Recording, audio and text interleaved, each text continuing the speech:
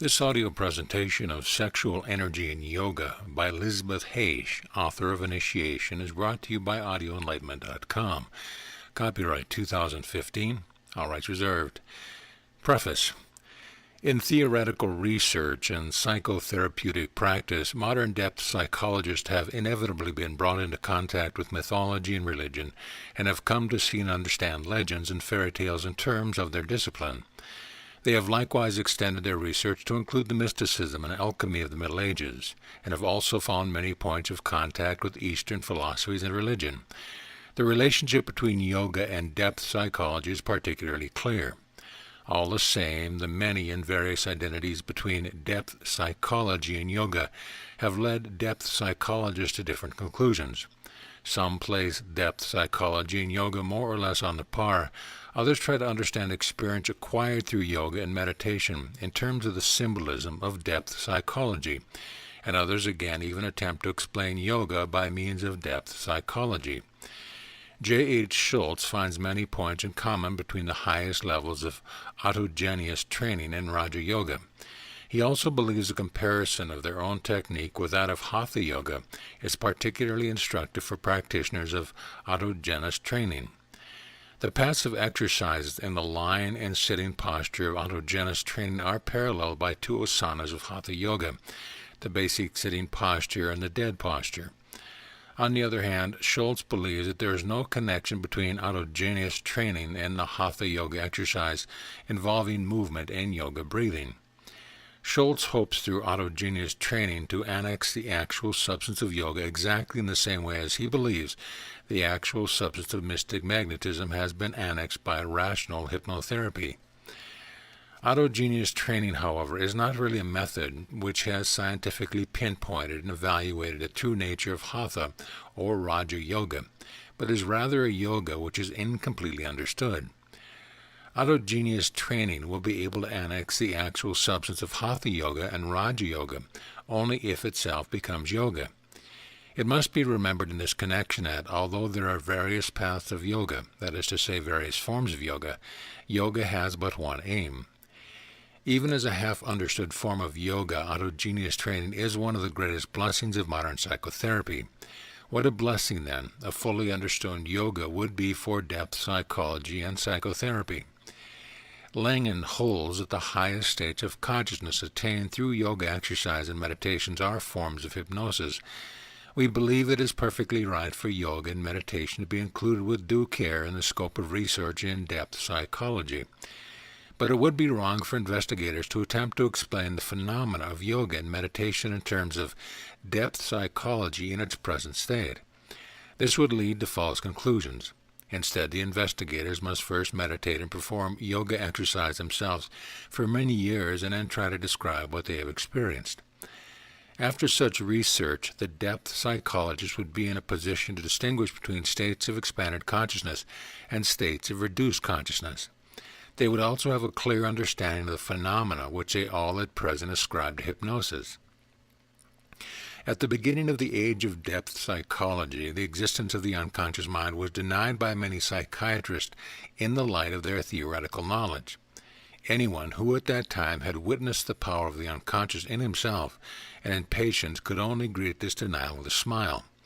It is rather the same today when we read psychological treatises on yoga and meditation. To practice yoga and meditation for some time is to realize clearly the difference between the present state of depth psychology and yoga. For the highest stages of yoga exercise and meditation are hypnotic states with a reduced or restricted consciousness, but states of the very highest consciousness with a vast expansion of awareness. Jung called depth analysis in psychology the modern form of initiation. The inner spiritual process taking place during analysis are compared by him to the development of man experiences before and during initiation. Jung considers the great Eastern philosophers are symbolic psychologists. The diamond body of the East and the resurrected body of the Christian strike him as curious psychological facts. He also regards the whole of medieval alchemy as psychological symbolism. Jung speaks of the self on the way to the self. He speaks of Christ as the archetype. Jung is certainly right when he holds that what is called metaphysical must be accessible to mental experience, otherwise it could have no effect at all on mankind. Jung formulates no propositions concerning the metaphysical, but describes forms in which the metaphysical can be experienced. For him, these forms are the symbols. It therefore remains an open question whether the self of which he speaks is the same as the self of yoga. It remains an open question whether the archetypical Christ is the same as the living Christ. Jung compares religious and philosophical ideas from the East and West from the standpoint of psychological symbolism and finds there are marked differences.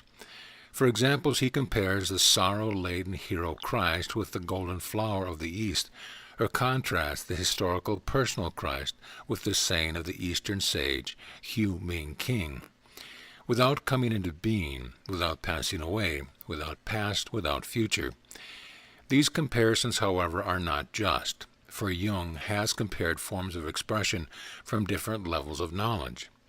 If comparisons are to be made, the comparisons in East and West must be made at the same level of knowledge. In a proper comparison, the equivalent of the golden flower of the East is the rosy cross in the West.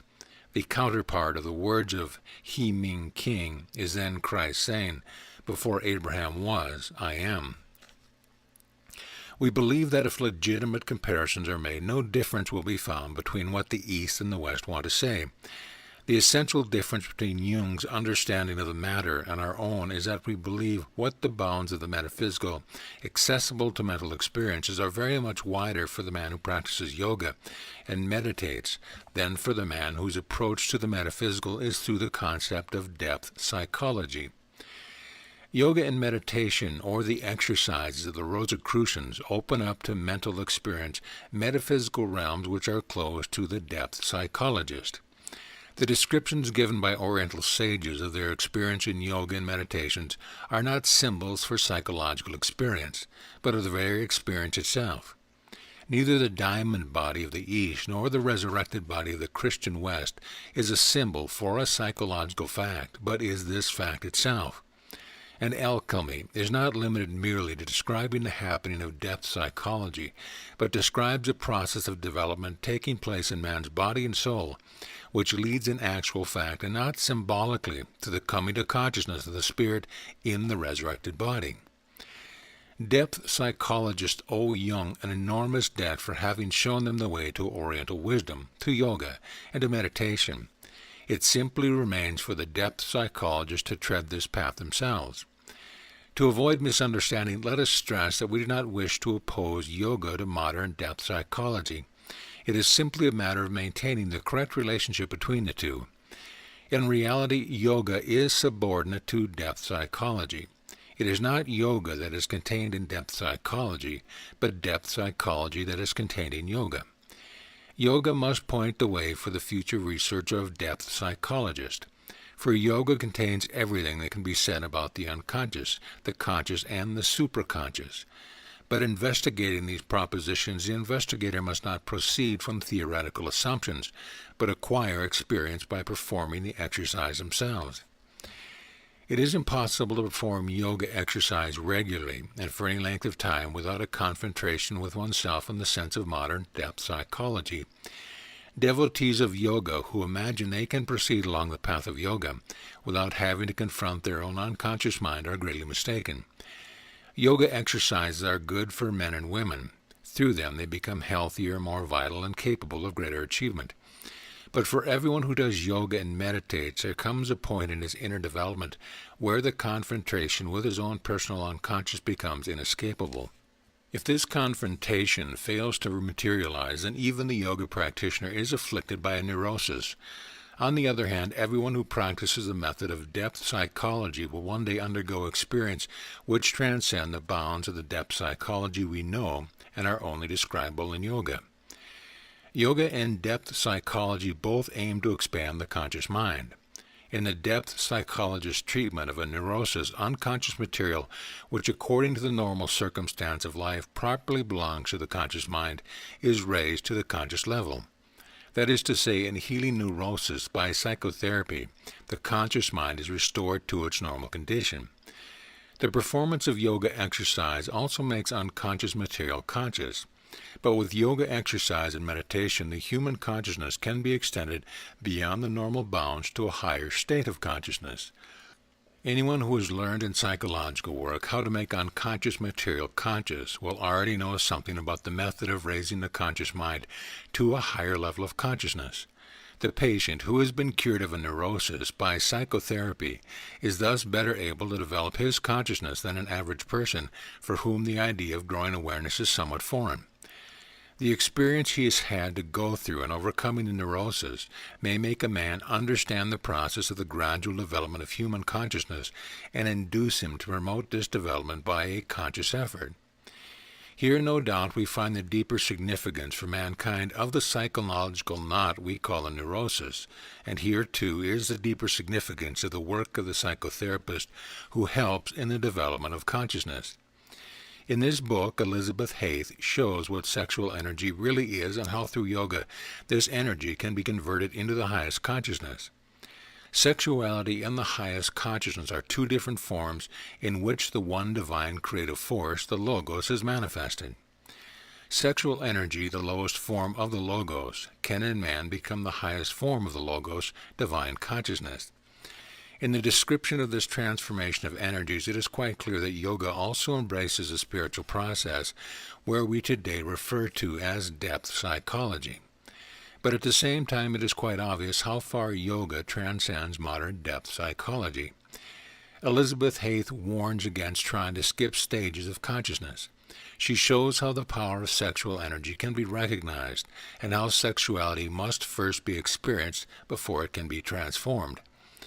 The author also describes the abnormal reactions and disturbances that may ensue if anyone attempts to put his consciousness through a process of development for which he is not yet mature. Here we are confronted with the whole modern psychology of the unconscious. The author then goes on to describe stages in the development of consciousness which are still unknown to depth psychologists. Even the magical powers acquired through expanded consciousness are discussed, and the nature of these powers is shown. Reading this book makes us aware that Freud intuitively grasped the true nature of sexuality. Throughout his life, he struggled with the concept of the libido and continually reformulated it. In his view, it was to be understood not only in the narrow sense of sexuality, but also in a much wider and more comprehensive sense. Freud also saw that sexuality can be transformed into spiritually creative power and called this process sublimation. However, sublimation and the process which Elizabeth Hayth calls transformation of sexual energy are not the same. Freud saw sublimation as the possibility of being able to deal meaningfully with sexuality without repression. The sexual energy transformed by yoga, on the other hand, will lead man to the highest form of consciousness. Even so, it was Freud's genius that saw in the libido and sublimation the energies and potentialities which are vital and necessary for the development of human consciousness. Growing consciousness is the purpose of human life, and the highest consciousness is the goal of human development. This development proceeds stepwise from man, the creature of unconscious impulse, to the fully conscious God-man. Modern depth psychology can help us along a path of this development, but only yoga and meditation can bring us to the goal. Introduction. In writing this book, I have felt free to express my thoughts in simple terms and have therefore retained the old, not yet hackneyed words without using new scientific-sounding ones for concepts already named in the oldest books of mankind. Thus, the primal source of all life, which no scientist can explain, is designated by the old word God. If we think of new words in order to prevent people from clinging to their old erroneous interpretations of that word, then they will transfer their misconceptions to the meaning of the new words. To fight against ignorance is futile.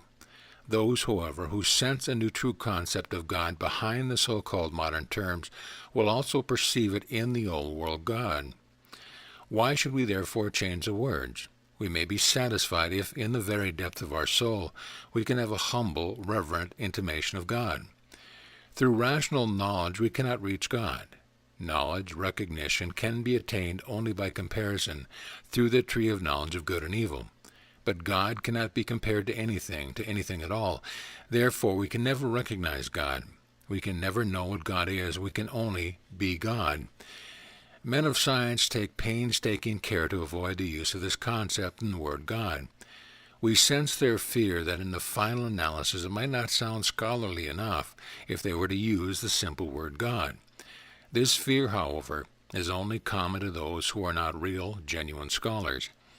For if Spinoza, Newton, or Einstein, for instance, through the science of mathematics came to find and accept God as the primal cause of all being, and to accept his existence as proven, then it is with a good conscience that the ancient biblical word God can be retained in this book for the ultimate origin of origins. This word, then, is used here not in the religious sentimental sense, but in line with the usage of Spinoza, Newton, and Einstein. We are content if the reader experiences the same deep devotion, reverence, and humility before this word as was felt by those great scholars of all time. In these feelings the simple man meets with a truly great man of science, just as in the biblical account the simple shepherd meets with the magicians at the highest level of knowledge.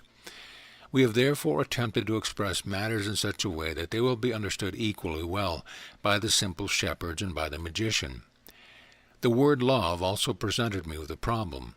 Since there are various expressions in the Hungarian language for the various manifestations of love, we Hungarians cannot understand how the same word love can be used to describe one's feeling for God, one's parents, a child, one's native country, sweetheart, neighbor, but also for a dog or a horse. In Hungarian there are different expressions for all these different kinds of love, and these clearly show why and whom we love. For the understanding of this book, however, it is very important that we correctly understand the various feelings of love. Thus, in order to avoid misunderstanding, I had to clarify these different kinds of love by paraphrase. As a result, the text became more cumbersome than I could have wished, but I had no alternative. Elsewhere, too, in this book, things will be mentioned for which there are no appropriate words in the Western language. Let us remember the difficulties that are involved in mere accurate descriptions of a dream. In the depth of the self there are no dimensions, just there is no concept of time, and frequently also no personal feelings. How can one then describe the experience which takes place in the depth of the soul, and which we experience as pure states of being within us, if no appropriate words exist? Therefore, it was exceedingly difficult for me to speak of concepts of which there is no good and apt translation in English or German, and yet more difficult to explain concepts for which here in the West there are no words at all. That is why it is impossible to translate, for instance, Sanskrit, Chinese, Tibetan, or Hungarian text into Western languages. One is therefore left with the necessity of paraphrase. But in spite of all efforts to make states of being comprehensible through words, these descriptions remain only external representations of what happened. They do not become states of being as long as the reader himself is not able to experience these descriptions within himself in his spirit as a state of being. What is said here is equally valid for both sexes. Nevertheless, I have generally only referred to the male, since it would have been too laborious to repeat the same thing each time for the female. In order not to make the text unbearably cumbersome, I have chosen the crown of creation, man, to discuss the problems of sexuality. So that misunderstanding does not arise, however, I should like to emphasize that everything said in this book about sexuality and the development of consciousness applies as much to the female as to the male. This book, like every book on yoga, only has genuine value if we put into practice what has been written and try it out on ourselves. No matter how beautifully we may describe the best and most nourishing food and the most refreshing drinks to a hungry and thirsty man, and no matter how avidly he may read and only read these descriptions, he will never be sated. After reading the most beautiful book, he will continue to be hungry and thirsty and to seek food and drink. Therefore, we must practice yoga and not only read about it. This is particularly true of this book, since it tries to reveal the deepest secrets of the highest level of yoga. The secret of the higher level of yoga is the stimulation and use of the latent nerve and brain centers, which are the seat of the spiritual centers, termed Chakras in the philosophy of yoga, and the use of the only fuel absolutely indispensable for this purpose, sexual energy. But we leave it to the person who seeks and desires to find the ultimate source of life to put the secret into practice, to test the truth of it on ourselves, to learn and derive immense profit from it. The hungry and thirsty must themselves eat and drink. My final and perhaps most important point is that this book can only be a real guide to those people who, moved by an unquenchable thirst for God, wish to tread the steep path to the kingdom of heaven. Those who take this path because they lack the courage for the outer and inner struggle of life cannot profit from my instruction. For those people, too, who for some reason cannot attain a life in the world, which is what they really desire above all else. Therefore, for those who have not yet passed through life in this world and see God only out of fear of helplessness, this book can at best offer curious reading matter, perhaps even an experiment. Only for those who genuinely see God does it have supreme significance. For as long as we cannot be children, we cannot become adults. The childhood that we have not experienced draws us back. My mother tongue is an Asiatic primitive language, and for this reason, as said already, many words have had to be paraphrased.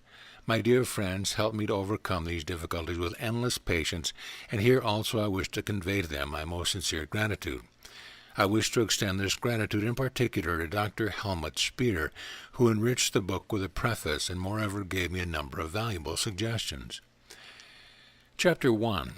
What is sexuality? In God, the two poles rest within each other in perfect unity and absolute equilibrium.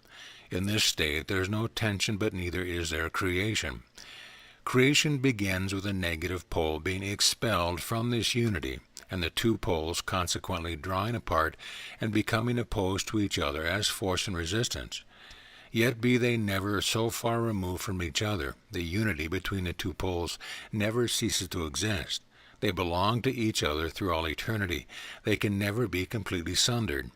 Unity continues to subsist between them as a magical tension of infinite power, which draws the two poles back to each other without intermission in order to restore the original condition of rest between them. On this tension the whole of creation is born. Without it, no creation, no life is possible, for this very tension is life. This means that every living creature contains these two poles within itself as its vital self, otherwise it could not live at all.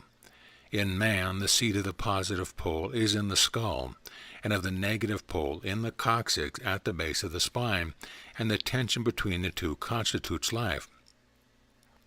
Life must be propagated in the new living creature, and for a new living creature to come into being, the two opposed poles must create between them a new vital tension out of which new life can be engendered. Even though every living creature, including man, bears this vital tension between the two poles in its spines, it nevertheless manifests in its body only one pole, which awaits conjunction with the contrary pole from outside before it can transmit life into new life creature. In his physical consciousness as a human being, man has no inkling that he bears within his spirit, within his true self, these two poles. He identifies himself with his body, which under the present order of nature manifests only one pole and seeks completion from outside, from another person manifesting the opposite pole. The perfect unification of the two poles in the same body is impossible, for matter isolates, separates, and offers resistance. Even so, the two poles strive for unity in and through the body, and they seek a way of attaining rest in each other, at the least of imitating the primal state. The two poles are manifested in the body in the two sexes by the genital organs, which enable physical unity to be attained sexually for a short time.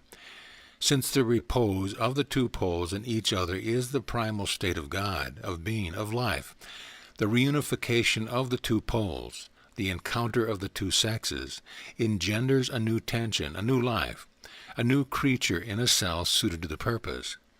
This in turn bears within itself the divine tension of life, but again manifests only one pole in its body, one sex, through which earthly life is transmitted by the recurrent union of the sexes. This is sexuality. The energy which is manifested through sexuality, and which is the link between spirit and matter, and thus possesses the important faculty of helping a spirit into the body, of impregnating matter with new life, is called sexual energy.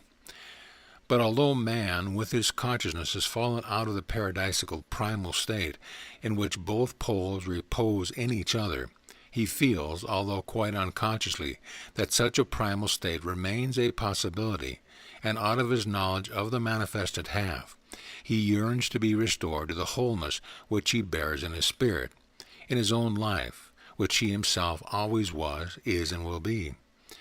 He does not realize that he can attain this primal state of consciousness, wholeness of his own being in his physical earthly life, and still less does he realize that the only means capable of helping to do this is his own sexual energy. Sexual energy, then, holds for man a secret which has nothing to do with the procreation of new life. Just as sexual energy has helped man out of his spiritual state into the body, so it can help him to return in full awareness to his divine primal state of wholeness. At the same time, this secret means that the attributes of sexual energy, if he does not expand this life-giving and life-creating power, but retains it in his own body, can, on the one hand, replenish his body with life, enhance his inner vitality, keep him in the bloom of youth, or regenerate him, and on the other hand, by enhancing his vitality, wake, stimulate, and activate his higher nerve and brain centers, and arouse them out of their previously latent condition. These nerve plexus and brain centers in the body serve to manifest and sustain the purely intellectual focus which man bears in his spiritual being, and which are termed chakras in the philosophy of yoga. And if through the action of life-giving sexual energy, which has not been expended but retained for his own body, these forces or chakras are enabled to manifest themselves, then man attains mastery over the force of nature in his own being, and through his consciously developed hypnotic power of suggestion in every living creature, he attains divine all-consciousness. He becomes a whole, an illuminate, a man of magic, a white magician. This book is intended as an approach to the secret of how a human being can attain this level of universal consciousness with the aid of controlled sexual energy, and how he can obtain mastery over natural forces. But not for everyone.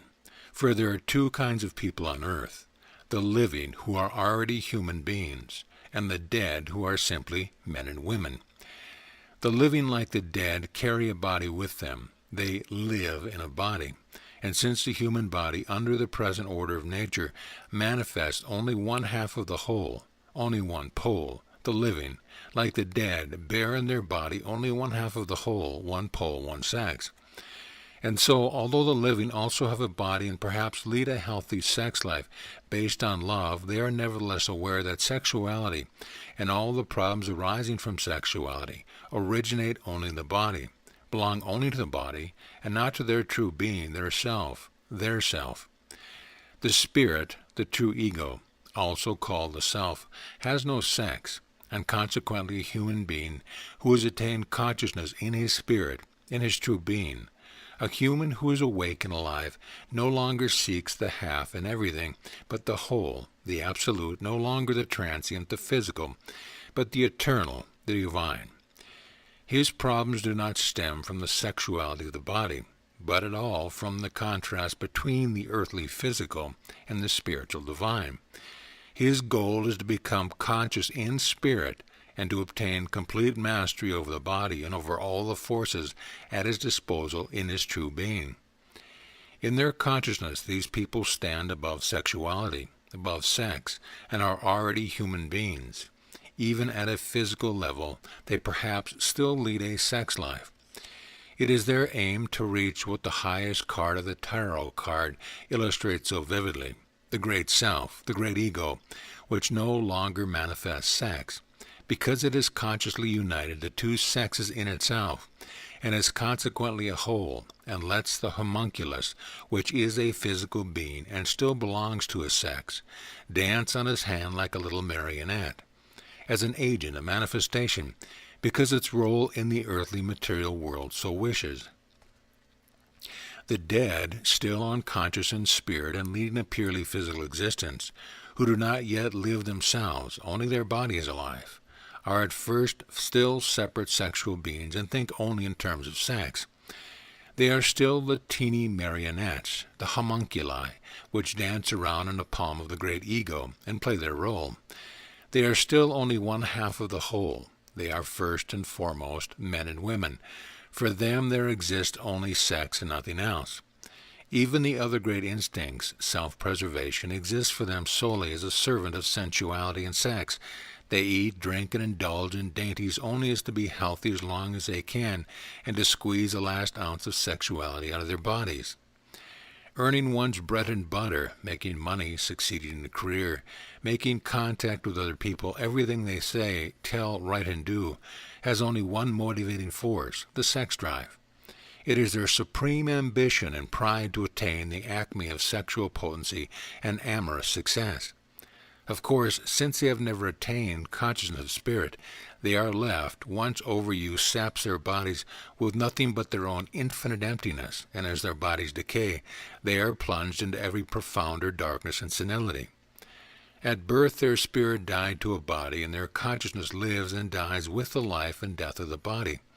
Christ calls them the dead who bury the dead, and Paul says of them that they are the natural man, who receiveth not the things of the Spirit of God, for they are foolishness unto him. This book was not written for those people, for they would never understand it and would regard it as foolishness. But there are people who have seen that those who grow weak and senile with age are not the only inhabitants of the earth, but they have been at all times people who, as they have grown old, and often very old, have not become senile, but have, from day to day, grown richer in mind, wiser, more knowledgeable, powerful, and potent, and who, like Goethe, for instance, has ever preserved the beauty of their bodies. They are people who have already seen that there are two kinds of human beings on earth. Let us call them as we choose, the living and the dead, the wakeful and the sleepers, the conscious and the unconscious, and who have become dimly aware of the background of this difference and who would like to follow these examples. It was for them that this book was written, for those who understand, who would like to understand why Paul said, "Why fearest thou death, thou fool? We shall not all sleep, but we shall all be changed." That is to say, we do not all lose our consciousness in death. For all those who seek the path from the bondage of the body to the freedom of the spirit, this book was written. We want to pass on to others the crystallized and clarified results of the ancient philosophy of yoga and the observations and experience we have garnered during several decades. This experience was not derived from books, not affected by the various ingenuously conceived scientific theses that change every 10 years, but free from all imposed influences, have been discovered, experienced, and felt on our own path through life. It is important at this stage to stress one point in particular. Just as no two people are the same, so no two paths are identical. Human destinies vary enormously, and so do the path we all follow to the final goal. It is extremely rare for two people of opposite sexes to come together, for each to be the complement of the other in perfect harmony, and for both to achieve a truly gladdening oneness. But it is rarer still for two people who have captured this wonderful togetherness to maintain it throughout a lifetime till they are parted by death. And so if two people have been vouchsafed God's exceptional gift of a life spent together in such inner harmony, let them enjoy this rare union and be grateful. If this book should fall into their hands, they may rest assured it is not meant for them. Yet they should remember that there are many of their fellow human beings who perhaps also once found a similar sense of belongingness, but through force of circumstance lost it again very soon afterwards and remained alone. And there are very, very many who never at any time in their lives have found such a bond, but must lead a life of loneliness from beginning to end, as if God wanted to show that the answer to their problem must be sought and found, not in personal relationship, but in some other way. For these and others who feel a deep inner urge to seek and find God, this book may be a help and guide. It is not our intention to wean aspirants to the path of yoga away from a healthy human attitude towards earthly life and earthly love. Indeed, the very opposite is true. What we want to do is to induce such an attitude in everyone, for our path must and can start only in health. But yoga is the healthiest and therefore the shortest path of development by which human beings advance to the highest goal, to God. This path, starting from the first awakening, from the deepest, dimmest, still semi-feral level of consciousness, and progressing to perfect self-knowledge, to divine self-awareness, and true oneness with God, we call yoga. And since the driving force which helps man to tread this path, to climb ever farther and higher along it, indeed even impels him, and manifests itself at its lower level in the body, where it represents the link between mind and matter, is sexual energy. Yoga and sexual energy cannot be separated from each other. To tread the path of yoga does not mean that we must embrace an abstemious life. At the beginning of yoga path, we must first learn how to live healthily in every way, with nature and not against nature. This includes healthy eating and drinking and, of course, a healthy erotic life. Yoga teaches us how one first becomes healthy in mind and spirit and thus in body, and how one lives healthily. How can one give up sex life if he has never yet known what a healthy sex life means? The later stages of which one grows out of the body more and more into the spirit would be attained by everyone in any case as a natural development of the conscious mind. For this development is inherent in us, just as a plant or flower contains the process whereby it first takes root, then puts out leaves, produces flower, and finally reaches a climax when it brings forth fruit, because this goal was always latent in the seed. And man, too, carries within him, like seed, the ability to reach the highest goal, God, and to become a God-man. Following the natural laws, however, this path of natural development takes a very long time, perhaps thousands of years. It is laborious and fraught with sorrow and may need many reincarnations. But man bears a secret faculty within himself, in his own sexual energy, by which he can realize its development and evolution in a much shorter time. Just as one can use artificial means of forcing flowers so that they blossom much earlier than they would in nature, so man can achieve maturity much earlier on his inward path to consciousness with the various methods of yoga which quicken our inner development. None of the stages of development may be omitted, but time can be shortened like a telescope. As the flower needs extra warmth for this process, so man also needs extra warmth and vitally kindled by the secret fire. And the fuel, the secret fire of the Rosicrucians, is, as we have said, sexual energy. Between the natural kind of development and the development quickened by sexual energy, there is, however, a very great difference. It does not reside merely in the fact that the goal, universal consciousness, is attained much more quickly, but also in the fact that man, during the time he is learning about this possibility and putting it into practice, is still in possession of his full sexual potency, and is capable not only of covering the path of spiritual development much more expediently, but also, at the same time, of laying hold of the vitalizing force latent in sexual energy, of converting it into divine creative power, and of subjugating it to its ends. Hence the name of this system, yoga or yoke. These powers also endow man concomitantly with magical abilities which have been described and which are familiar to us from the lives of great saints and yogis. Known in the terminology of yoga as siddhis, such as clairvoyance, regeneration of one's own body, miraculous healing, the casting out of demons, the resurrection of the dead, levitation, telepathy and prophecy, and so forth. In one single life, the supreme goal is achieved by those who bring with them from previous existence a nervous system with the stamina needed to endure the last and most difficult cycle of the path of the high frequencies of ever-mounting tension without cracking under the strain. We must remember that, for all its resilience and its power to tolerate vast difference of tension without failing, there are nevertheless limits set to the resistance of the nervous system. Let us not forget that the difference between a gorilla and a primitive man is much smaller than that between a primitive man and a god-man. Just as a gorilla cannot be expected within a single lifetime to develop into a man because his physical constitution would be incapable of bridging the gap, so in a lesser degree can a primitive man or an average man who has just been awakened be expected in a single lifetime to become a fully conscious and spiritualized god-man. The resilience of his nerves would not be adequate to the purpose.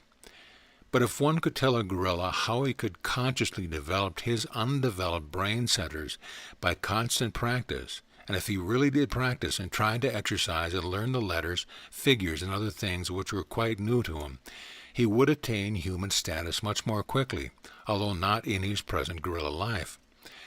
Let us be quite clear about this. The gorilla could not develop and change the shape of his head, and hence his brain, to the extent that he became a man, but he could exploit to the utmost the possibilities of his gorillahood, and he would then take with him into the next life a much more developed body and a nervous system to match.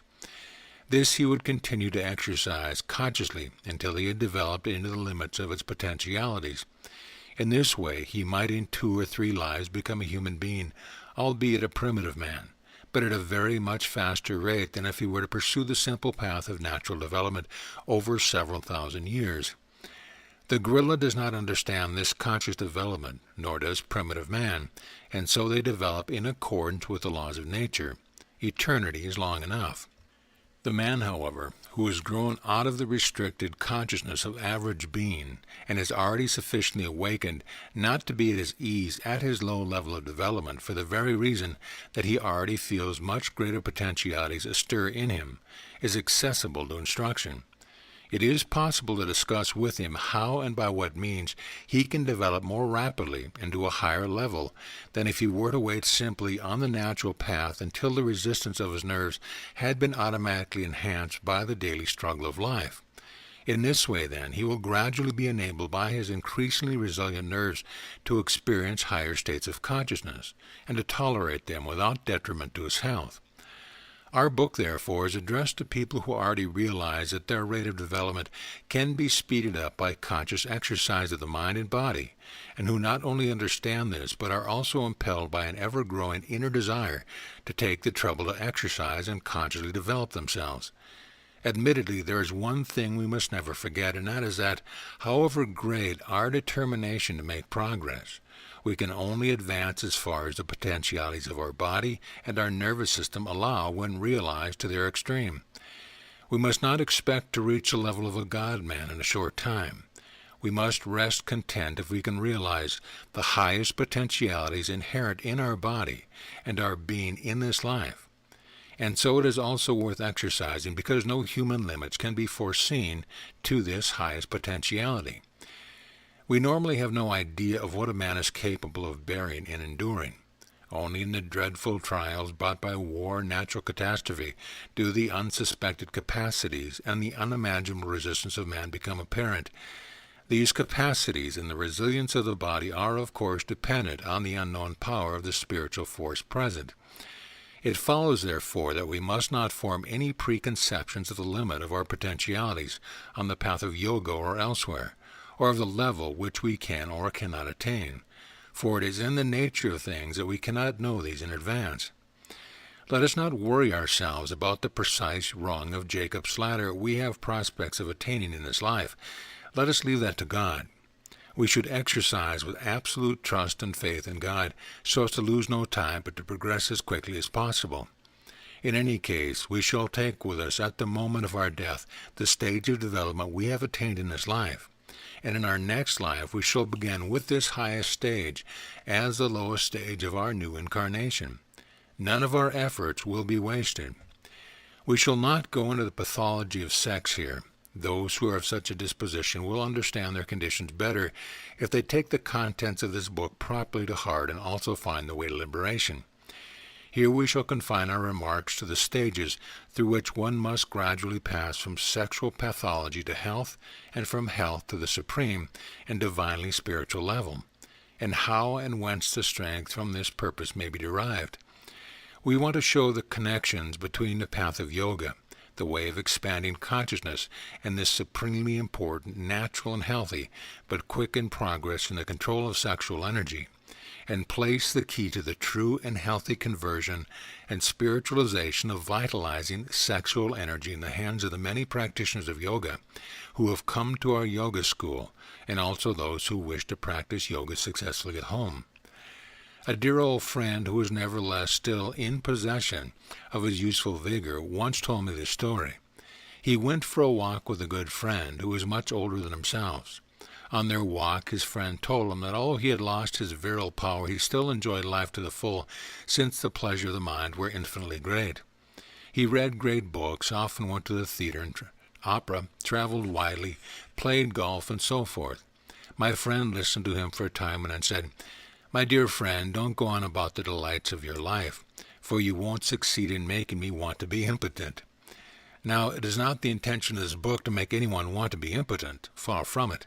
Indeed, it sets out to do the very opposite, to show the practitioner of yoga the way that leads to the source of the very highest potency.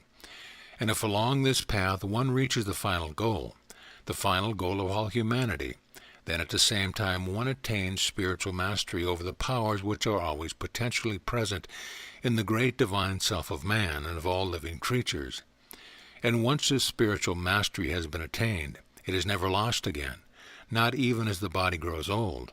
For the divine creative powers are not derived from the body, but create the body. And anyone who has recognized and felt them in himself and has learned to use them as a key has obtained conscious control over his body. The source of supreme potency is God. And so what this book sets out to do is to show the shortest way to God. Chapter 2. Recognition and Being are one. It has been the trend of human development for us to work less and less while allowing external forms of energy like light, heat, electricity, magnetism, radioactivity, or nuclear energy to do our work for us more and more. We take this for granted. These kinds of energies we use every day, and life is hardly imaginable without them. But if we wish to know what they really are, what comprises their true substance, and study the books of the greatest contemporary scientists, we come to the conclusion that we can only observe and know these various forms of energy as indeed all things from outside. We can only describe the behavior of substances which have been heated, electrified, magnified, reactivated, or ionized. But we do not and cannot ever know the real and true nature of this energy or of anything else. It is impossible for us because we ourselves are not this energy or any of the things of this world. That is to say, our state of being is not identical with that of all these things.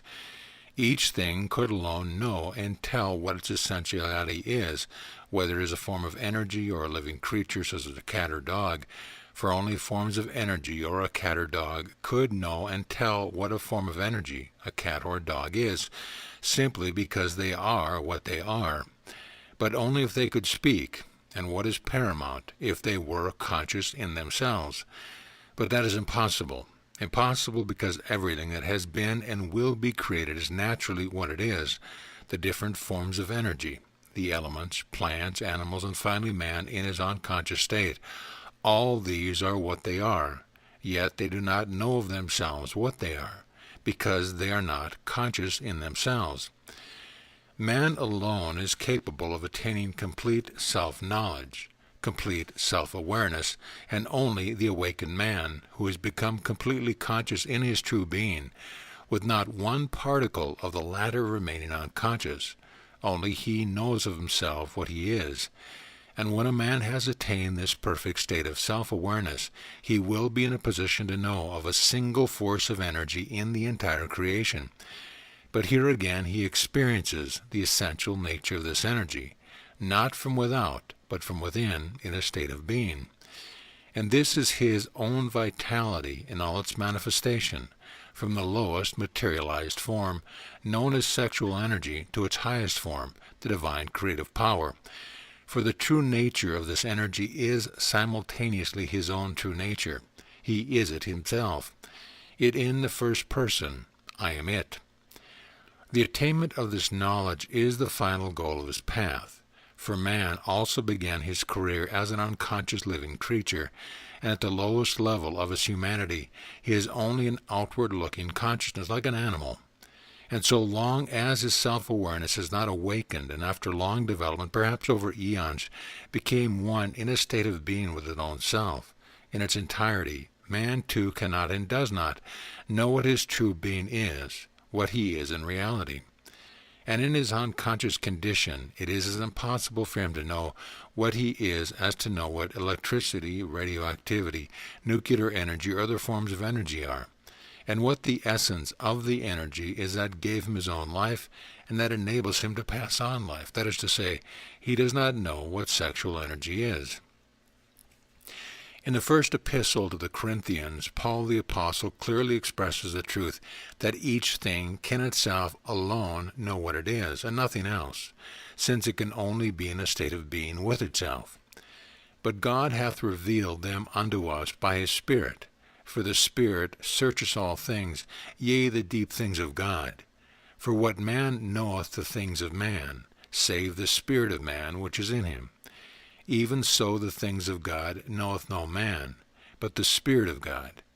Now we have received not the spirit of the world, but the Spirit which is God, that we might know the things that are freely given to us to God. Which things also we speak, not in the words which man's wisdom teaches, but which the Holy Ghost teach, comparing spiritual things with spiritual.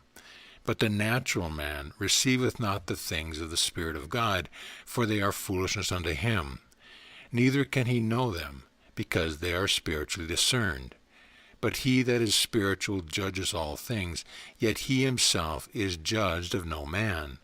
1 Corinthians 2:10-15. In modern language we might formulate it thus: if we ourselves were not human, we could not know the nature of a human being. If we did not embrace the Spirit of God, we could not even know that there is a God, or what God is. But we have received the Spirit of God and have become conscious in it. Therefore we have knowledge of divine things. The unconscious man, or as Paul calls him, the natural man, does not yet know what lies behind his consciousness. Hence he regards spiritual truth as foolishness. The man who has attained consciousness knows, however, that as a human being he embraces the Spirit of God, and thus he stands above all earthly, worldly things. Man at the first and lowest level of his humanity is still nothing more than an animal plus reason. He confuses his self with his consciousness. He believes that in saying I, he has designated this whole self. In fact, he only designated with the word I that small personal part of his self, which has already become conscious in himself. He does not know the unconscious part of his self. Therefore he does not recognize it or even suspect its existence. His unconscious assumes the guise of external beings. This is how concepts such as devil and angel have arisen. At this low level, he does not know that these fictive beings are in reality also powers from his own unconsciousness, that is, they are himself. He still has no idea whatsoever that there exists behind his primitive consciousness, although for the time being inaccessible to him, an infinitely greater part of his self in a totally unconscious state. How could he then know the nature of his whole true being?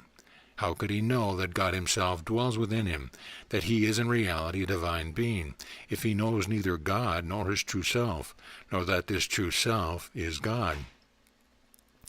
People who have attained complete consciousness in their total self and God, who have attained universal consciousness, were and still are very rare on earth.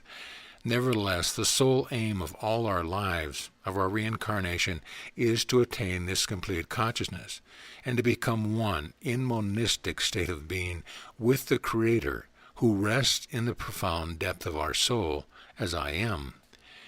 But how can unconscious animal man become aware and attain this goal if he is ignorant of it? Born the first time as a human being on the lowest rung of the great Jacob's ladder of consciousness, how can he ascend step by step from this state, elevate himself to divine self-awareness, to the perfect fulfillment and resurrection, if he is unaware of the existence of this goal and of his own ability to attain it? What helps him?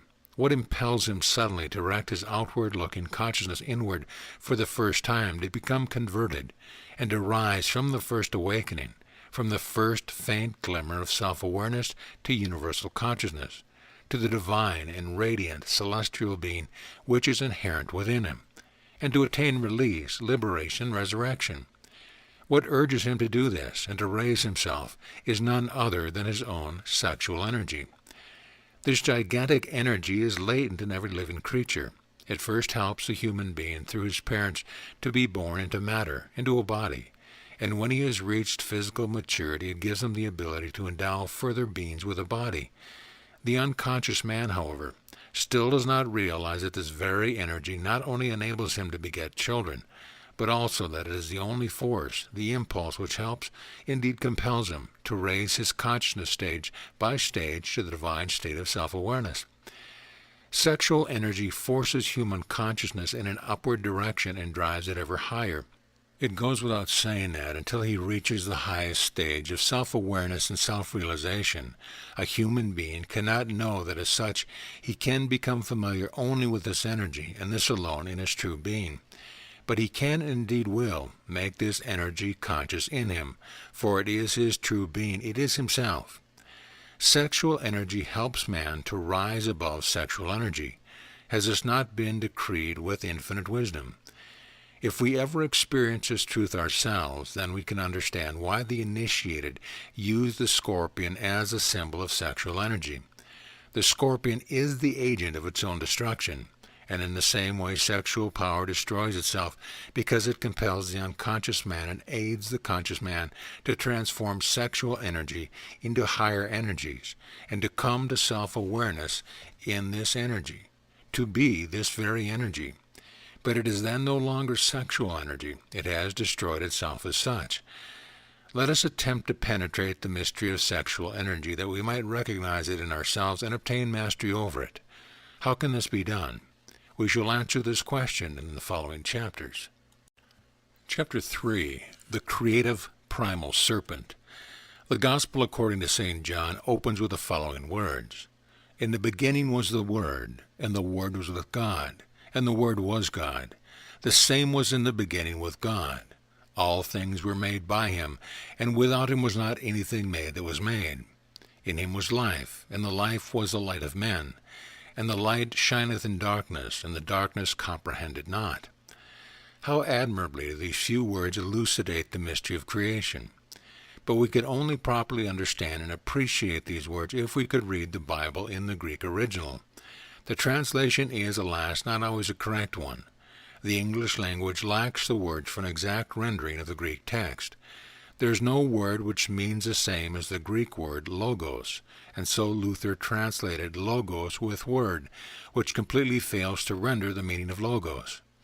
It would have been better to take verb because it expresses more adequately the birth of the first motion, the first stirring of creation.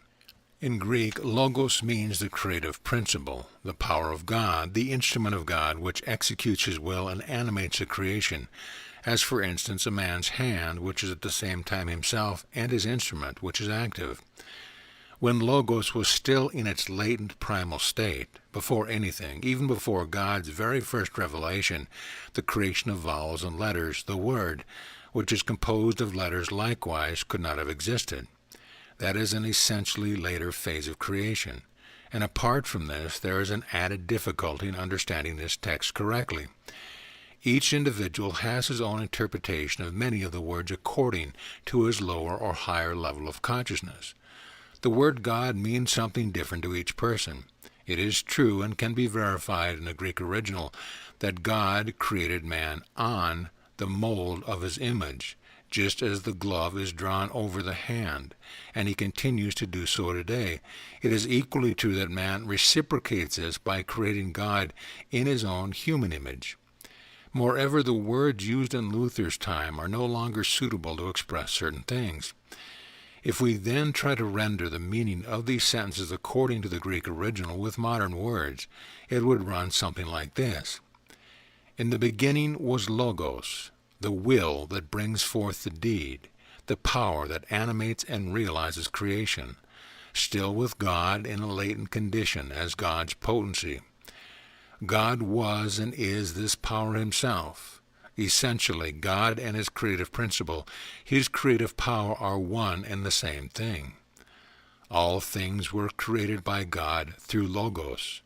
God is being, is life itself, and everything that exists can only do so because the creative principle, the creative aspect of God, namely Logos, creates, animates, and sustains it. God, external being, life, molded man too, according to the original text, on himself, on his own image.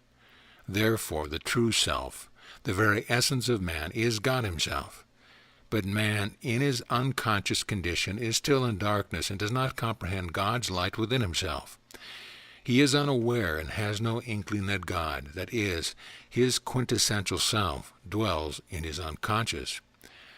Life is therefore the creative power, Logos, and everything that was created by Logos. Everything from the rarest spirit to matter was and is created, animated, and sustained by Logos. But at the seventh and very highest level is the Spirit of God, God Himself in a perfectly balanced state of repose. From there, God as His own creative principle, for Logos is God Himself, creates the entire scale of creation. From infinite space, from every point of the universe, from everywhere life flows. At first, purely spiritual forms of energy of the highest frequencies arise and take effect. Then the frequencies gradually slow down, and waves become longer, and the forms of manifestation continue acquiring density and substance till the lowest level is reached, that of the so-called dead matter, which is, however, not dead, for we know that matter is simply another form of energy. In the atom of matter, just as in the solar and astronomical system, God's creative power circulates, life circulates. It is in every rung of Jacob's ladder, which reaches from heaven, from the kingdom of heaven, down to the material world, to earth. We human beings bear all forms of creative energy within us. We are the microcosm in the macrocosm. Our spirit, our true self, is God, as Paul has already stated. Then Logos, the creative power of the self, descends deeper into us as in the universe, forms our ideas, creates the emotional and spiritual levels, and finally the necessary resistance to these, the bearer of all higher forms of energy, our physical body. Just as Logos, beyond man and at all levels of creation, manifests and creates itself as different forms of energy, so do we human beings bear the whole Jacob ladder of Logos manifestations, that is, entire creation as the various aspects of our own self. And as Logos is active at each level of creation in the macrocosm, so man emits and manifests in his microcosm at each level of his being through the organs corresponding to the various frequencies of the creative power, the outward form of the same divine creative energy, that is to say, of our own self. If we draw the human spine with the brain and its extension, the spinal cord, we observe the form of a serpent. This serpent is by the same token the image of the manifestation form of the Logos in the macrocosm, and in man the microcosm. It is also the image of the resistance to the Logos, of its locus in man, the spinal cord. This spinal serpent, created from the finest ethereal matter, is the bearer of the divine creative power of our own life. The power emanates with gradually increasing frequency from 7 spiritual centers, by way of suitable organs which sustain the creative power as resistance. In ancient Egypt, the initiated wore a band of gold on their headdress, which symbolized a serpent with erect head. To be initiated meant that a man had become conscious at all 7 levels of self-revelation or self-awareness, and therefore in the Logos serpent as a whole. There was no longer an unconscious element, and so he was a man who had attained universal consciousness. The erect Asclepian serpent drinking the elixir of life from a shallow goblet also represents a creative life force serpent in the human spine. It is the absolute wholeness, therefore, health, and consequently also has the power to heal all disease, that is to say, all forms of degeneration. We find the same serpent in India, there known as Kundalini. As long as man remains unconscious with his higher nerve center still in a latent condition, the serpent rests coils up in the lower center of the energy, which has its seat in the terminal vertebrae, the coccyx, that is, in the negative pole of vital tension. As man gradually becomes conscious and his energy centers are activated in the process, the Kundalini serpent slowly uncoils itself and stretches up and up, lays hold of and animates each succeeding nerve center, and ascends to the very highest center, which has its seat in the uppermost part of the head in the skull. There it unites with the positive pole which lies in the 7th energy center. Then it stands as erect as the Asclepian serpent. The philosophy of yoga lays great stress on the difference between the vital currents and the resistance, namely the physical organs and nerve centers by which the current is born.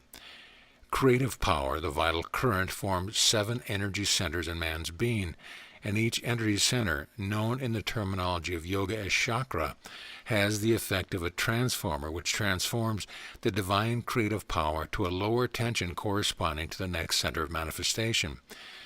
Thus, proceeding from the uppermost center, creative power is transformed 6 times, and there are as a result 7 energy centers or 7 chakras.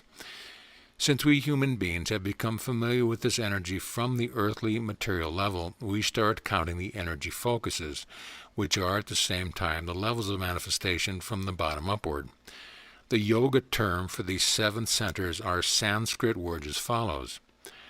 The first and lowest chakra is called Muladhara. Mula means marrow. Its seat is in the negative pole, which rests in the coccyx in a latent condition. Second chakra, Svadhisthana, Svadhisthana. Its seat is in the nerve plexus above the genital organs. Third chakra, Manipura, Manipura. Its seat is in the solar plexus. Fourth chakra, Anahata, Anahata. Its seat is in the nerve center of the heart. Fifth chakra, Vishuddha, Vishuddha. Its seat is in the nerve center of the thyroid gland. Sixth chakra, Ajna, Adjna. Its seat is in the center of the forehead between the eyebrows. Seventh chakra, Sahasrara, Sahasrara. Its seat is in the uppermost part of the skull, which is also the seat of the positive pole. Through the activation of this brain center, man attains divine all-consciousness. In the Bible, day or light means consciousness. Night or darkness means unconsciousness. According to this metaphor, as Moses the Great Initiate says in the Bible, God creates every day at all levels of consciousness, with the vibrations pertaining to the levels, but at the 7th level of consciousness, on the 7th day, he does not create, but rests in himself. In this state, there is no tension from which a creation can be evolved, because the 2 poles, the positive and negative one, are resting reconciled in one another in perfect balance and absolute oneness. Man can only experience this in a state of ecstasy as pure consciousness, otherwise it would mean physical death. In the works of some Western scholars, we read that the Indian yogi in the ecstatic samadhi is unconscious. That is a great error. The opposite is true. He is in a state of complete consciousness, therefore of universal consciousness. He appears to be unconscious from outside only because he has no physical consciousness. Whoever has himself experienced the samadhi state will know that during it, the yogi is completely conscious and fully awake. From this we may observe that there is only one truth, and at the core of every religion is this sole truth. St. Francis of Assisi, St. Teresa, and other great saints experienced the divine presence in an ecstatic state, just as an Indian yogi in Asia have experienced it as samadhi and still are doing so. We human beings experience these various levels of the Logos, manifestations, and various frequencies as various states of consciousness. Accordingly, we give them various names. The energy form of divine power, which links mind and matter at the first level in the lowest center, we experience in our conscious mind as the instinct for the preservation of the species, as sexual, physical urge and desire, and in fulfillment as purely physical gratification. This we call sexual energy. At the second level, we experience it as a manifestation of the self-preservation instinct, as metabolism. In our conscious mind is hunger and thirst, and in fulfillment of repletion. At the third level, divine power emanates as willpower, and we experience it in our conscious mind as the urge towards volition. At the fourth level, divine power prevails through the heart center, the feeling and emotions. In our conscious mind, we experience it as sensibility, feelings. We experience the whole scale between hate and personal love, which are mirror images. At the fifth level, divine power manifests itself of our concepts of time and space. Its instrument is the thyroid gland, which connects us with the finite world. It links us with time and provides our time rhythm. This center determines the fast or slow tempo of our thoughts and movements. whether we find a period of time long or short, whether we are always in haste or take things at an easy pace. Consequently, this center exercises a decisive influence on the tempo of our life rhythm, and thus on the temporal duration of our life. At the sixth level, the Logos energy manifests itself as intuition. It flashes into our conscious mind the lightning, as it were, of the spiritual light, which provides us with new ideas and heights. As a state of consciousness, we experience this intuition as all-pervading spiritual light, spiritual meditation, and identical with this as an all-embracing universal love. We feel a sense of oneness with the whole universe. We understand the language of nature and the symbolic content of every line and form. At the seventh and highest level, through the center in the uppermost part of our skull, we experience divine creative power as a purely spiritual state of being.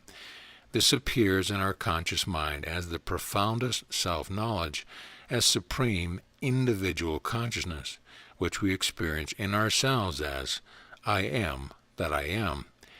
Here there are no longer unconscious feelings or thoughts, no longer outward-looking perceptions. I am no longer happy and content, because I am these things, all feelings, all thoughts, the radiant light of consciousness. I myself am happiness. I myself am bliss and peace. I am a radiant, all-embracing, all-penetrating self-awareness. During excavations in Mexico, symbols representative of God were found. They give apt and clear illustrations of this truth and of these various forms of divine manifestations at the different levels of creation. At the base there is a serpent or sometimes a dragon, that is sexual energy. Kundalini. On it stands a man's figure, which symbolizes the body, sustaining emotional, mental, and intuitive manifestation, and at the very top, above the man, is a radiant face, the face of God, the symbol of pure spiritual, divine self-awareness, God. How could one have better depicted the truth of the various manifestation forms of one and the same deity? Man alone is capable of attaining a consciousness at all levels of creation, and of embracing all the manifestation levels in a divine universal consciousness. This is because man alone has in his body the organs corresponding to the various forms of creative energy. These organs are able to bear, as the matching resistance, the different vibrations and frequencies of the various forms in which the universal creative energy is manifested. Just as the organs are suited to receive these vibrations and frequencies from the universe, so on the other hand are they also capable of emitting these creative energies. These organs are the most important nerve and brain centers which transmit the vibrations of the various creative energy forms to the corresponding glands closely linked to the centers in which the transformation takes place. In the man who is at the lowest level of his humanity, the majority of these nerves and brain centers are still in dormant condition. His degree of consciousness is accordingly low and primitive. The path of his development lies in mastering and activating such succeeding center until all the nerve and brain centers have been activated, and man has made the whole scale of creation, including the Creator, conscious in himself.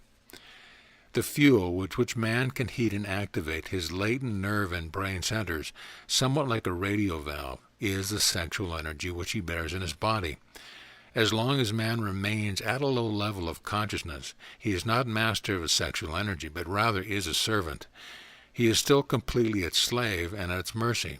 Therefore, he never ever suspects that this energy embodies a secret, that his own sexual energy can open the door to spiritual power, that with the help of his energy can attain consciousness in his divine self and in God, and thence acquire immortality, ascendancy over matter and over the whole of nature. Though this he has found the secret key to the philosopher's stone, he has become a white magician. The medieval alchemists, the Rosicrucians, who were great initiates, repeatedly point out in their curious writings, in which the naked truth is always avoided, that the substance from which the philosopher's stone can be made is very easily found, and all humans are in possession of it. They wish to protect their knowledge from the vulgar, who even then would have turned everything to mischief, and out of sheer ignorance abused the secret of sexual energy for depraved perversions. At the same time, however, they wish to pass on the key to the secret only to such people as who were sufficiently mature not to abuse it. They wish to direct men of intelligence to the right path, where they should look for the secret in the hope that some would find it. It is quite clear from their writing that the substance for the philosopher's stone is to be found in man himself. Merely this harmless clue led to dreadful cruelties. We know from medieval court records that lords who wanted to make the philosopher's stone regarded human blood as a secret substance, for they interpreted the Rosicrucian writing to mean that the stone was to be formed out of human beings. Thus, with unbelievable cruelty, they slaughtered their serfs wholesale in order to obtain the substance from their bodies. In their ignorance, these lords, like the Apostle Paul's natural men, the unaware, ignorant dead men, never realized that the matter was much simpler than they thought. They should only have remembered that the source through which all earthly life is transmitted is sexual energy. The source of life, the famous elixir of the Rosicrucian, is therefore something we bear within us. From this source flows a current, life itself, which is fire, but flows like water. What better definition could they have found of a kind of energy that flows like electricity or water into our nervous system, yet is not water but fire? Therefore, as literally stated in Rosicrucian writing, a fiery water, the watery fire is a current of fire which flows like water. The ignorant man uses this individual source, usually his sexual vital energy, in the pursuit of erotic pleasures and without desire to procreate. He does not realize that we are not to expend the vital current which flows from his individual source, but to preserve it for his own body and to use the life force for ourselves. He could kindle and activate his higher energy centers, the Chakras, and thereby obtain mastery over them. If he were to use the vital current for his own body, as the will demands, he could then endow his body with new life, regenerate it, and even attain the immortality of the cells known to the Rosicrucians as transmutation. Through the higher spiritual centers, he could creatively use sexual energy, convert it into creative spiritual power, to serve himself at the same time share in the labor of spiritualizing our world. In order to possess himself of this secret, it is absolutely essential that a man has a superior morality and attitude to life.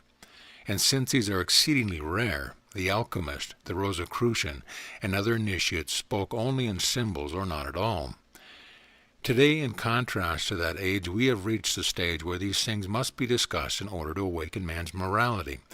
And this not for reasons of sentimental religiosity, but rather for general human ones, since God so created the spiritual constitution of man that if he resists the inner moral laws inherent in all men, he will inevitably bring misery, despair, and spiritual darkness upon himself. Men have misunderstood and misinterpreted certain truth discovered by great psychiatrists, and what is worse, confused by the errors which semi-ignorant charlatans disseminate. They abuse their sexual energy by treating it more and more as a mere physical phenomena and employing it almost exclusively for erotic pleasure. This attitude is fraught with such great danger that we wish to try and arouse the attention of those seekers, and in particular of the young people led astray by the erroneous interpretation of repression, liberation from spiritual and physical inhibition, and of freedom from inhibition. We do this even though we know for certain that many people will again use the secret of sexual energy for degenerate perversions. It must be said quite frankly, the sexual energy can be used for much higher purposes than merely relieving with erotic experience the boredom arising from one's own infinite emptiness. Sexual energy is divine creative power itself. It can be used for heaven or hell, but it is used for hellish purposes. It strikes back and plunges its abuser inexorably into hell. Perhaps there will be some among the many misled young people and adults who will lend an ear and perhaps at first, out of sheer curiosity, risk an experiment for at least a certain time.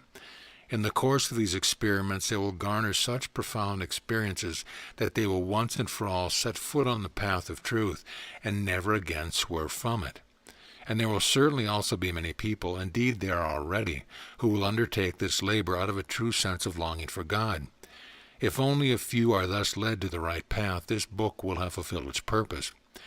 In order to conduct the experiment properly and to form any idea of all what they are about, we must first make ourselves familiar with a few things and turn them over in our minds. For this book also sets out to show the way of tried and proven practice. Christ prophesies in the Bible that a time will come when the mysteries of truth will be proclaimed upon the housetop. There are a number of striking indications that this time has come. The point has been reached where the truth about sexual energy must be disclosed. What men make of it depends on their moral maturity. After all, nuclear energy can be used for better purposes than the making of weapons man plans to use for his own annihilation. In the same way, it is possible to use sexual energy for heaven or hell, since it is the divine creative power or logos, the essence of man himself. When man has taken hold of spiritual, magical power and thus attained supremacy, it rests within himself whether he becomes a black or a white magician. Chapter 4. Sexual energy in its false and true light. In Revelation 5:6, we read how Logos, in the guise of a lamb with 7 horns and 7 eyes, set out to embody itself in matter, to animate and spiritualize it and trace it back to God. And in the midst of the elders stood a lamb and had been slain. In matter, in the body, the spirit feels as if it had been slain, having 7 horns and 7 eyes, which are the 7 spirits of God sent forth into all the earth. And behold the Lamb of God, which taketh away the sin of the world. St. John 1:29. Take away the sin of the world means for the spirit to assume the burden of the attributes of matter. For the body, which is matter, the attributes of matter are not sin. For the spirit they are. The attributes, namely the laws of matter, are diametrically opposed to those of the spirit. In his epistle to the Galatians 5:17-18, Paul said, For the flesh lusteth against the spirit, and the spirit against the flesh. And these are contrary the one to the other, so that ye cannot do the things that ye would. But if ye be led of the Spirit, ye are not under the law of the flesh of matter. The laws of matter are contraction, cooling, stiffening, hardening, and solidification. The laws of the Spirit are fire, warmth, heat, expansion, and radiation. Therefore, it is sinful for the Spirit to manifest the attributes of matter, and in the same way it is sinful for matter to manifest the attributes of spirit. The Lamb of God is spirit, and if it embodies itself in matter, it must subject itself to the laws of matter and accept the attributes of matter, which for the Lamb are sin. Only in this way can Logos spiritualize matter and trace it back to God. The creative principle, Logos, the Lamb of God, says of itself in another passage in the Bible, I am the way, the truth, and the life. No man cometh unto the Father but by me. St. John 14:6. Thus the life that I myself am, in the very words of the Logos, is itself the path by which we come to the Father. For this purpose life first embodied itself in matter. Out of it formed a suitable shell, a body, and built into this body organs capable of begetting even further bodies. The divine currents of life flow uninterruptedly through these bodies, forming ever new shells, which become ever more able to bear and to manifest the vibrations of the Spirit's resistance.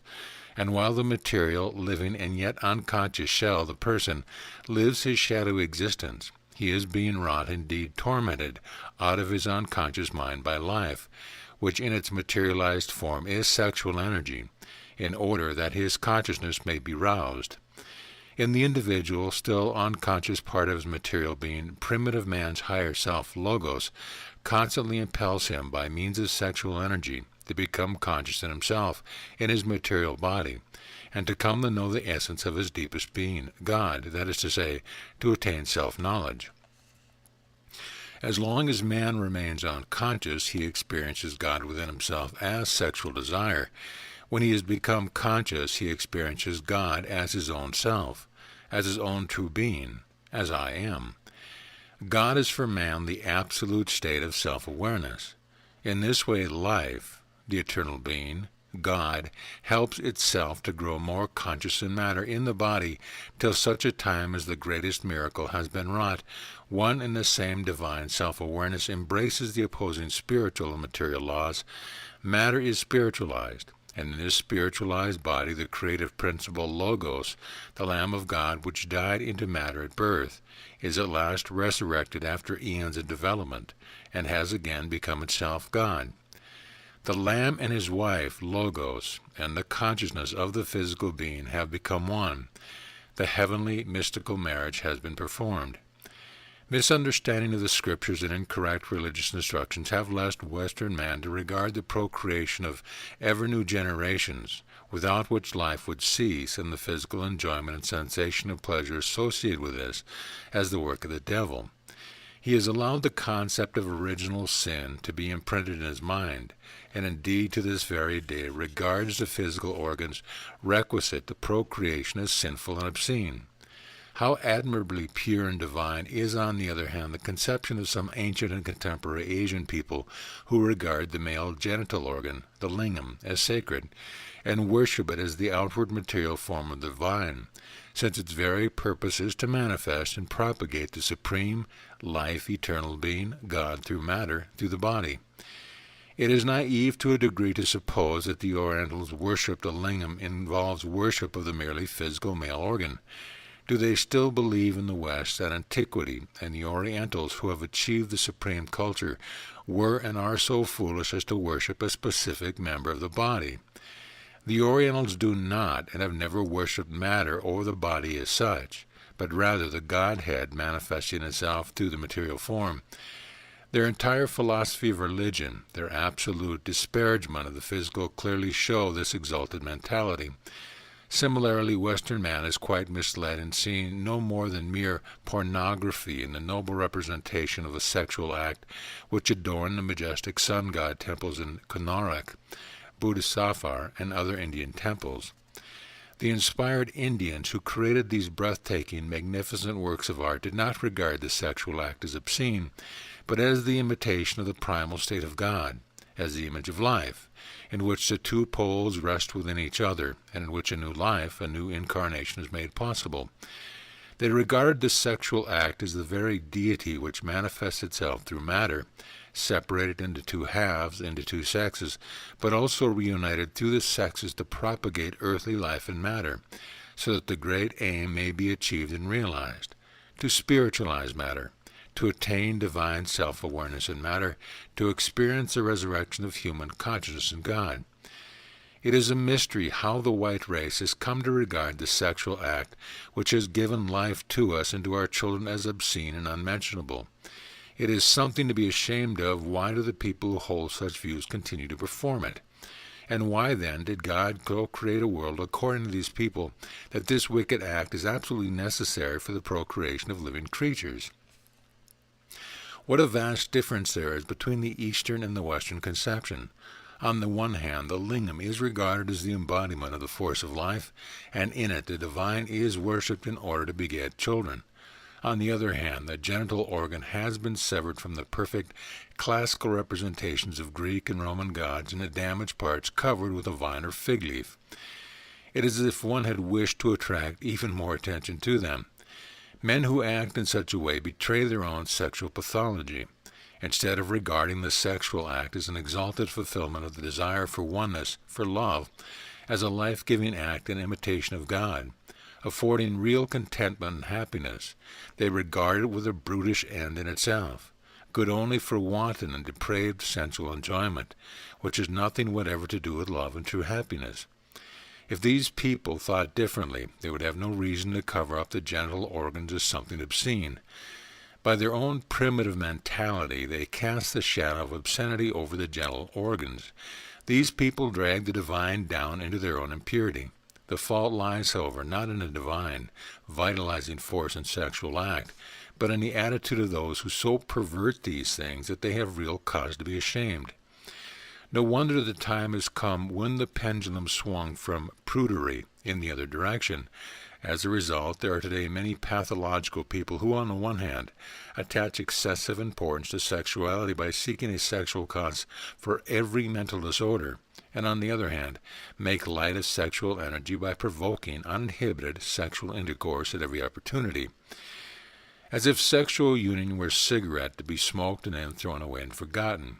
These people do not know that sexual energy is a manifestation of the being of man himself, and that there can be no sexual intercourse without conscious or unconscious self-surrender. The partner, whether male or female, is not an object to be used and discarded, but is a living creature and also has a human soul.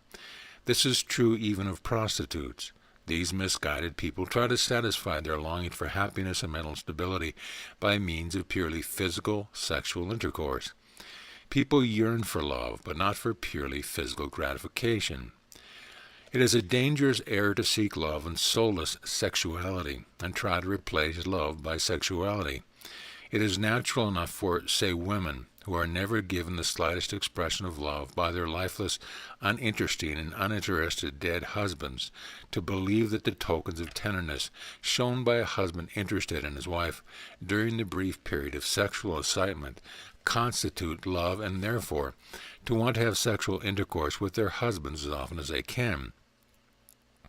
This is not because they are primarily interested in sexual intercourse as such, but because they long for a little bit of love.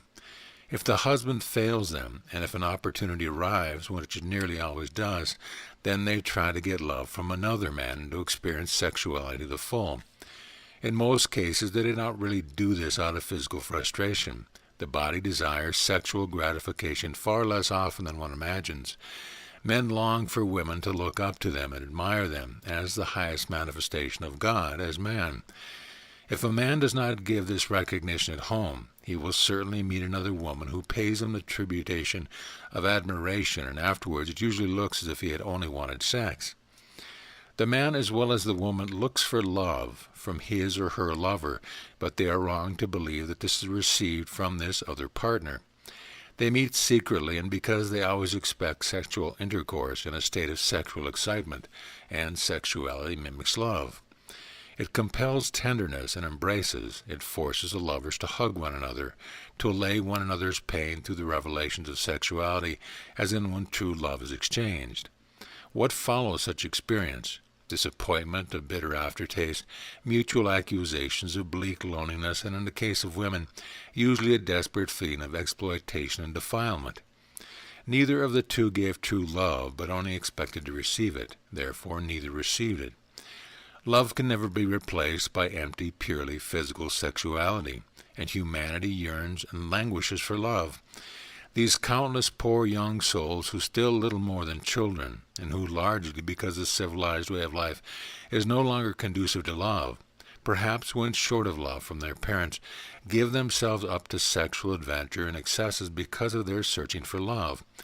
The many soul-sick people, young or old, can be healed only by love and not by cheapening sexual intercourse or by wishing to free them from sexual inhibitions and persuading them to lead a desolate, promiscuous, and indiscriminate sex life. How many of these people, young and old, seek advice of how to regain their lost physical and spiritual purity after such irresponsible psychic treatment? And if one shows them only a little love and understanding, they return to life healed and ready to become useful members of society. We have not come across one of these people who suffered repression or trauma from the purity enjoined on them. By purity is meant, of course, not only a continent love life, but also a healthy one based on love. After the swing to extreme, indiscriminate permissiveness and false conception of sexual freedom caused by repression and trauma, let us try to settle a pendulum in the middle and come to a normal conception of sexuality. We should follow the example of great initiates who do not regard sexual energy as a malignant force, but understand its secret and know that it is the sole means by which we human beings can attain the final goal, God. Here again the infinite wisdom with which entire creation is decreed reveals itself. Just as our ignorance alone brings us knowledge, so it is sexual energy alone which brings its liberation from itself, from sexual energy. Sexual energy frees us from the very sexual desire to which gives rise again and again, and leads us from mortality, from death to redemption, resurrection to life. The medieval alchemists, the Rosicrucians, depicted this process of development very clearly. The sage makes the philosopher's stone by placing his tree of life in a washing trough filled with the elixir of life. This is constantly heated by the fire of the dragon, sexual energy, to make the tree blossom. Let us not therefore despise sexuality or regard it as the malignant force which reduces man to an animal, nor let us make it as such a force. Let us look upon sexual energy as the key which opened the door for us between spirit and the world of matter, from the higher to the lower, but also from the lower to the higher.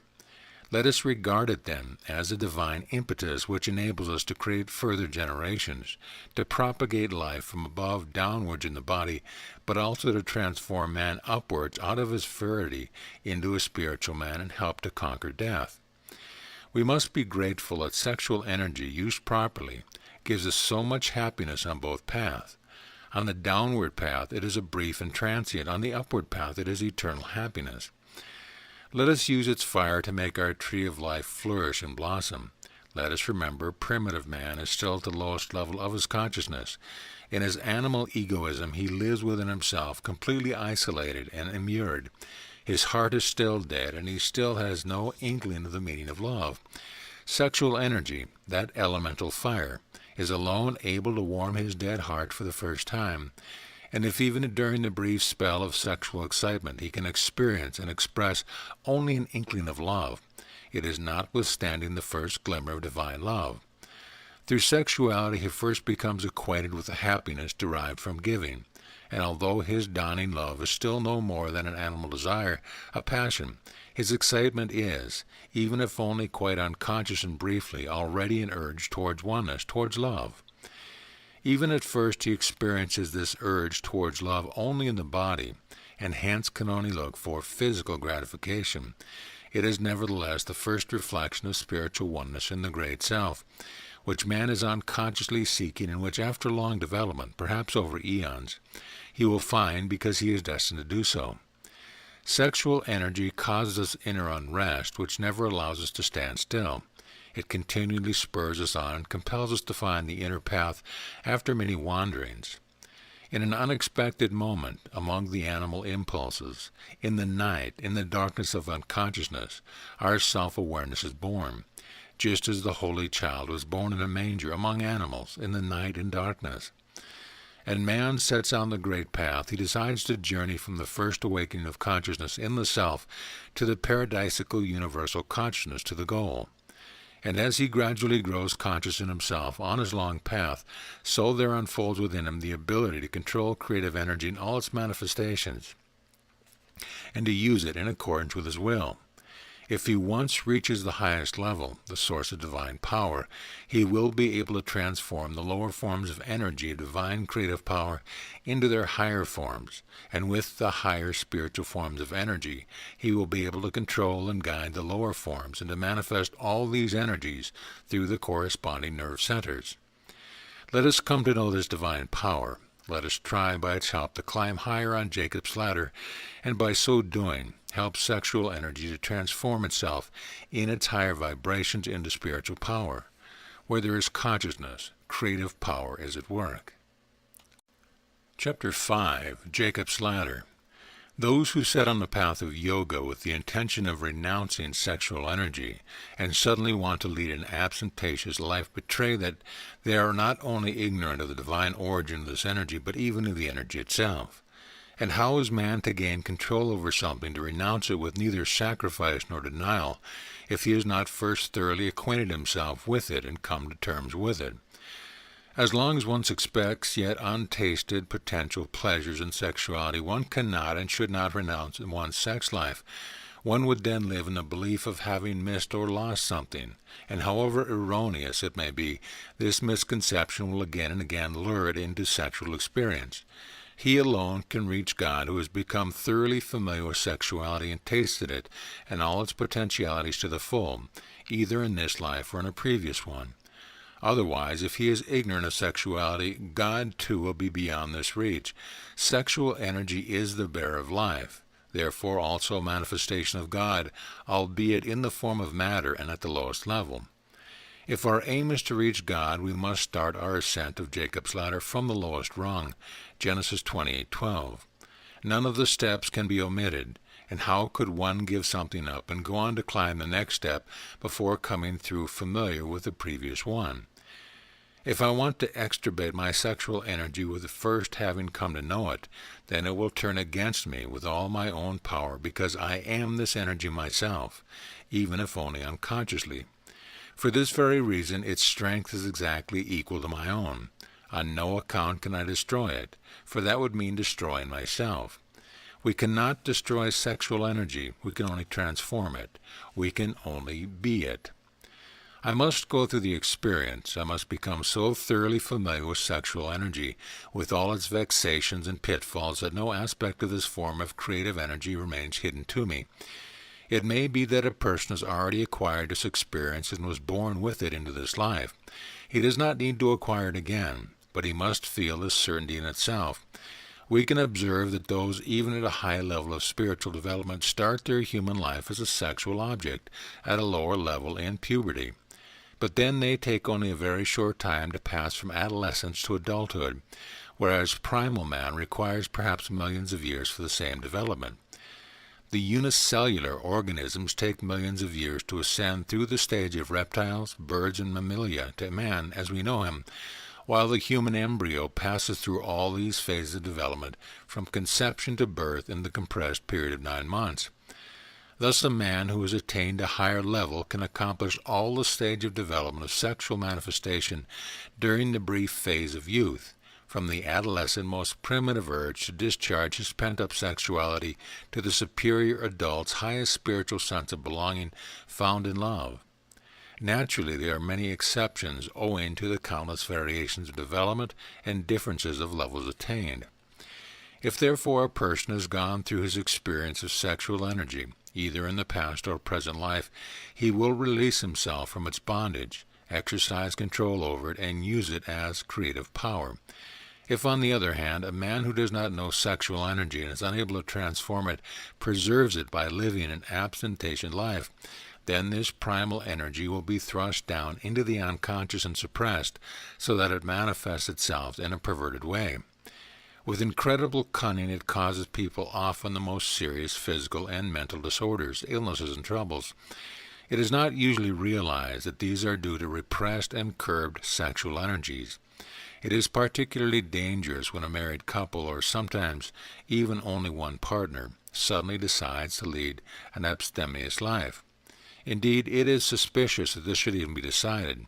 It is advisable to ask yourself first, very honestly, why one suddenly feels like leading a continent life. It often emerges that the real reason is not so much a strong desire for God, as rather the unfilled yearning for love and understanding, a general incapacity for life, and stemming from this, also frustrated sexual desires or unpleasant disappointment. Many people are not sufficiently honest with themselves. They have no wish to accept the true reason. They repress it in the unconscious and say that in order to reach God they want to renounce everything. How do these people conceive of God that they want to renounce everything for him? Does this then mean that sexuality is for them everything? So it seems for this is usually all it amounts to. If they really want to renounce everything, then let them, to be consistent, live in a cave. But again, they do not want this only in their imagination, or perhaps in a centrally heated cave with a bathroom. Let us therefore beware. As long as anyone sees continence as a total renouncement, as a total sacrifice, this is the very reason why he should not renounce everything, why he should not wish to give up everything, but first get to know what everything is. With his married partner, he should try to experience a sublime devotion based on love and live a healthy, fulfilling, clean sex life. In so doing, he must on no account suggest to himself that a healthy sex life is something degrading or defiling. If he does, his attitude is obviously pathological, nor on the other hand must a continent life be motivated by unconscious revenge of one's partner or on oneself. Revenge due to disappointment, frustration, or failure. If one has a healthy attitude towards sex life, it is in itself never degrading or defiling. The Bible tells us not to set up bounds and then feel ourselves to be sinners when we transgress them. It is not sexuality that degrades and defiles man, but man who makes of himself an animal, and instead of leading a healthy sex life based on true love and togetherness, deliberately distorts it to a brutish, depraved, even perverse end in itself. He defiles himself and degrades both himself and sexuality. Whoever has set out on the path of yoga and wants to progress along the inner path will not distort sexuality to a brutish end in itself. In marriage, in physical union, We will not seek the gratification of animal desires, but rather the manifestation of a higher spiritual union. Giving himself physically will neither degrade nor defile him, for his act is motivated by a deeper spiritual desire for oneness, for love. Why then is he expected to begin yoga with countenance at the very outset? If he is not yet able to transform sexual energy, then a forced abstention way of life can result in extreme nervousness, disharmony, quarrelsomeness, indeed even in a broken marriage, because sexual energy has not yet been able to find the way to the higher nerve center. Married people should bear in mind that it is not chance which has led them to marriage, to their particular marriage. They have been brought to this union by their karma, and so it is this very marriage which quickens their progress. Their karma will indicate when they are mature enough and the time has come to lead an absentious life and to proceed hand in hand in supreme love and mutual understanding. In this way, marriage will not be an unbearable burden, but it will mean mutual assistance and happiness. Should, however, marriage become a heavy burden, an enslavement, and an obstacle progress, then when the karmic time has elapsed and the karmic debt is paid, it will fall from man like a used garment. Running away from an oppressive situation is never a solution. The problems have to be solved, or else they keep by our side. Once we have obtained an inner release from such painful union, there is a transformation in the outer world too, and quite unexpectedly the door to freedom is opened. A marriage is not in itself an obstacle on the path of union. Many great saints in the West, as well as in India, who were married achieved the highest aim. One of the greatest masters in India, Ramakrishna, lived with his wife Sarada Devi till he died, and both became very great yogis. Equally, one might list countless holy men and women in the West who, although married, attained the highest degree of holiness, divine all-consciousness, as for instance Saint Monica, the mother of Saint Augustine, and many other saints, as well as initiated Rosicrucians. Man sheds physical desire when he reaches maturity. He has got to know the witchery of sexuality, and now he sees through it. This power in its lowest form, as sexual energy, continues to interest him only as a link, as a catalyzer between spirit and body, as an auxiliary drive towards progress. But he ceases to maintain that he have to renounce everything in order to reach God. There is no need for man to renounce or forego anything. As soon as he is able to transform sexual energy into its highest form, he preserves it, and in a higher and much more valuable form. He loses nothing but gains all. For the happiness which man's experiences, or rather hopes to experience in sexuality, remains with him once and for all at a much higher level. Since he does not expand his energy but preserves it, it continues to dwell in him. We do not lose it, we no longer experience it as a very transient, short-lived sexual pleasure, but now exclusively in the higher form of a mental and spiritual beatitude, which is ours forever and cannot be lost, because I am it. Tat them asi. This is you, in the words of the Vedanta philosophy.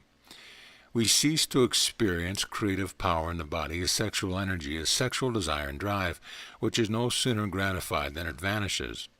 Now we experience it directly as creative power itself, as creative joy at an ever higher level of consciousness, as an ever mounting, enduring, eternal state of being.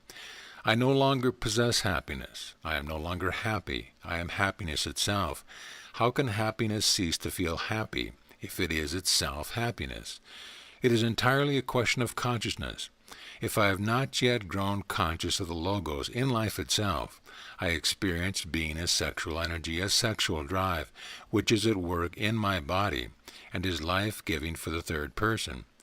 If I am at the higher level of consciousness, I experience Logos, life, within me as love, manifested in my soul as a higher emotion.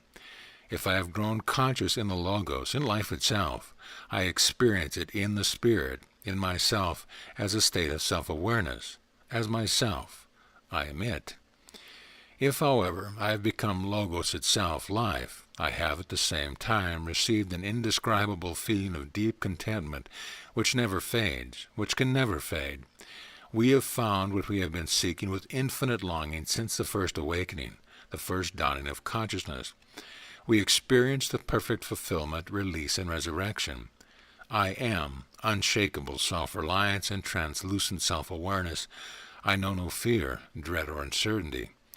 According to the level of consciousness attained, the outward form, the name, the experience, the inner state change, but the essence of this power remains what in reality it always was, divine creative power, logos, which is our own life, our individual self.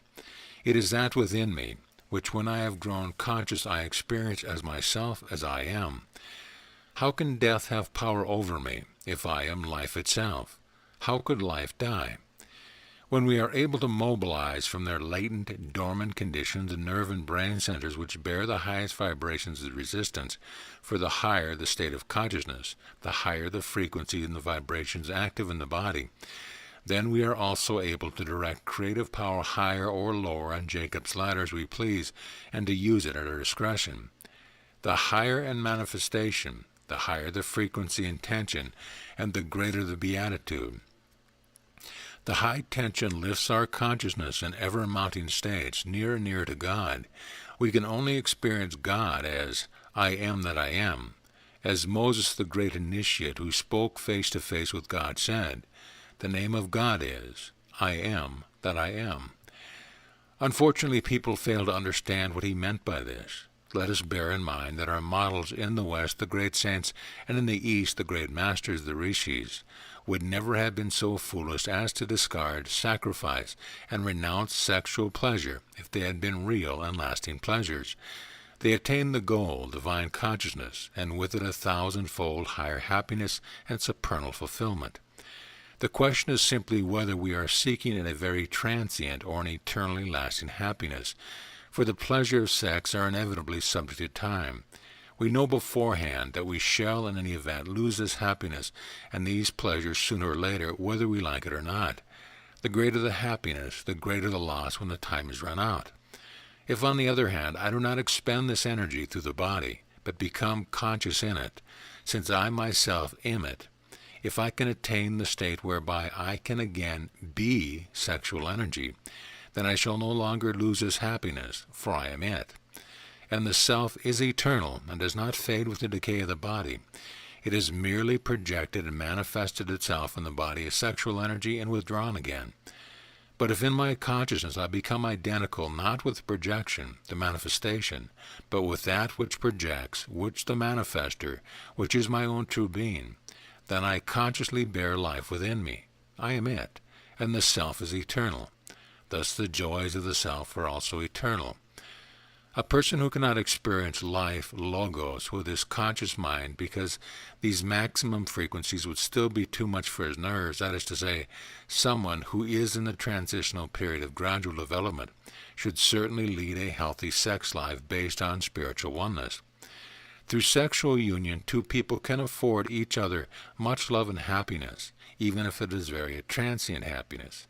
In no way degrades them, and indeed helps them to build up an intimate relationship and to share in true and sublime experience. And nature exploits their union for love and fulfillment, bewitches them with her spell and promises them the highest happiness through sexuality in order to create further generations. If two people have sought sexual union out of true love and an inner spiritual affinity, and tasted it to the full, then togetherness and love still remain as consolation after sexual fulfillment.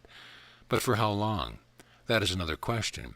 For whenever they yielded to the sexual desire, giving them full rein, they found that in the very moment of physical gratification, when they thought that now the promised happiness was come, it suddenly slipped from them and was gone. And what is more, they expended their own energies for this self-deception. In most cases, people seek a sexual relationship not because of a desire for inner union, but for sexual pleasure and physical enjoyment. Afterwards, they are left with nothing but a vast emptiness and a feeling of boredom, as we can observe with many couples young and old. But nature requires progeny for the propagation of life, and man in his loneliness and forlornness seeks understanding in love and sexuality. Again and again he falls in nature's trap as long as he does not realize that it is not what he was really seeking, and that sexuality cannot give him what he longs for. Only then, perhaps hand in hand with his life partner, will he turn ever more attentively to the spiritual path. Enlightened men have become aware of all of this. They have seen through the sham pleasure of sexuality and know that man can constantly bear the ultimate joy, ecstasy, and beatitude as a lasting state of self-awareness, that he himself can be this, provided he does not expend sexual energy, but uses it to stimulate, wake, and activate the nerve and brain centers still resting in a latent condition. It enables man in his true being to become conscious in God, to attain divine all-consciousness. As the drops of the water that are the sea, so man may rest in God, be conscious in God, be God himself. Did not Christ say, "Is it not written in your law, I said, ye are gods"? St. John 10:34 and Psalm 82:6. Chapter 6. The Judas Betrayal. As we have stated in a previous chapter, an abstemious life only makes sense if it does us no harm and we can profit from it. Only the person whose valve to the higher nerve centers is open, and thus enabling sexual energy to rise up into the higher centers, is capable of a healthy and happy abstemious life without the ill consequence of repression, and can enjoy the exceptional rewards and inestimable values of his new way of life.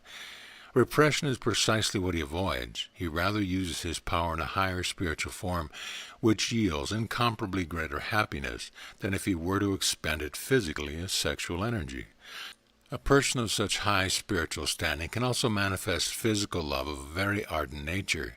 He and he alone is able to give free rein to the higher frequencies, not only through the already activated spiritual centers as high spiritual frequencies, but also passionately, by war of the body, through the lower centers and a high tension as sexual energy. He can, however, also expend them through the lower centers in a state of high tension with the physical passion of sexual energy. The sexual tension of a rooster is not to be compared with the high tension of a thoroughbred stallion. But only the highly developed person runs the risk of lapsing into a dissolute life. The danger inherent in acquired knowledge and capacity is that the conscious abilities can be used in two ways, rightly or wrongly. The person who possesses knowledge wholly or in part is liable to error. Instead of converting sexual energy into its higher form, spiritual creative power, he can use it like black magic.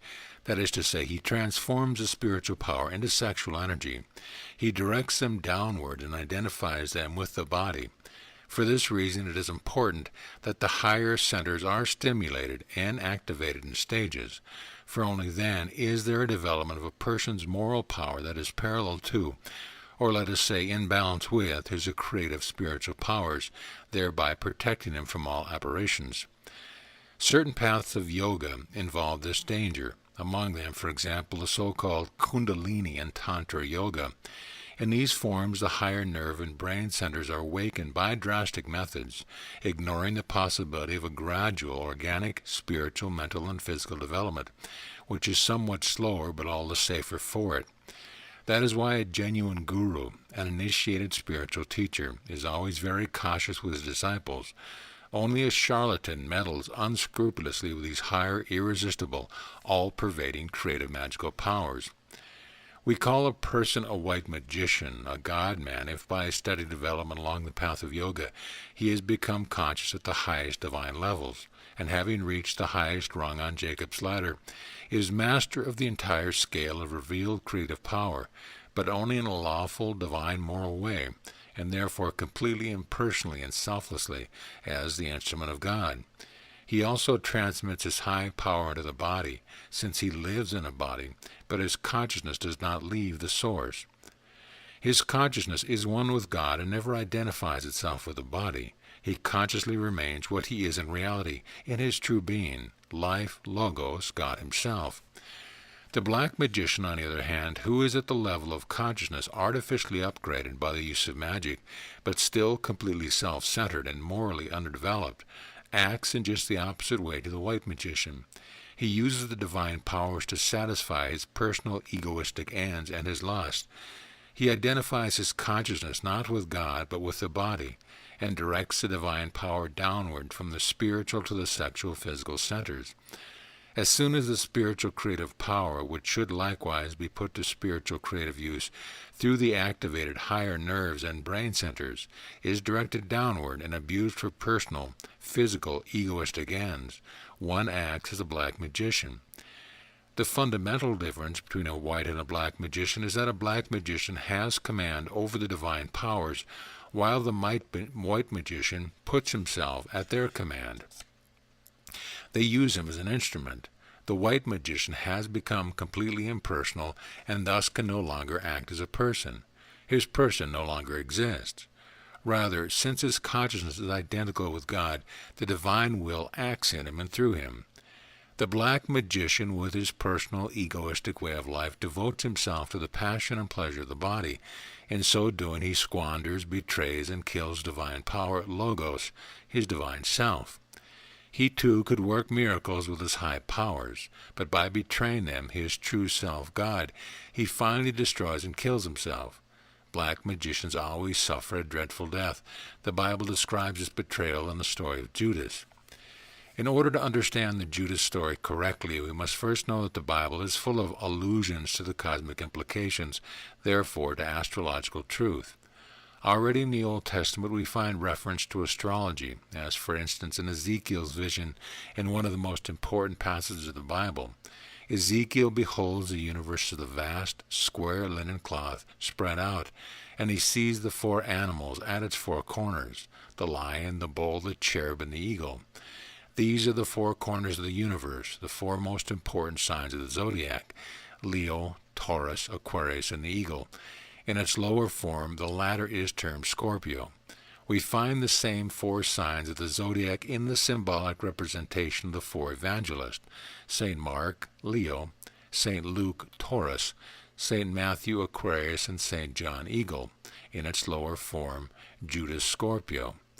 In this epistle to the Corinthians, 15:41, Paul too speaks of the effects produced by the radiation of the celestial bodies. There is one glory of the sun, another glory of the moon, and another glory of the stars, for one star differeth from another star in glory. The rays, the frequencies of the zodiac sign Scorpio, correspond to the frequencies of creative power, which is represented in its higher octave, in its spiritual form, as a soaring eagle by John the Apostle, who has his head on Christ's breast. In its lowest form as sexual energy, as a self-destructive scorpion, it is symbolized by Judas. Christ, Logos, prophesies of Judas, "He that eateth bread with me hath lifted up his heel against me, and one of you shall betray me. He it is to whom I shall give a sop when I have dipped it." Sexual energy, the bearer of all life, Judas, who hath a purse, is nourished by the creative principle Christ, and when he had dipped the sop, he gave it to Judas Iscariot, and Judas betrays him with a kiss. Jesus said unto him, "Judas, betrayed thou the Son of Man with a kiss?" Kiss is an erotic act, that is, sexuality. The man of black power, who is already in possession of his creative powers, of the purse, and nevertheless identifies himself with the body, that is to say, directs his spiritual power downward, expends the spiritual power, converted him into sexual energy, in physical pleasure, as end in itself expands in Christ, his creative, magical Logos power. He betrays him. He surrenders him to the level of matter. Judas sold Christ for 30 pieces of silver. These are the 30 degrees of the zodiac sign Scorpio, which has the same vibration as the sexual organs, and for this reason symbolizes the sexual organs and sexual energy. At the moment when the divine, betrayed and expended by Judas, dies on the cross symbolizes the world of matter. Judas must, of course, also die, but by suicide.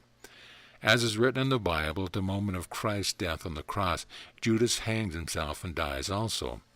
In killing creativeness, he killed himself too, for both the divine creative energy and sexual energy are Logos itself, and hence identical with one another. If a man betrays his creative power by dissolute living, by sexual excess and abuse as a means of pleasure, sexuality dies also. He loses his potency, loses his central suggestive power. He becomes a weak character incapable of resistance. he is shattered, destroyed by the manifold influence of the external world, and becomes a prey to this greatest enemy, fear. Judas killed himself and the creative principle, Christ, and goes on killing it today, and every person who abuses his higher qualities and uses his reason to direct his thoughts continuously into the sexual organs. In every person who rouses his senses and sex glands with stimulating food and drink, and also with mental age, pornographic literature, films, and plays, and who expends his sexual energy in excess and abuse, and of course alcoholism and other addictions go hand in hand with such habits, experience shows that people who live like this, and also those who squander their creative power with excessive masturbation, sooner or later, unfortunately rather sooner than later, decline into irresoluteness, spiritual annihilation, darkness, and fear. The occasional masturbation of adolescents does not necessarily have this detrimental consequence. We are talking here only of perversely excessive masturbation. The simple person with an average level of consciousness is not and cannot be a Judas.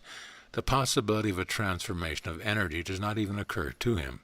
He can direct his energies neither upward nor downward, nor can he transform them. If such a person yields to his sexual desire and leads a normal, healthy life, he does not sin against the creative principle dwelling in his unconscious, for the simple reason that a healthy sex life is not a sin. He does not draw any divine power into the body. He does not identify his higher self, of which he is not yet conscious, with the body, and consequently he cannot approach his higher self, far less abuse it. Therefore he simply expends physical, sexual powers in a normal way, and not creative, spiritual ones. Man's nerve and brain centers are constituted in such a way that they gradually manifest the logo energy in a steady development at each stage in the growth of consciousness. Earthly life, however, does not always follow these centers to awaken and become active in a regular progression from the lowest to the highest. But in certain cases, unfortunately nowadays, in very many cases as a result of civilization, it causes some of the higher centers to emerge from their latent state and become active before the lower centers, which should be activated first. This irregularity causes all kinds of mental and physical abnormalities, which can, in the last, lead to serious disintegration of the ego. The effects of 2 world wars, the various technical discoveries which man is not nearly mature enough to use, and the great gulf between man and nature result in our day, as always when great civilizations fall into decay, in the latent nerve centers of an alarming number of people becoming activated out of their proper order, a process which threatens to grow worse and worse, not only the white race, but also the Asian and African people. This is plain to see. Sick-minded people suffering from inferiority complex and megalomania, who have never developed beyond adolescence, who are still at a very low level of consciousness, but who nevertheless already possess hypnotic, magical powers of a higher orders, occupy positions in which they rouse the masses with their activated, electrifying, high-frequency energy, and do untold harm to their own and other nations' political and economic life, till another person, equally primitive and warped in development, yet possessing magically pervasive energies, ousts them from their position and inflicts, if possible, still greater harm on the community. No wonder that throughout the world conditions of absolute chaos prevail, and people run amok for no apparent reasons, and virtually preclude the natural and happy life for which God has given us ample opportunity on earth. Fear, unrest, impotence, and misery prevail through the world today. Through the Judas traitors who place the supreme spiritual creative powers in the service of their lowest impulse, man has almost completely lost himself. These are the dangers of the tree of knowledge of good and evil. A person who has acquired knowledge without a parallel development of his moral power, who has not yet expanded the sphere of his self to embrace the community, and has thus not converted his egoism into universal love, runs an inherent risk of using his higher powers inversely, directed downwards, unnaturally as a black magician, and to the great harm of humanity. Only knowing people who have not preserved the balance in developing their nerve and brain centers could place the higher spiritual manifestations of the self, such as literature, theater, film, art, music, in the service of the lowest power, in the service of unscrupulous demagoguery, or sensuality, eroticism, lust, obscene sexuality, and pornography. Animals cannot sin through sexuality. When they are roused by the healthy power of nature, they expend it perfectly naturally, breed offspring, and also enjoy the pleasure of healthy sexuality. For them, that is all there is to it. Man, however, on the other hand, still undeveloped, already half aware, uses his reason to think out all kinds of methods of rousing his sensory organs, even against their will, and of titillating them merely for the sake of enjoyment and perverse lust. The healthy organs thus grow weak and degenerate, for they have to keep on supplying pleasure beyond their healthy powers. Naturally, the denizens of the underworld exploit human weakness for the most sordid kind of business, such as drug dens and other low underworld establishments. Those who, for reasons of unhappiness or addiction to pleasure, which is also rooted in unhappiness, direct their vital energy into their sexual organs, which demand ever-renewed gratification as a result of constant titillation, have less and less energy for the function of the higher organs which serve spirituality. The result of this is weakened willpower, constant feeling of apprehension, mental and physical weakness, lowered resistance, inactivity, and an incapacity for life. Thus man forfeits his higher spiritual abilities, lapses into senility, and is snuffed out. Chapter 7. The Magical Power of Suggestion, Hypnosis, and Mediumship. In this book, frequent use has been and will be made of expressions such as magical, suggestive magical, or hypnotic magical abilities and powers. These and similar expressions require close definition, for they have been and continue to be used by a number of people with such a variety of meaning that their contours have become indistinct and vague. It is therefore necessary to say something about the meaning of these words in order to avoid misunderstanding. What is meant by suggestive or hypnotic powers we all have been able to experience and observe. We know there are people who can impose their will on others, even on animals. We know that this transmission can be effected through methods ranging from simple influence by persuasion through suggestion to deliberate hypnosis, by which the other person is subjected to the extraneous will.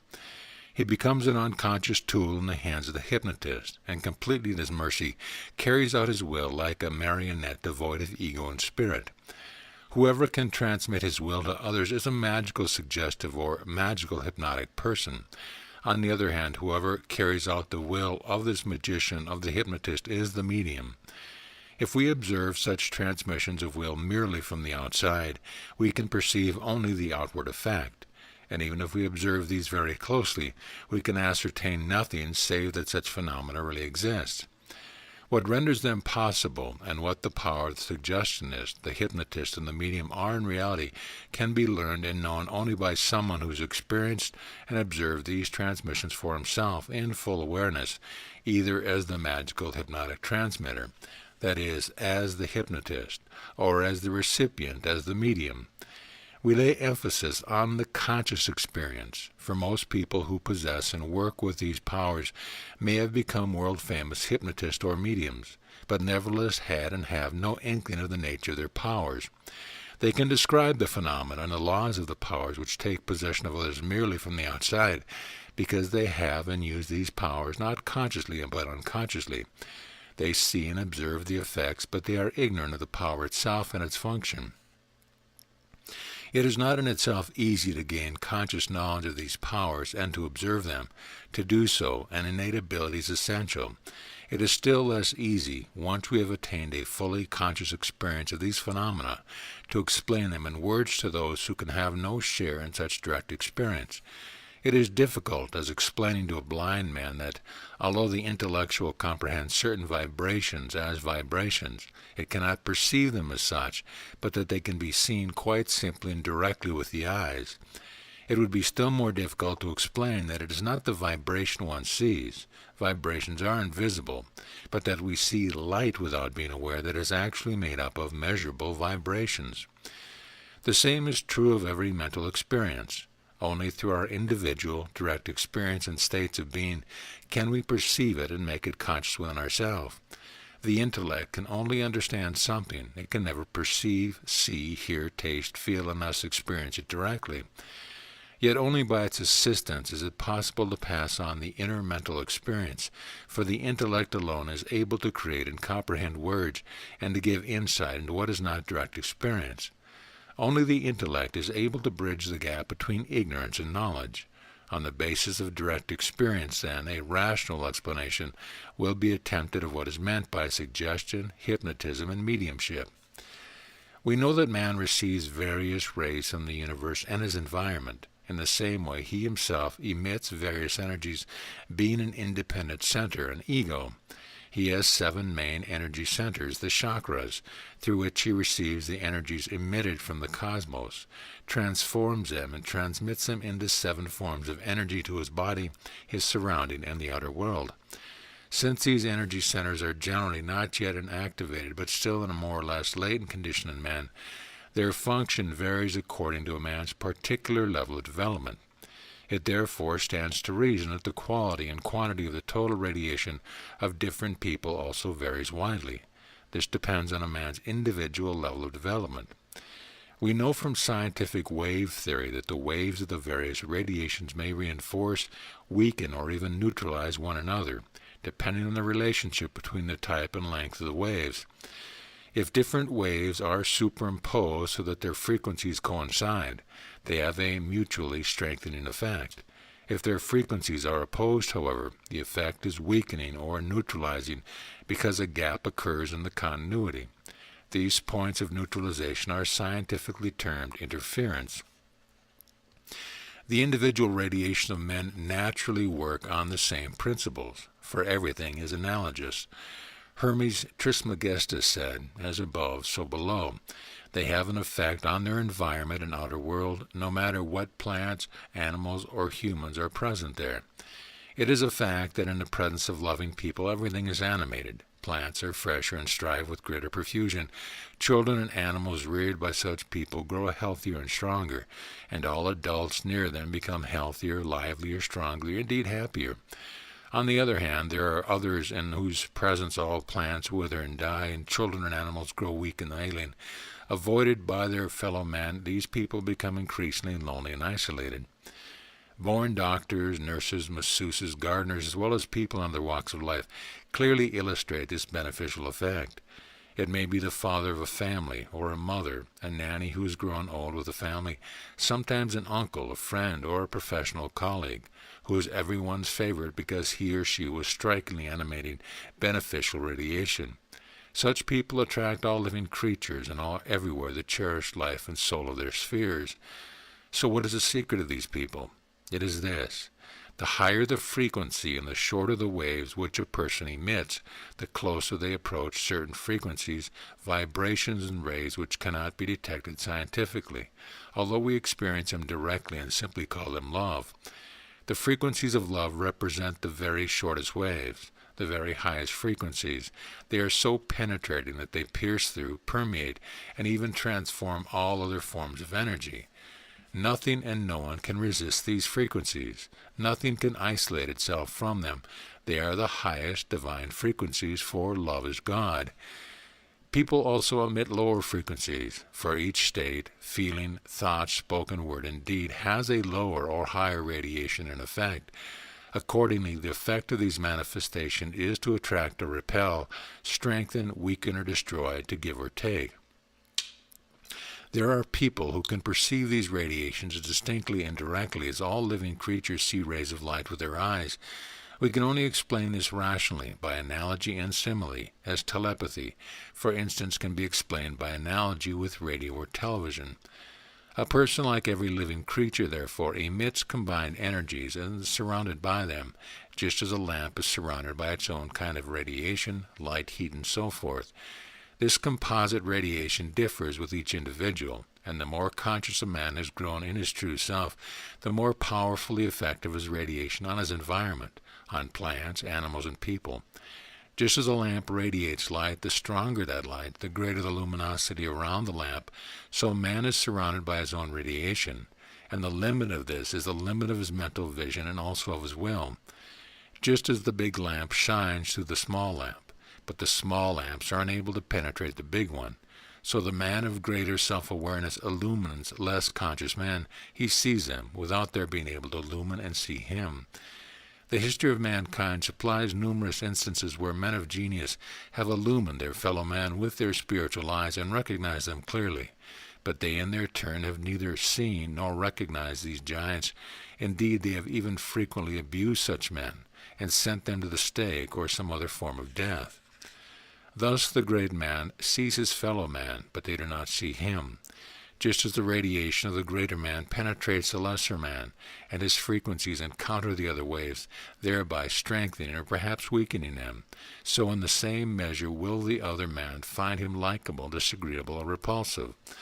This also holds good when people on the same level of development meet and influence each other. It may happen that, in spite of being at the same level of development, the one is more developed in one direction but has fallen behind another in which his fellow man has advanced farther. Consequently, the sum total of their development may be equal, yet depending on their composition, they may have a strengthening, weakening, or as a result of interference, repelling effect on each other. Mathematical laws operate in man's being, as is the whole of creation, for man is also created in accordance with these laws. For this reason we find each other likable or disagreeable, if not actually repulsive. If a person of a higher level of development exerts an influence on an inferior human being, it can happen that the frequencies of the stronger man meet those of the weaker one in such a way that they greatly strengthen certain of his frequencies, causing them to dominate in the weaker man. In other words, the qualities already present in him, which may have been unconscious and weak, if not actually latent, suddenly become alive, conscious and strong, through the analogous radiation of the stronger person. We then say that the stronger person has influenced him by suggestion. When such an influence is exerted on a subject, he does not lose his own willpower. He remains himself, since his frequencies also remain what they had been. They remain his own emanations. Only certain components of his frequency have been emphasized, intensified, and made conscious by the synchronized vibration of the stronger person. Thus his willpower has not been weakened but roused by the other. There can therefore be no question of his being possessed. Possession, that is to say, the state of hypnosis, obtains only when the stronger person penetrates the weaker one with his frequency, and through the vibrations, which can be reduced to a common denominator in both cases, reaches the weaker man's innermost being, possessing him to such an extent that his willpower dwindles, and he yields more and more to the extraneous power to the strongest person's will. This can go so far that the stronger person, the one who has become the hypnotist, possesses the weaker one, the medium, through the common frequency so completely that he also forcibly changes the remaining frequency of the medium, which are not common to both, and remolds them, as it were, in his own image. The medium is thereby ultimately forced to receive so many extraneous frequencies that his own consciousness is suppressed and reduced to a latent condition. There are various stages of this state, ranging from simple suggestion by verbal persuasion to total hypnosis and total possession. Suggestion is therefore a state in which the subject still retains his right of self-determination and accepts the will of the suggestionist in full consciousness. Suggestion becomes mild hypnosis if the effect of the suggestionist is gradually to weaken and suppress the subject's will until he unconsciously surrenders his right of self-determination, blindly adopts the will of the suggestionist, who has now assumed the full role of the hypnotist, and becomes his passive instrument. In total hypnosis, the extraneous vibration of the hypnotist, forcibly imposed on the medium, having penetrated him thoroughly and taken possession of him, thereby yielding him up in an unconscious state to the hypnotist. In his power, the medium becomes a pliable tool, for his consciousness has been forced down to the deepest level of his unconscious, and he automatically executes the hypnotist's will. It is a well-known fact that while this condition of the medium can be used beneficially, say for healing, it can also be used for evil ends. At this point, a very important question arises. We have seen that the stronger person, namely the more conscious one, for a person's strength always depends on the extent to which he has grown conscious, can instill his will into the weaker person by suggestion. Indeed, he can even subjugate him completely to his will, that is to say, he can hypnotize him. But how does it happen that a very conscious and therefore a very powerful individual may exercise little or no influence over his fellow men? while there are plenty of people who, although neither very conscious nor highly developed, nevertheless have a strong, suggestive, and hypnotic influence over others.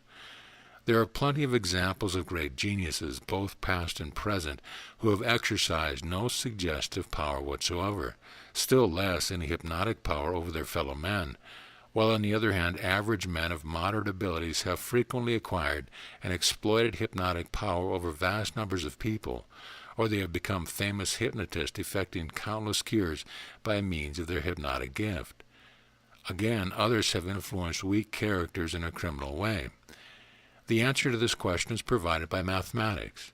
We do not intend to discuss here in detail the theory of numbers or magic of numbers, yet if we wish to understand better the inner laws of the human being, the simplest way is to make use of numbers, since man, like the whole of creation, is created in accordance with mathematical laws.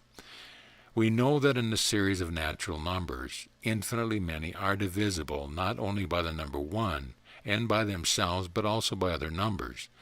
But we do too that there are infinitely many numbers, even large ones exceeding millions, which are divisible only by the number 1 and by themselves and no other number. That is, they are indivisible. In the theory of numbers, these are known as prime numbers. As evidenced before, men, just like any energy center, emit different vibrations and frequencies. These have a definite frequency which characterizes the person.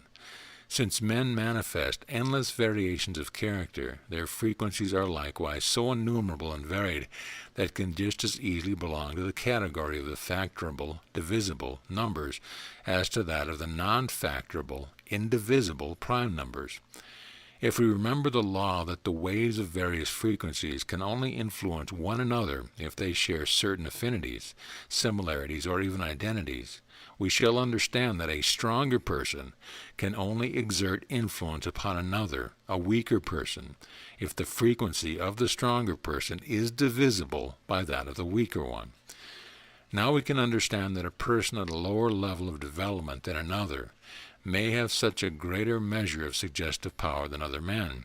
He may even have hypnotic power, because his frequency belongs to the numbers divisible by many others. Let us take, for example, the number 60. It is not a big number in the infinite series of numbers, and yet it can be divided by 12 numbers, by 1, 2, 3, 4, 5, 6, 10, 12, 15, 20, 30, and by itself. Thus, a person whom we could characterize with the number 60 can have a suggestive or hypnotic influence on 12 different types of people.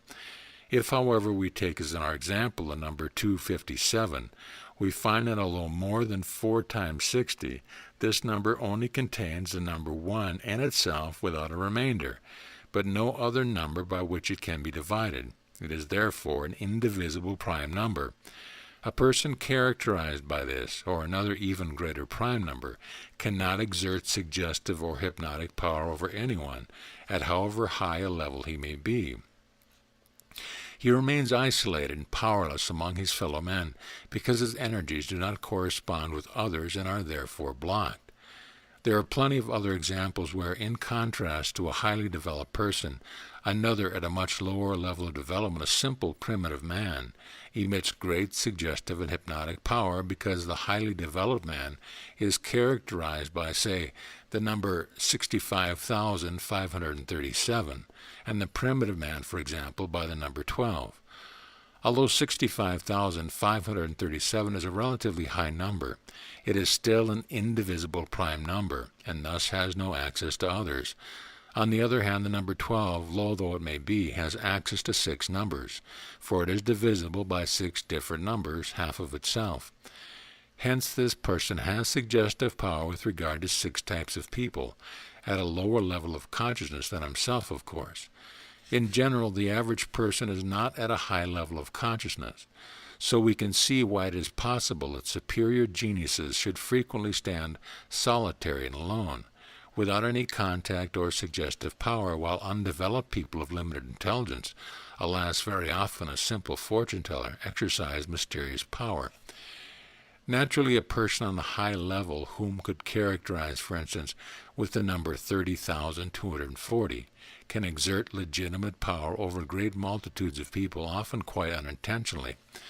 Everywhere he will meet people with sympathy and support, because very few people are able to escape from his penetrating, suggestive, and hypnotic power. Multitudes of people will vibrate in harmony with him, whether they wish to or not, because the number 30,240 is divisible by 90 numbers. The person will have access to 90 types of people and will thus command vast hypnotic power. In the same way, it is understandable that some people will hate him from the bottom of their hearts. Yet this number is still less than half of that of our previous example, 65,537. If we look at exceptional men such as Moses, Buddha, Confucius, and Jesus, we can imagine what high frequencies these white magicians must have had, and with how high a frequency, if we had the means to measure it, we should have to characterize these and all other great teachers and masters. The works of these greatest of men were influential not only in their time and sphere when they lived, but have continued to reverberate in the atmosphere of the whole world through time and space down to the present day and all eternity. I omit instances of black magicians intentionally. And now the question arises, what is the difference with regard to the numbers between superior, highly developed people, whom we call white magicians, and those who are their mirror image, also superior and highly developed, but who practice black magic, and who have always existed and still exist in our time? Any person who suppresses the right of self-determination of others, or even depraves them of it in order to use them as puppets in the service of his selfish ends, is already a black magician. Each man can and should fight with human weapons, but not with magical powers, and certainly not with vast magical power acquired by the transformation of sexual energy. A superior person may use these powers only in the interest of the great whole in which, as he must know, all of us, himself included, are only one minute cell. If a person develops steadily, if his latent energy centers are activated in the correct sequence, then even before he is able to use his highest energy centers, his inner spiritual eye will already be open to his truth, and he will have no desire whatsoever to use his magical hypnotic power egoistically for his personal ends or power mania. Not because he is or wants to be so selfless, because he feels completely at one with the great whole, and out of sheer egoism has regard for its good and serves this end with all his magical power. For there's only one kind of love, selfish love. The sole difference is who and what I incorporate into the sphere of my selfish love. It can include a person, an animal, a family, and any social group or association, any nation, the whole earth of the universe. Then people call this same selfish love, selfless love, because I have extended the circle of my self-love to include the whole universe. But the love is not changed at all, it is only developed. At first I love myself, and finally I love the whole universe like myself, better expressed as myself, because I have developed, and in the course of this love has developed, and I recognize that I am the whole universe. Tat Vam Asi. The white magician will therefore never wish to suppress another man's consciousness, to assert his own will over him and to save him. Quite the contrary. He will even help to develop the consciousness of other men as they will voluntarily enlist themselves in the service of divine intention and plan. The white magician remains at his own center, but from there, from within himself, he radiates animating power of love and thus life itself. He also allows the other person to remain free and uninfluenced within his center, so that he not only preserves his right of self-determination, but with the help of the white magician develops to even a higher level. The black magician, on the other hand, out of sheer power mania, uses his creative energies to lure people under his spell and to use them as slaves. Through suggestion or hypnosis, he seizes the other person's center and makes him serve his personal, selfish ends as a satellite in orbit around him, regardless of whether his victim is mentally or physically destroyed in the process. The white magician remains within his own center, radiating from there to the whole outer world the divine magical power of love. The black magician intrudes into the other man's innermost being, eats himself into his soul, penetrates him with his will, destroys him, and makes him an unconscious automaton dancing attendant upon him. However high the frequencies emitted by the white magician, he remains with his consciousness within the number one, within the number of God, which is itself indivisible, but which can divide all numbers ad infinitum. He exerts the influence on every living creature through the number one with the most irresistible radiation and power of love. As we have said, the white magician remains with his consciousness within the number one and radiates from there to infinity. Thus he is completely impersonal. The black magician steps out of the undivided whole into plurality. He attains a very high number of knowledge and power and identifies himself with the very high number of his own personal frequencies, thereby becoming a super-individual concerned solely with the promotion of his own personal interest. That all the evil wrought by the black magician finally rebounds on himself, and that he comes to a dreadful end stands to reason. The number one is the number of God. Without the number one, there is no other number. The number is the beginning. Just as without God, there is no beginning, no creation. The number one cannot be divided. All other numbers are divisible by the number one, because every number contains it without a remainder, and is penetrated by it. Even the highest prime number must submit without resistance to penetration by the number one, just as God penetrates the most isolated man with his irresistible power of love, infuses him and destroys the isolating crust with his fire. God is contained without a remainder in the whole of creation, from the smallest to the greatest creature, because God is the Father of all creation. In the same way, the number one is the Father of all numbers.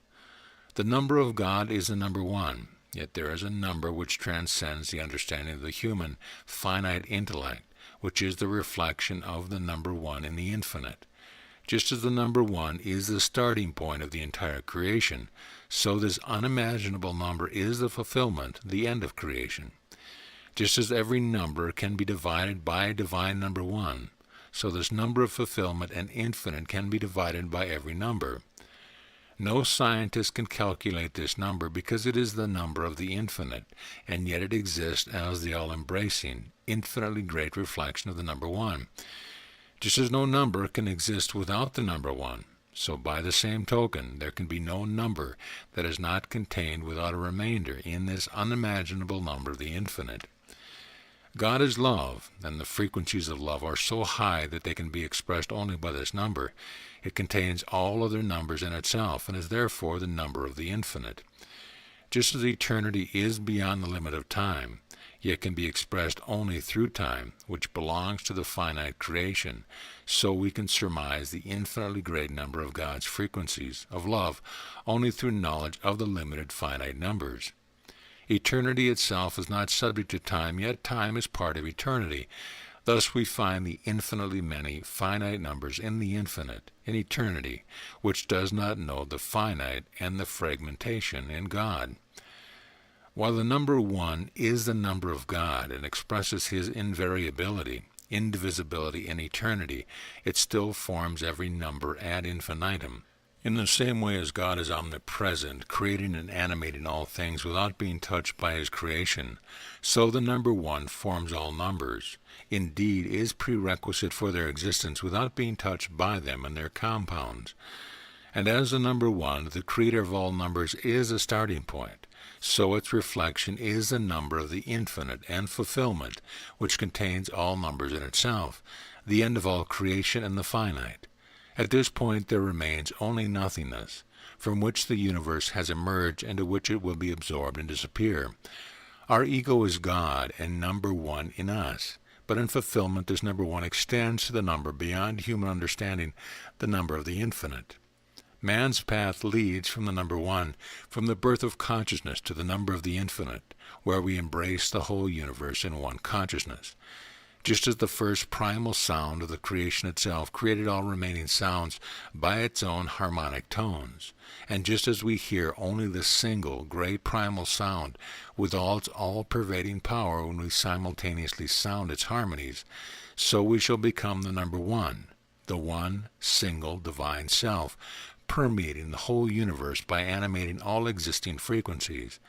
And it will come to pass that all men, all living creatures, the whole of creation will be penetrated, kindled, animated, wakened, and called to new eternal life in God by the all-penetrating power of the primordial number one. Chapter 8. The 7 Rungs of Jacob's Ladder. As long as man is still an unconscious creature, his logos powers operate in him at an unconscious level, automatically in accordance with the laws of nature, as in the case of animals. His sexual energy manifests itself with him as a purely animal physical urge, driving him to rid himself of the unpleasant nervous tension caused by accumulated potency. Accordingly, his state of consciousness is nothing but an animal urge for release. He has no inkling of love, for he is still unable spiritually to experience and manifest his unconscious, dormant desire for it. His higher centers are still in latent condition. His heart is dead. From this apparent death he is awakened by his sex urge. In a state of physical excitement stimulated by his sexual energy, he instinctively seeks a partner. Nature deceives him, for sexual excitement serves the sole purpose of procreation, or propagating the vast current of life in order to attain the great goal, the spiritualization of the earth. Primitive man is ignorant of all of this. He pursues his sexual desires for gratification.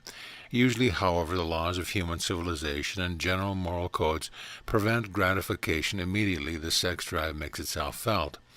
Whether he likes it or not, he is compelled to postpone fulfillment for some time. Even among the primitive Negro and Bushman tribes, the young men who have just reached maturity must restrain their healthy sexuality till the great ceremony. Only then are they initiated into the secrets of sexuality. Whether in other parts of the world or with the white race of the West, it is a fact that man must first wait with his urge till he eventually finds an opportunity of gratifying his sexual desire. While an animal, assailed by sexual desire, seeks a suitable partner and usually finds one straight away. Man is required, then, to wait some time. During this waiting period, the tension mounts within him, and since it does not find immediate release, this energy tries to discharge itself in another way through the nerve channels. The unreleased tension builds up, and thus man is charged with ever-quickening vibration and frequency. If, however, the frequencies of an energy increase, the energy is also no longer what it was previously. Thus, the first transformation of sexual energy, however small, has already occurred. The new tension, increased by accumulation with its higher frequency, now no longer operates solely on his sexual organs, but also on his higher organs, which are able to sustain and manifest the increased frequency. The drive has the added effect of rousing his intellect. He racks his brain for an idea solution. Physical desire awakens his consciousness, and thus the first glimmer, however faint in the dawn of awareness, has been achieved. Sooner or later he also finds a chance to release his sexual desire, so he is not required to repress it, and yet at the same time, the first step in the transformation of sexual energy has been taken. Of course, this does not happen as simply and quickly and appears from this description, and although the effect too varies with each individual, the result is the same. As has been said already, man can develop certain pathologically nervous, often very dangerous inner states known in modern psychiatry as repressions. This happens when his higher nerve centers have not yet been activated, and he is consequently still unable to transform his sexual energies into creative power, yet leads a continent life. But if in the same state of development he restrains his sex drive only for a short period, and then gives it free rein, he will not cause repression. In his yet unconscious state, he has taken the first step on the path of transforming sexual energy, quite unintentionally. What compelled him to do so? Unsatisfied sexual energy. We can therefore say that the very sexual energy within us helps to transform sexual energy. Through the very lack of gratification, it has heightened its tension, and by a mental effort has already elevated and expanded the consciousness in some small measure. In this way, whenever a person is unable to fill his sexual desires on the first impulse, he climbs the next rung on the ladder of growing consciousness. He ascends step by step till he reaches a stage where he becomes invariably conscious not only of his physical desire, but also of his self. Yet the driving force does not cease to work in him. It urges him on with ever-recurring heightened tension, assisting and compelling him to experience by degrees correspondingly higher states of consciousness.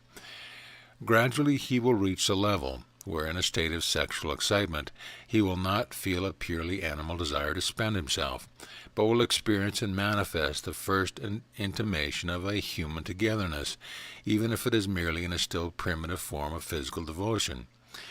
Even though this may be no more than impassioned possessiveness and subjection, there nevertheless exists a new human relationship between himself and the partner, whom he has got to know more closely through sexual intercourse. The first tokens of tenderness, the first symptoms of love appear. Thus his dead heart is in time warmed through and wakened. The purely sexual urge gives way to the desire for fulfillment at a higher level, at the second level of manifestation, that of being loved. And since moreover he begins to emerge from the nondescript mass as an individual, he is thus also no longer indiscriminately content with any partner, but seeks one more suited to him and to his developing taste. Several lives may pass during the course of his development from an uncouth, unconscious primitive man to the attainment of this level. Eternity is long enough. The primitive man, still trapped in the prison of slow, natural development ever eons, may start at the third level of consciousness only in some future life. Then he no longer gratifies his sex urge indiscriminately. He becomes more selective and also tries to please his partner. His relationship to the member of the opposite sex changes to a mixture of sexual desire and sense of togetherness, coupled with possessiveness. With altogether primitively and selfish is already an inferior form of love. His originally purely sexual urge has turned into amorous, which ties him to a particular person. This amorousness is further fanned by the fire of his sexual energy, which through waiting has intensified. On the other hand, his sexual desire is heightened by the hope of winning this one person of his choice. Such sexual energies, having been raised to a higher level, act with an intensified effect on the higher centers if in discharging they encounter obstacles. We could list numerous instances from the history of mankind which prove what ingenious and cunning feats lovers can be made to perform by their frustrated sexual desire, if in spite of all obstacles they are determined to win the unattainable partner. Frustrated sexual energy has a very stimulating effect on the higher centers, above all on the intellect. The kindled intellect promises the lovers the highest happiness through gratification of their sexual desire. Thus their amorousness is further enhanced, and for reason of love, if nothing else, they get married. If a man has attained his goal and married, sexual energy finds its outlet free of restraint. Usually, however, sharp-witted heroes and heroines of love then turn into satisfied, boring Philistines, till such a time as Providence compels them to renewed transformation of energy. The husband, caught in nature's trap, begins to think more about his work in order to ensure a better life for his family, if not entirely because of the pleasure work affords him. He seeks to achieve more. In so doing, he is impelled to direct more energy into the higher channels, through which he discharges a greater proportion of these creative energies. Thus the average man is compelled by his sexual energy and his amorousness to direct part of his driving force to the intellectual level and to convert it into mental effort. He gradually comes to know the pleasure of creative work, and thus for the first time he experiences a kind of self-confidence. His self-awareness grows and expands. Time and habit transforms his possessiveness and lust for his life partner, who by this time has become the mother of his children, into a spiritual human bond, a loving domestic harmony, an already higher, more selfless form of love. Thus, unconsciously and without noticing it, he directs his sexual energies increasingly into higher centers and gradually attains the next, the fourth level in the development of consciousness. He begins to receive and emit even higher frequencies. These rouse and open still other higher nerve centers. He begins to think even more, and no longer merely about how better to gratify his impulse and how to obtain yet further sensual, sexual pleasure and delight. He also starts taking an interest in higher things. He seeks to give his life more substance. He gradually becomes more individual. He knows that in physical love, too, only an understanding partner with whom he shares a spiritual affinity can give him gratification. He looks for and expects from his lover a similar way of thinking and a similar taste, but his increased demands in love narrow the choice of suitable partners, and thus, too, his chances of full sexual gratification. The more refined his taste, the less easy his gratification.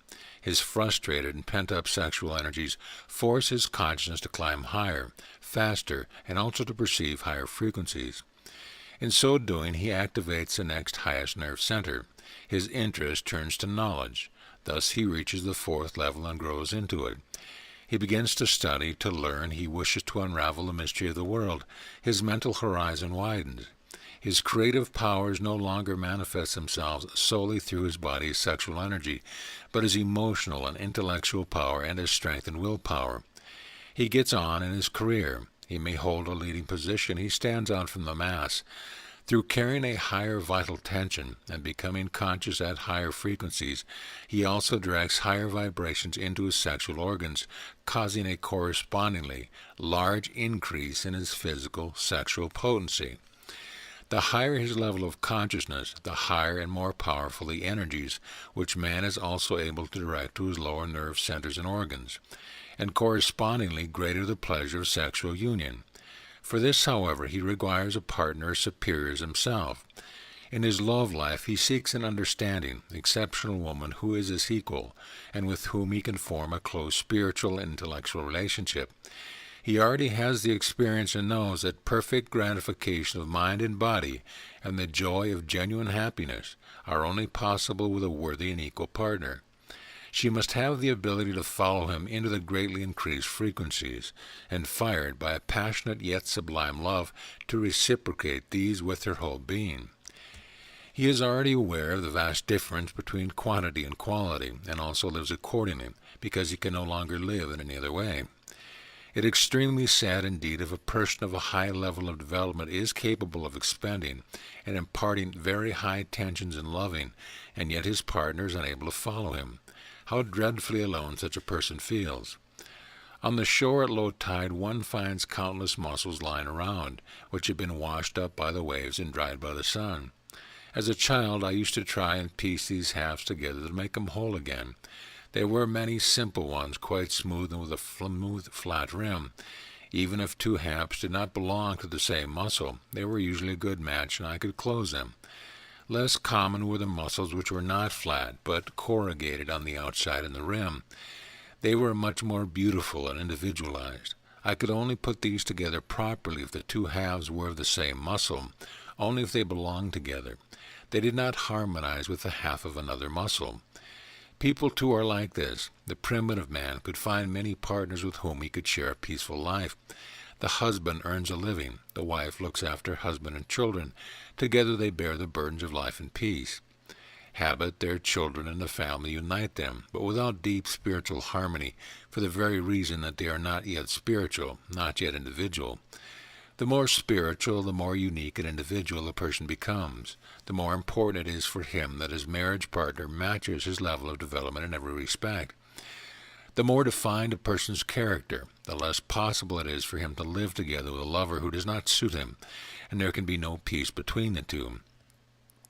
The higher man's level, the more essential it is for him that his partner's intellectual level, her intelligence, way of thinking, taste, right down to every detail of their lovemaking, indeed her whole nature, suit him perfectly.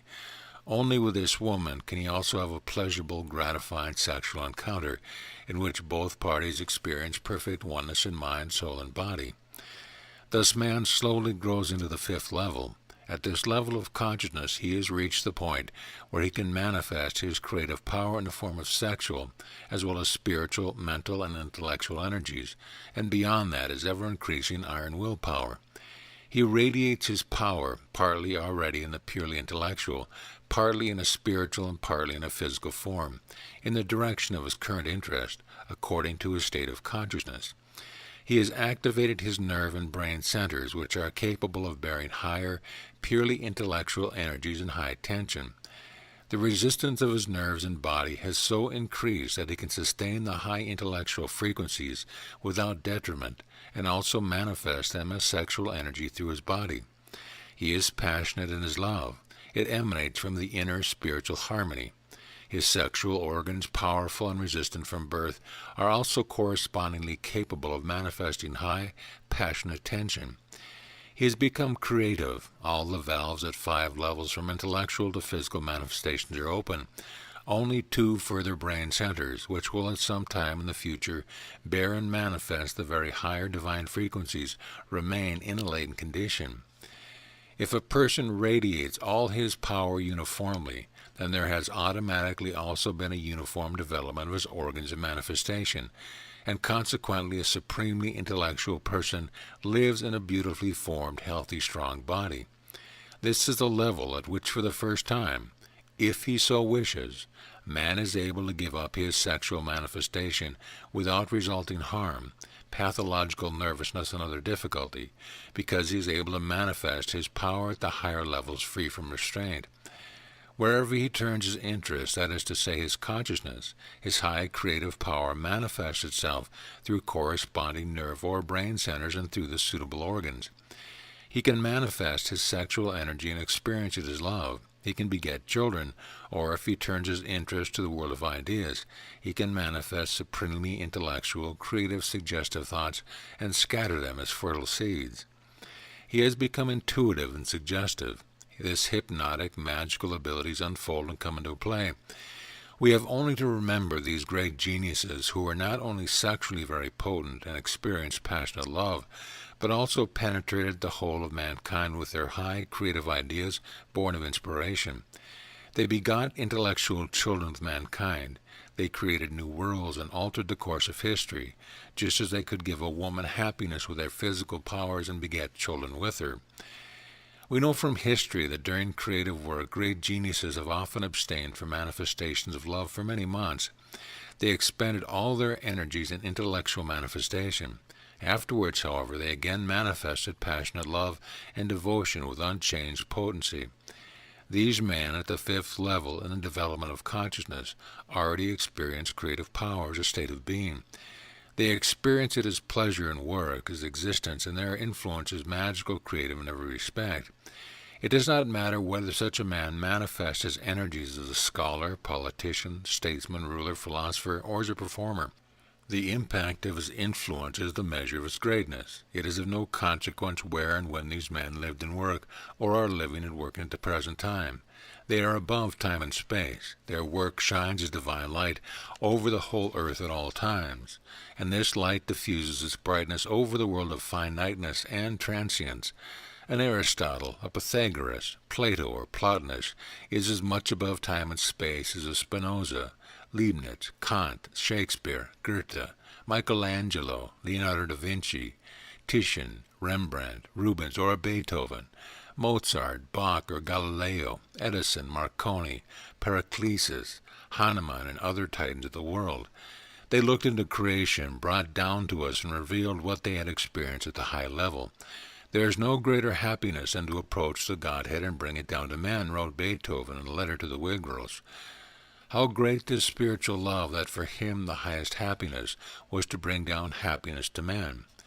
Many of these great geniuses experienced physical love and enjoyed it to the full. It is, however, neither necessary nor possible to list here the number of titanic men who have transformed human love into divine love. I recall, for instance, Plato. It is after him that we term ideal love Platonic, and Dante, who created an image of pure heavenly love in Beatrice in his Divine Comedy. We observe, too, that many of these men were deeply religious, without bigotry, and yearned for God, and we know that many of these giants could abstain from manifesting sexual energy over a long period and remain harmonious and healthy, free from repression. Beethoven was asked why he did not marry. "How could I write my music if I were to expend my energies in conjugal life?" was his reply. Man just cannot serve 2 masters. He must decide whether to direct his creative power into the higher or lower centers. Truly great men have never lived licentiously. On the other hand, incarnations of the rake never have nor will become great men. We find this truth very graphically symbolized in the biblical account of Samson. Samson possessed incomparable and invincible magical power, which radiated from his higher brain centers, thus from his skull, like a thick mane of hair.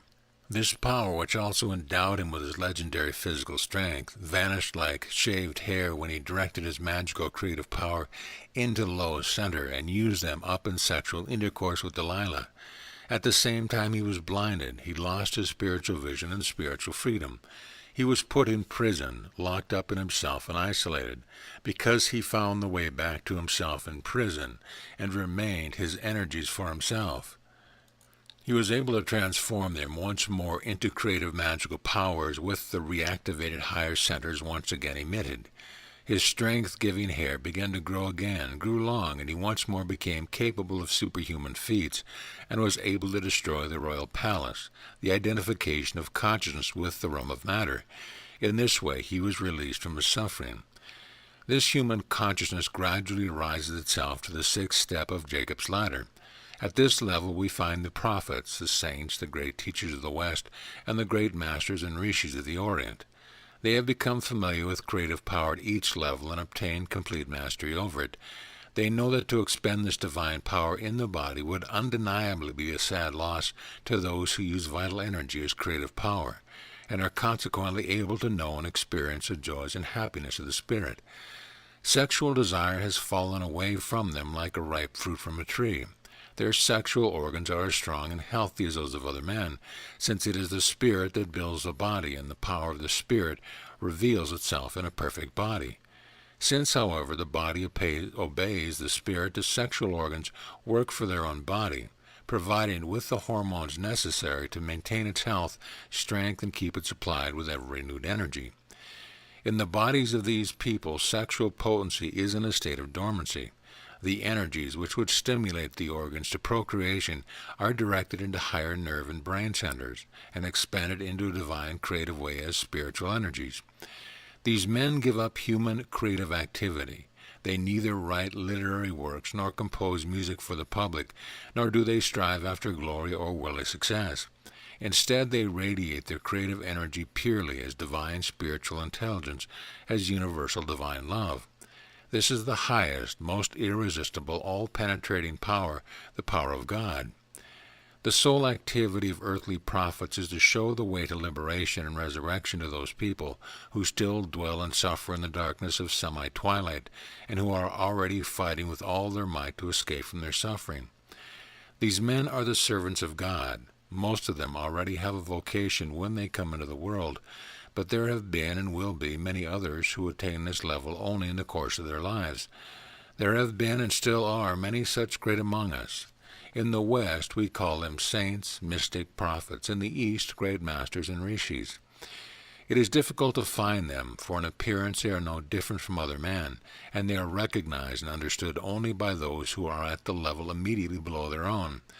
Others may worship them because they feel their greatness, but they cannot understand them. Some even hate them because they feel their greatness and imperviousness to all temptation, and therefore feel inferior and insignificant beside them. And yet he who seeks God from the depth of his heart finds these men, for by their fruits ye shall know them.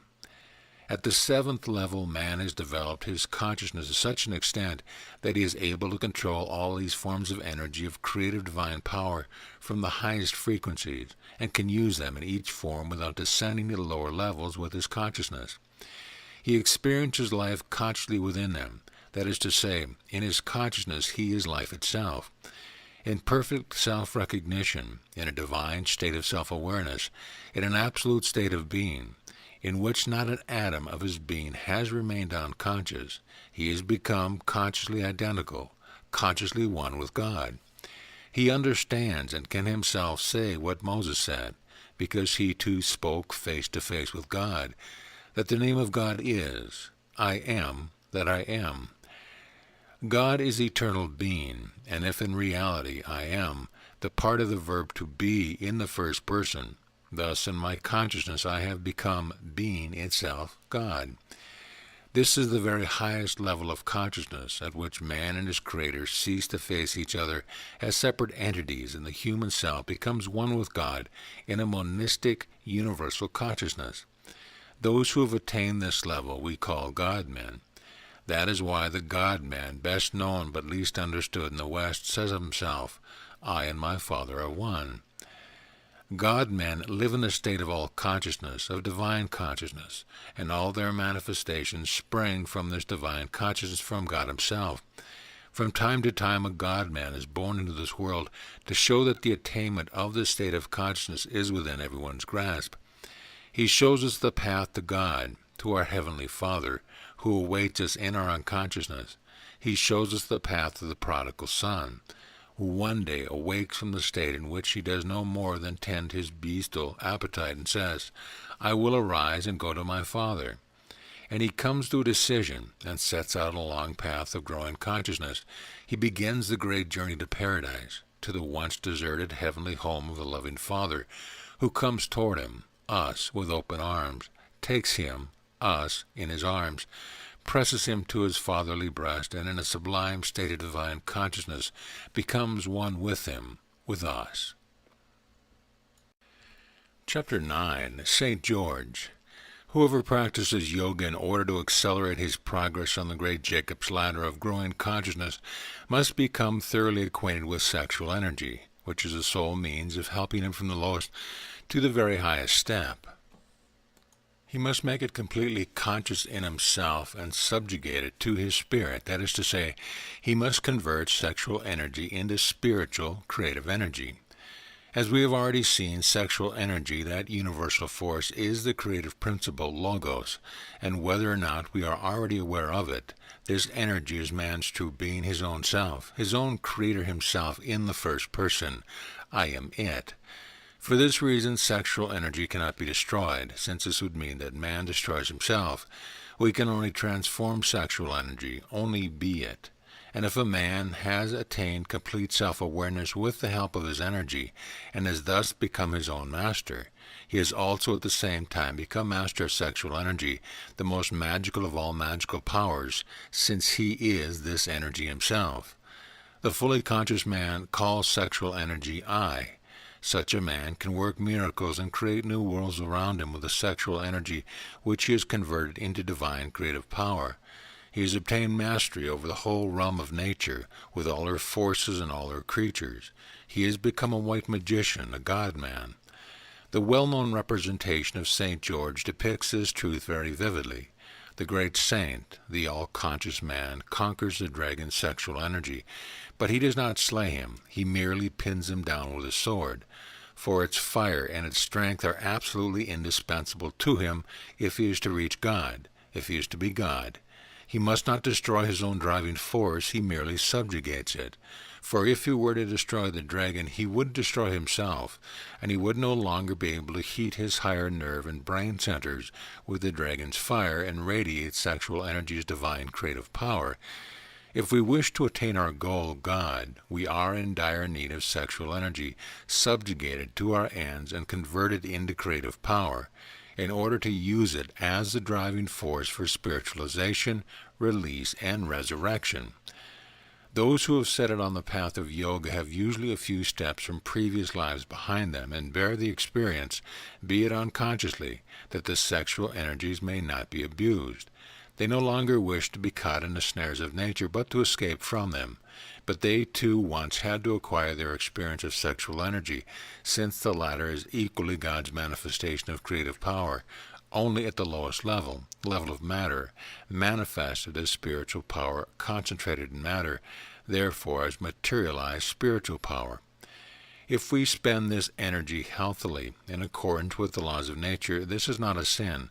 It only becomes so if this concept is at all valid, when sexuality is abused for the purpose of dragging down the higher spiritual energies by expending them without inner harmony as an end in themselves, in an exaggerated and unnatural way, through the glands stimulated by perversities and artificial means. This process robs man of both his will power and suggestive power and greatly weakens his sexual organs.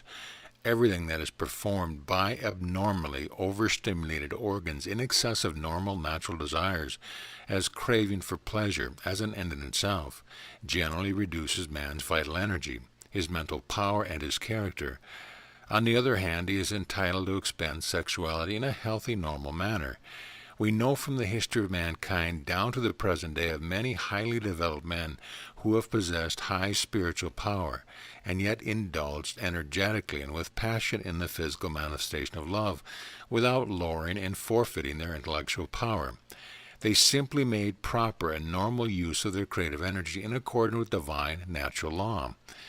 They experienced physical love and devotion based on healthy affection. Therefore, they expended physical energies physically.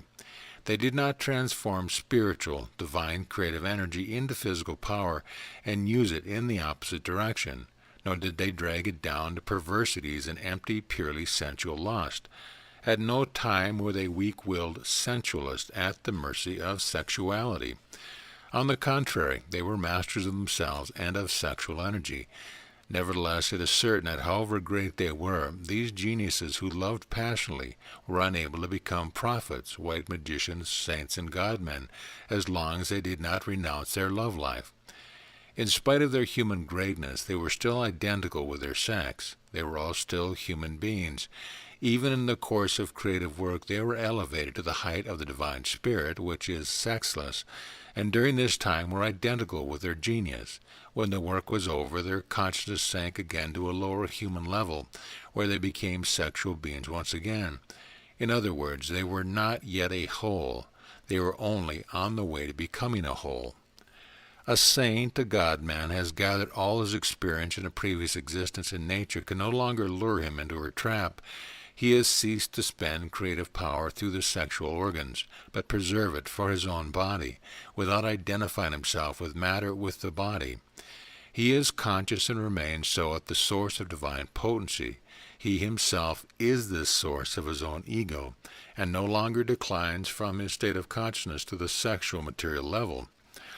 Thus he directs his sublime, higher frequency energies into his body, which is so completely transformed by them that the substance of the body of a saint or a God-man differs fundamentally from that of the average man.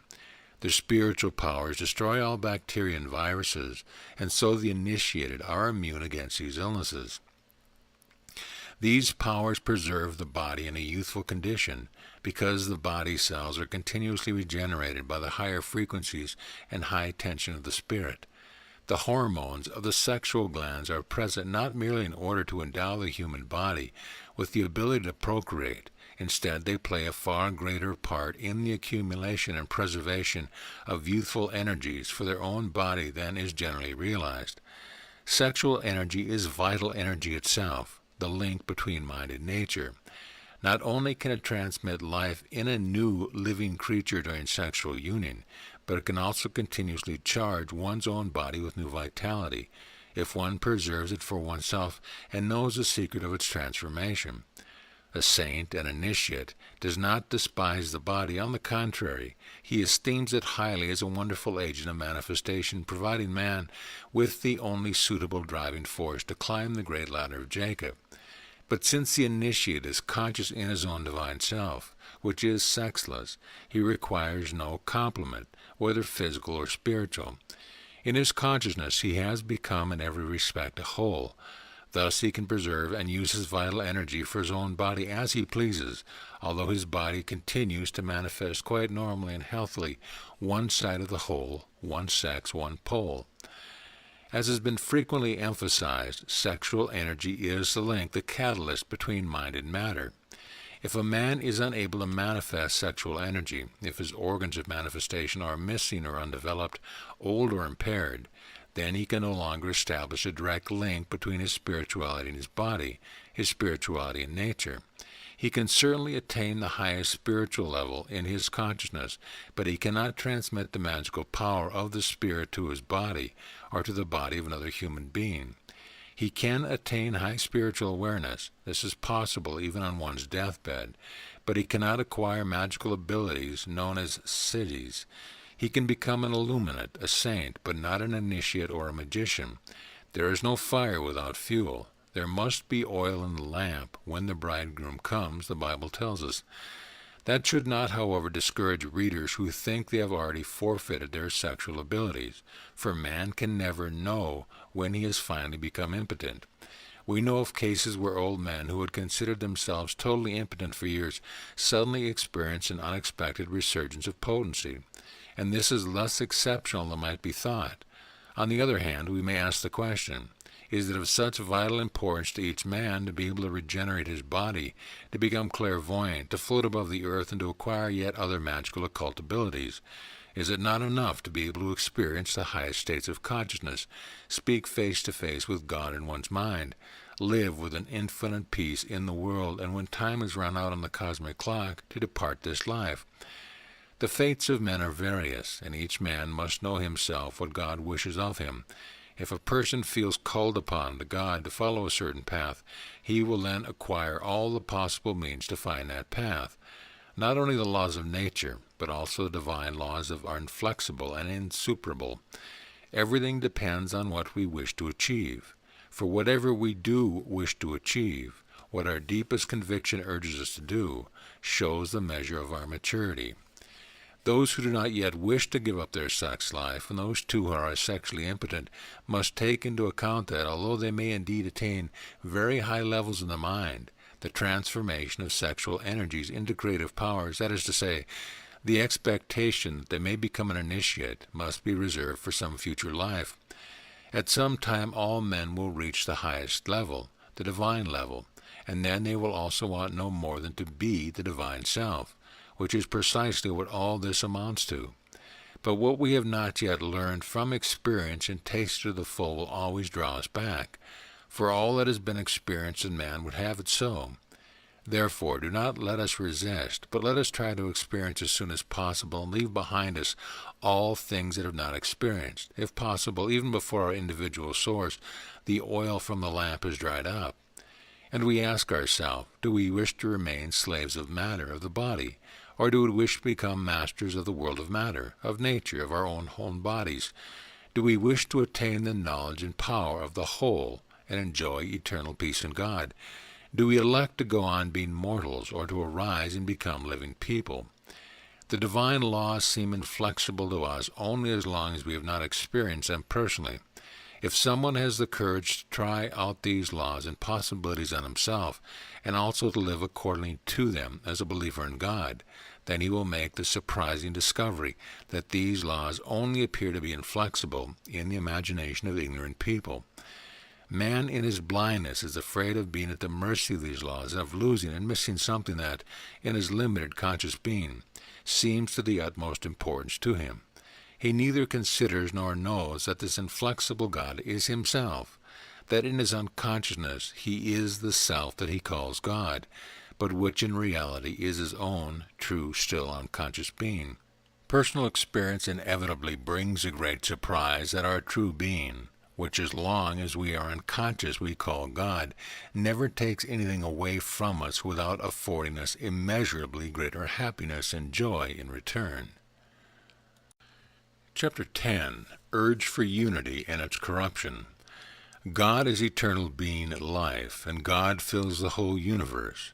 God, eternal being life, where the two poles still rest within each other, is a unity which does not know duality.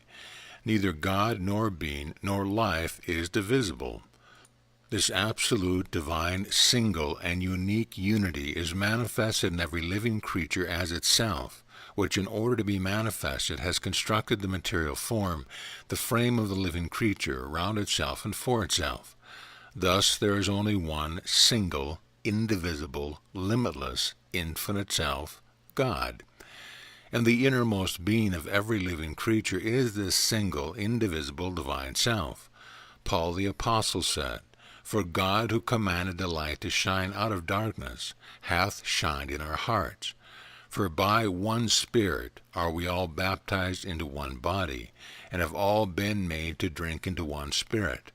And whether one member suffer, all the members suffer with it. Now ye are the body of Christ Logos, and members in particular." In the language of today, the self of God is the Spirit in the whole creation, the visible universe, his body. We human beings are the cell of this gigantic body, capable of manifesting the sublime, just as the brain cells in our body manifest the sublime in our microcosmic being. Every living creature, therefore, bears within him, in his unconsciousness, where it is a whole, the unity of the self, and this unity manifests itself in him through its unconscious urge to re-emerge with the whole universe and all its living creatures and to become one with them. The self, which requires the propagation of life for the spiritualization of matter, exploits this urge for unification, manifestation, and fulfilling it in living creatures through the two great instincts, preservation of the self and preservation of the species. Both are therefore different manifestations of the urge for oneness. In the first of these, the instinct of self-preservation, logos, urges living creatures to become one with each other, in order to preserve life in one and the same material form, in one and the same body. In the second, the instinct for preservation of the species, living creatures are made to transmit life in another, subsequent living creature, thus in other material form in another body, and thus to preserve the continuity of life in every possible way. The instinct of self-preservation causes the larger living creatures to devour the smaller ones in their urge for oneness. Nature exploits this urge in order to nourish her creatures at the same time. Living creatures, however, feel this urge for unity even when they have no appetite.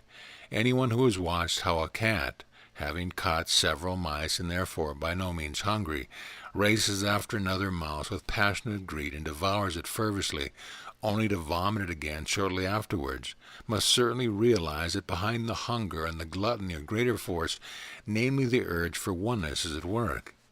Living creatures have the urge to unite completely, to acquire an identity with others without sexual union. And since the mouth is the opening to the inside, they want to become one by the shortest way. Hence they take their victims into their mouth, eat and swallow them. Animals yield to this urge and literally eat one another up. We human beings do the same thing, only we first cook or roast our victims. The tiger, too, yields to this urge when he races after the antelope and devours him. And all animals who bite into and devour one another do so out of the same unconscious desire for oneness. Human beings also know this urge, especially in case where sexual intercourse is out of the question. The infant puts everything in its mouth, although it is not hungry, and we adults say to a person of whom we are very fond, "I love you so much I'd like to eat you up." And when one loves, one has the urge, which cannot be realized, to press the other persons to one's bosom, to bite him, to force one's way into him, unconscious urge for unity. The instinct for preservation for the species causes living creatures to manifest the purge for oneness by imitating the unity of God, in which the two poles rest within each other, with the aid of the sexual organs. There are also cases in nature where the urge for unity manifests itself through both these instincts, as for instance with the female spider and the praying mantis, which devour their mates immediately after sexual union. How wisely has it been decreed that the urge to realize the unity of God compels living creatures through both instincts, on the one hand, to preserve life, to nourish the body, to eat, and on the other, to transmit life in new living creatures, to engender new life. Since in the divine spiritual primal state, the two poles of creation, the positive and the negative, the giving and the taking, force and resistance, rest within each other in perfect equilibrium, they are at the spiritual level no separate male and female sexes. There is only the complementary unity of both. The spirit is one and complete in itself. Christ says in the Bible, "The children of this world marry and are given in marriage, but they which shall be accounted worthy to obtain that world and the resurrection from the dead neither marry nor are given in marriage, neither can they die any more. For they are equal unto the angels, and are the children of God, being the children of the resurrection." Luke 20:34, 35, 36. In the creation of the world of matter, the negative pole is expelled from the unity. Thus they fall into duality and stand opposed as God and Lucifer, as force and resistance, as man and woman. But the unity between the two never ceases. It continues to manifest itself when they are separated, as tension drawing the poles toward and into each other. As a spiritual divine level, the poles fuse together and repose in each other. The physical sexual union is the self-reflecting, imitating image of this divine unity. But fulfillment in the material body is impossible, for matter isolates, separates, and keeps the two poles apart in spite of the recurrent, desperate urge and attempt to attain true unity. The sexes try to unite, but fall apart again, and this occurs over and over again ad infinitum. A true unity at the level of matter is therefore impossible. Of all living creatures, however, man alone can experience the union of the poles within himself as a purely spiritual state of consciousness, although his body, if healthy, manifests only one sex in accordance with the present law of nature. For in the spirit the two poles have never separated, they rest within each other, and man bears this unity within him as a state of consciousness if he becomes conscious in the spirit. The separation of the sexes exists, therefore, only at the level of matter, in the material, isolating world, which offers resistance in the body. The body manifests only one half of the wholeness of God and tries to reproduce the unity, not inwardly as in the spirit, but outwardly, with an outside body, belonging to another being. Thus originates the creative, life-giving act of procreation. The oldest playing cards in the world, from which all other playing cards derive, originally they were not playing cards, but part of the Holy Scripture of the Jews, the Kabbalah, and represent the alphabet and various levels of consciousness of man.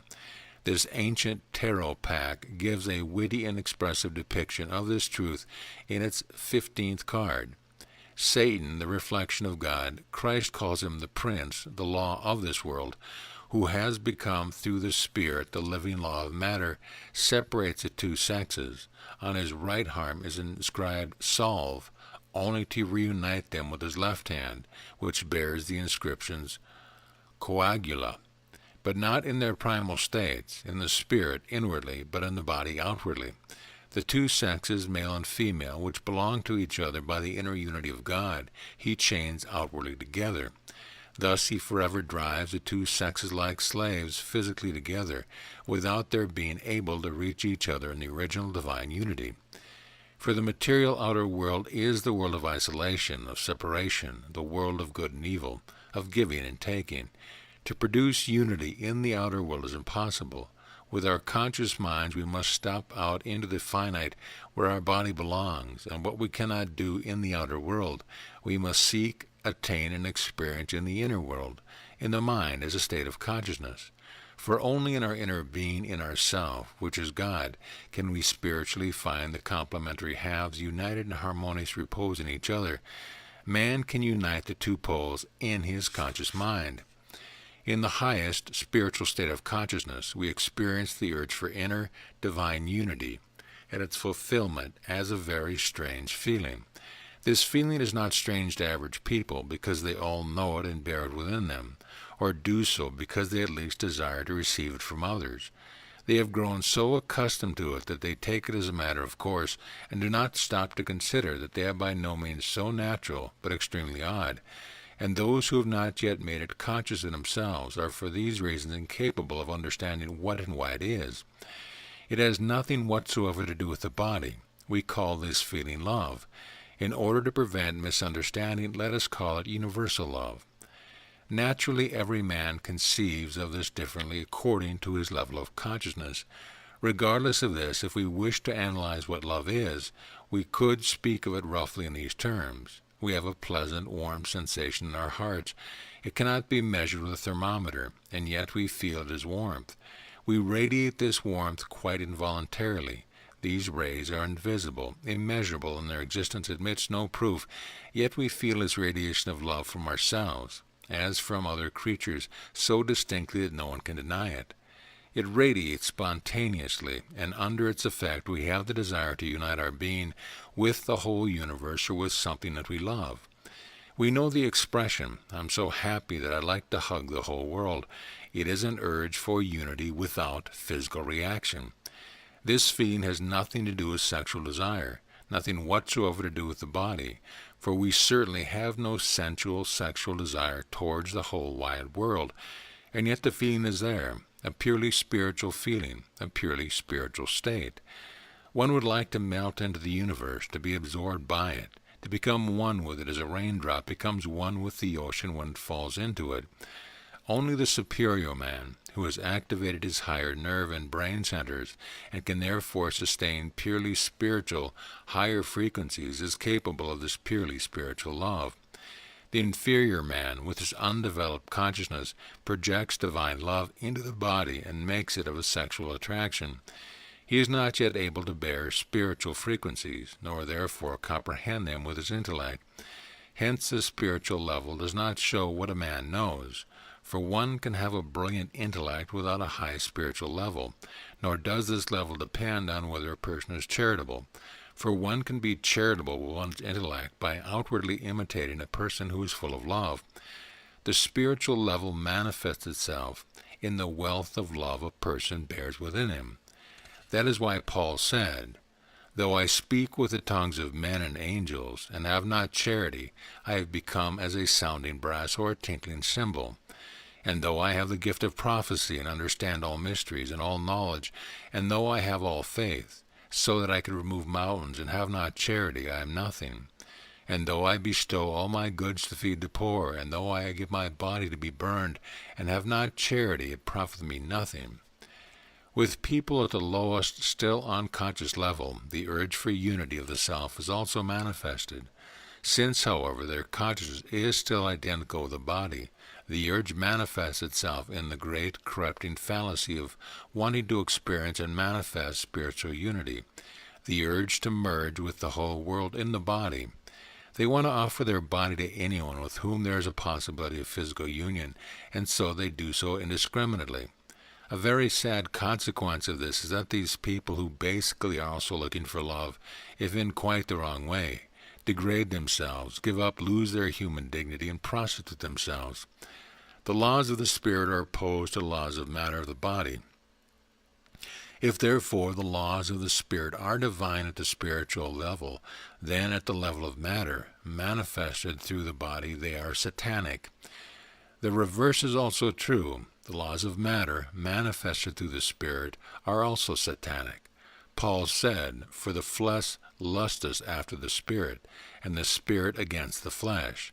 And these are contrary the one to the other, so that ye cannot do the things that ye would." Galatians 5:17.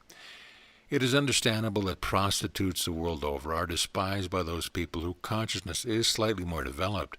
Those labeled here as prostitutes include not only the official prostitutes, for among these are very often people whose degradation is due to indescribable poverty.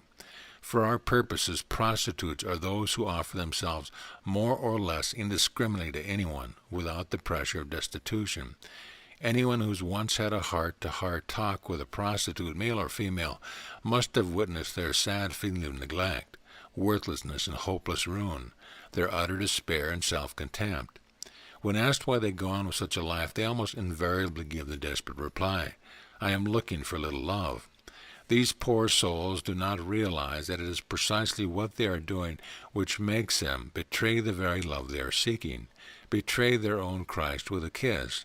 They expend love, lift up their heels against it, kill it, because their deed does not spring from an inner harmony which binds two people together. It is particularly sad in the case of women, who should guide their husbands on the long path to God, to divine consciousness.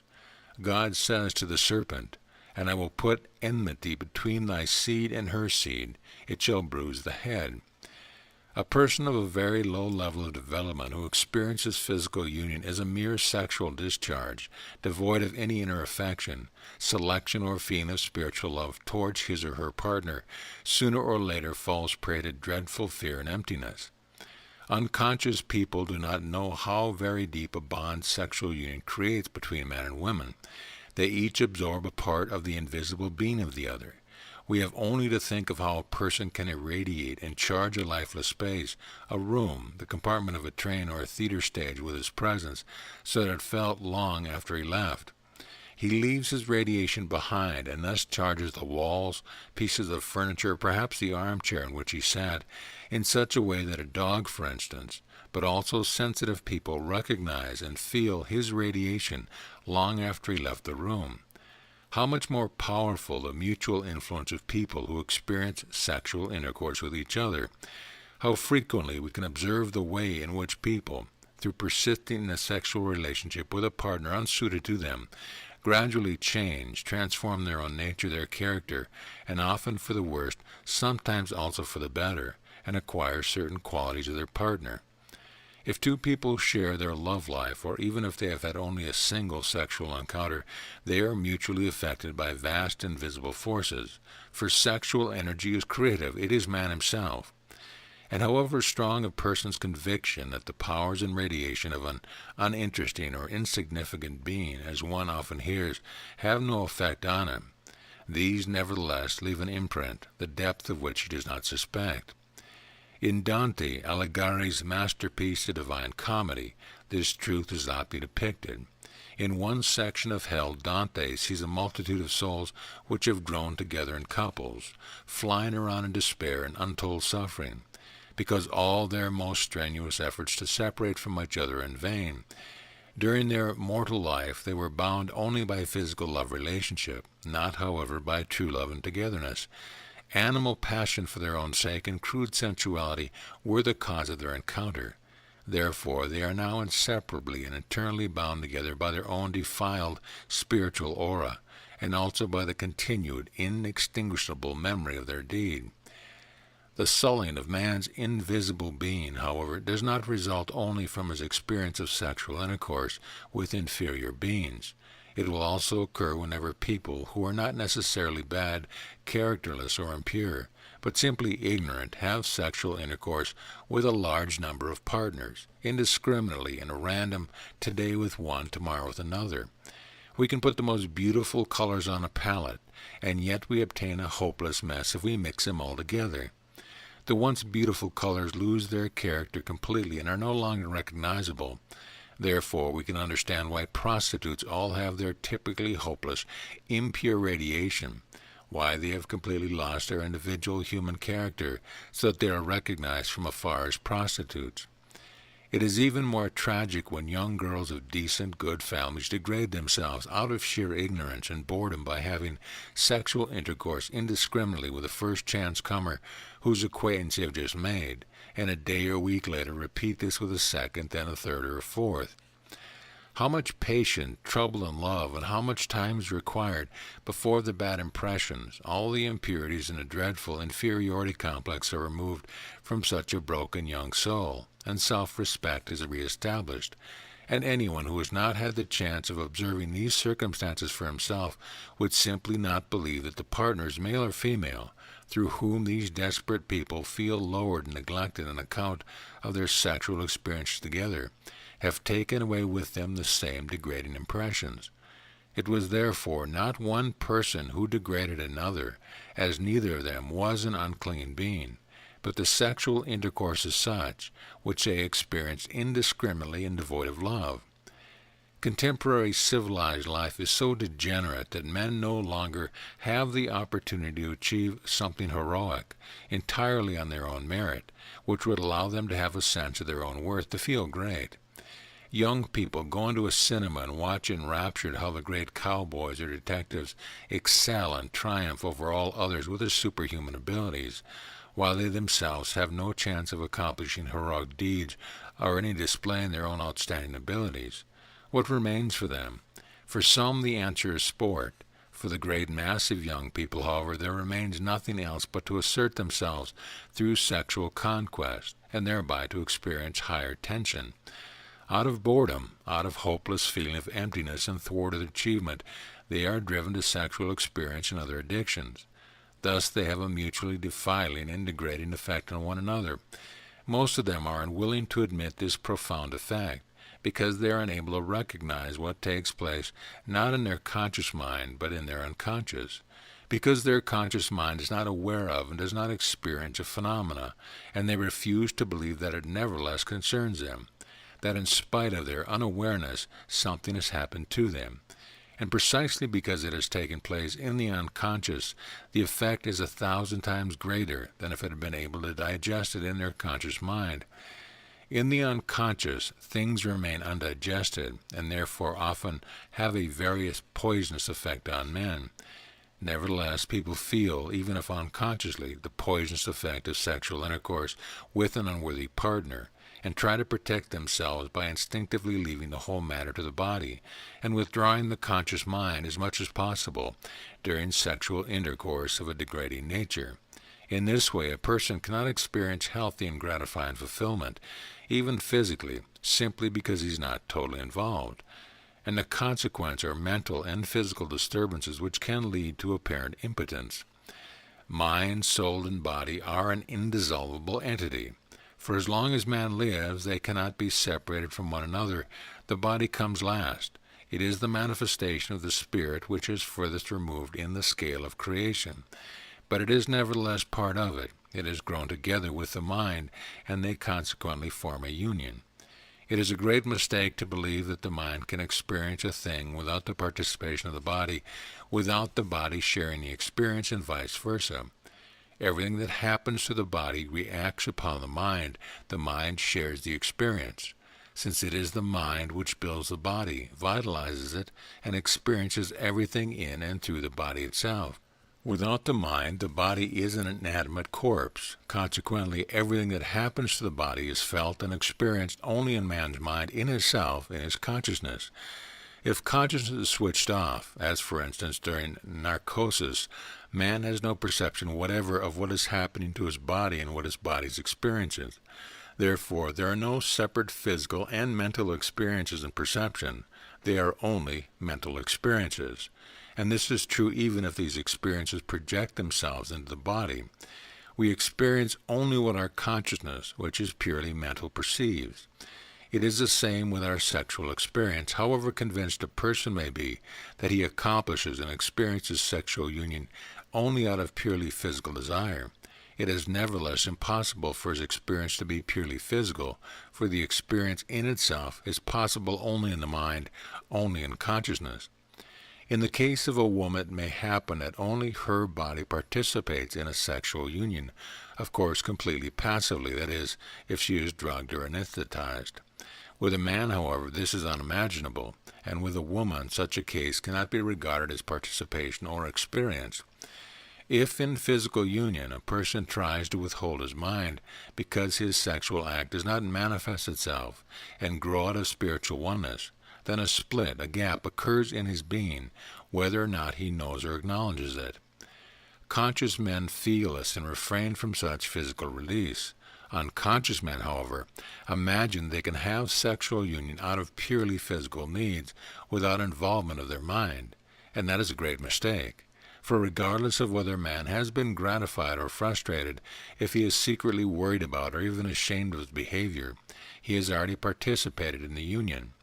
For being frustrated, ashamed, or worried are also inner states of consciousness, but not physical reactions.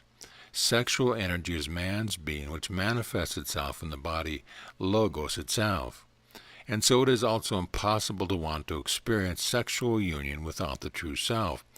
It need be explained no further that man can only speak of true physical joy, of physical fulfillment, and the sexual happiness of lovers, if physical oneness grows out of true love, true spiritual harmony, and he can abandon his whole being to the feeling of sexual happiness without subsequently having to feel shame. The primitive man is content with any partner of the opposite sex who physically answers his simple taste. He attaches no importance to a spiritual inner union, since he himself is not yet spiritual, awake, and conscious. But a man with more developed consciousness, with more pronounced individuality, can experience the real joy of love and true gratification, physically and spiritually, only with one partner who above all harmonizes with him in spirit and reciprocates love of every kind with love. We only feel at ease in shoes and clothes which have been made to our personal measurement. This is really a purely physical matter, and yet it has an influence on one's whole state of mind. How much more important is it that a man finds the partner who has suited him in every respect, in mind, soul, and body, who is in every way his complement, whom he can really love and whom he can really trust.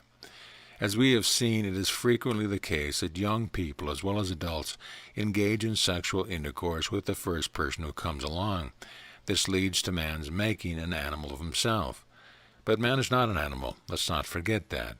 These words are not the product of sentiment or religious false morality, but of the experience acquired over 3 decades with a very large number of young people and also adults who in their mental and physical distress sought help, and have continued to do so in ever-increasing numbers. The West, too, has discovered that sexual impressions can give rise to serious mental and physical disturbances. Consequently, the pendulum has swung to the left, and many people want to rectify all mental disturbances by giving free rein to sexual desires, whether real or imaginary, without moderation or discrimination, and by trying to overcome inhibitions, which have often a purely psychic cause with sexual excess. But the time is near when the pendulum will again swing to the other side, and men will be led back from artificially bred animality to a clean humanity. Many despairing people return from a dead end, from a total abnegation of life, indeed even from the urge to commit suicide in normal life, through an uplifted way of thinking and way of life. Misguided people mistakenly believe and teach that the one and only salvation from the different forms of mental distress is to lead a licentious sexual life and to squander one's energy indiscriminately. But men seek love, and they seek it also in sexuality, even if erroneously. Anxiety and existential problems can never be solved by sexuality. Chapter 11. The Sun, Creator and Destroyer of Life. If a practitioner of yoga feels the need to lead an abstemious life in order to make faster progress on the path, then he should first examine himself thoroughly to find out whether he or she is mature enough for this. He should not act like a fox who finds the grapes too sour because he cannot reach them and therefore does not want to eat any. He should be ready and able to digest higher nourishment because he has eaten so many of the grapes that he knows them and does not need them anymore. He can be given advice of how to live abstemiously without incurring danger, for an abstinence way of life only makes sense if it is profitable and not harmful. At this point it is again necessary to speak of patience, for it takes time to activate the higher nerve centers through a completely continent life. Nor can one make an adult of a child if its time has not yet come. And if one were nevertheless to take away its toys and compel it to behave like an adult, it would still not grow into adult, but would become mentally ill. Thus we must wait patiently until the high nerve centers indicate that they are becoming active, and that the transformation of sexual energy into higher forms of energy has become possible. This does not happen overnight.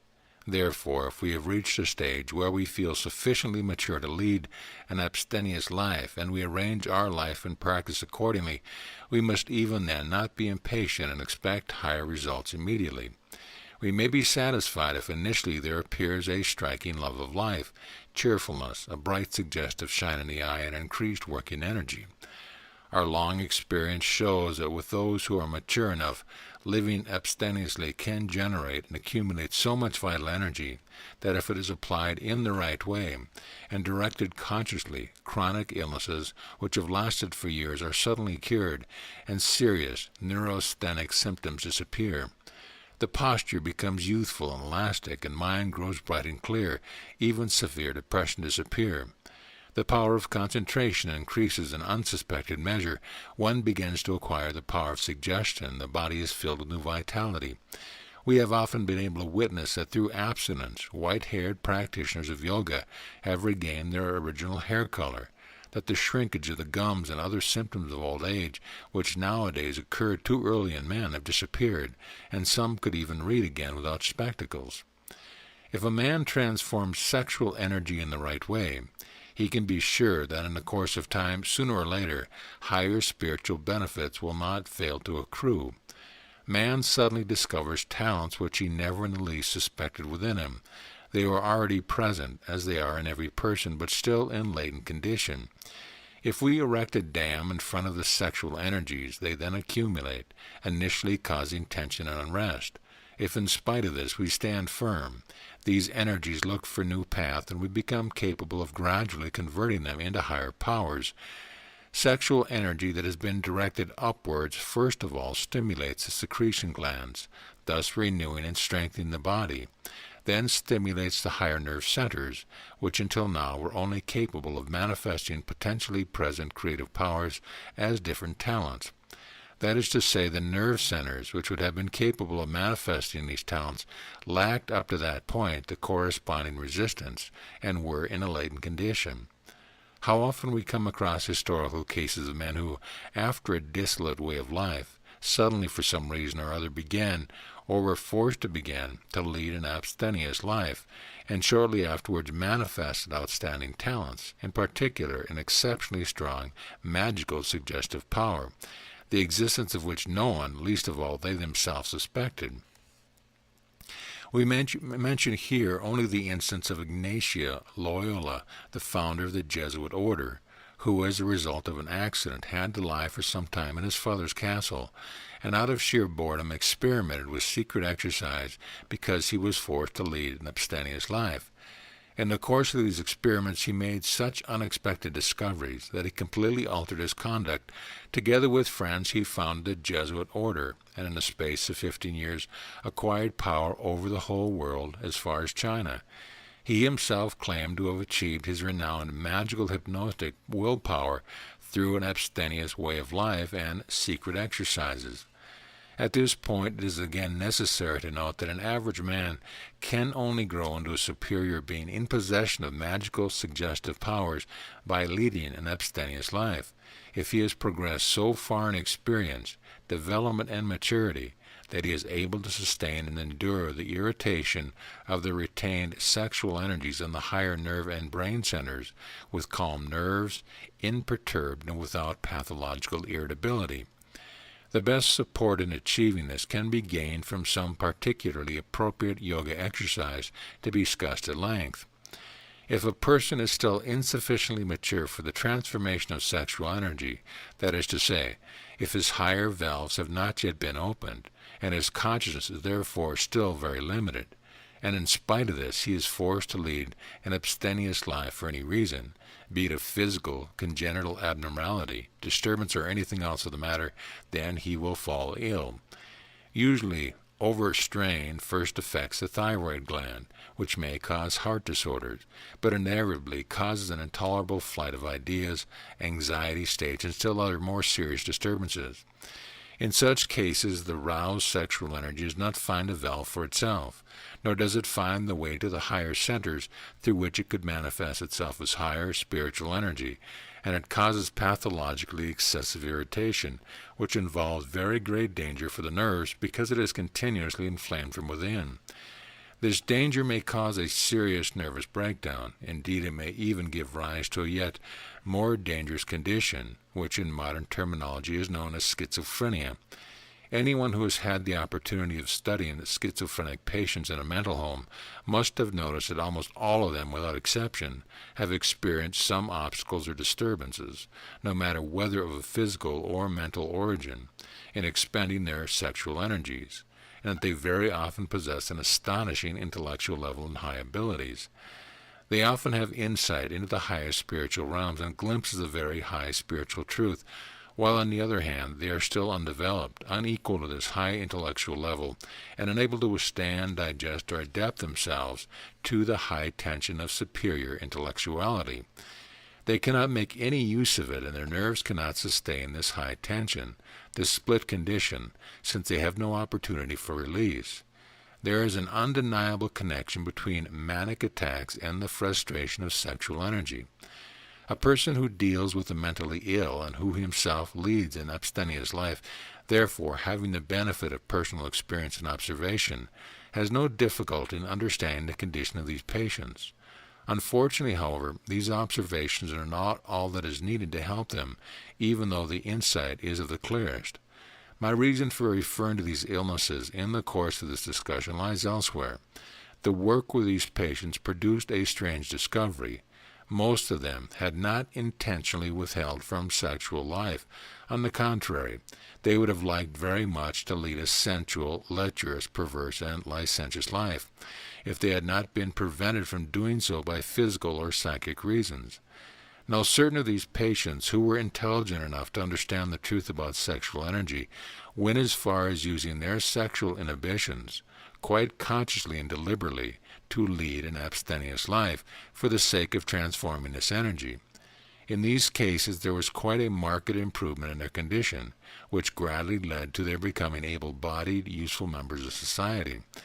The voluntary abstinence of these patients had to be coupled with the change to morally superior mentality. They had to be led back to God. This is not so easy to achieve with such patients, and therefore in only a few instances was an improvement possible. But those cases where there was a vast improvement that one could really speak of to cure prove the deep link between schizophrenia and the sexual energies unintentionally and involuntarily dammed up.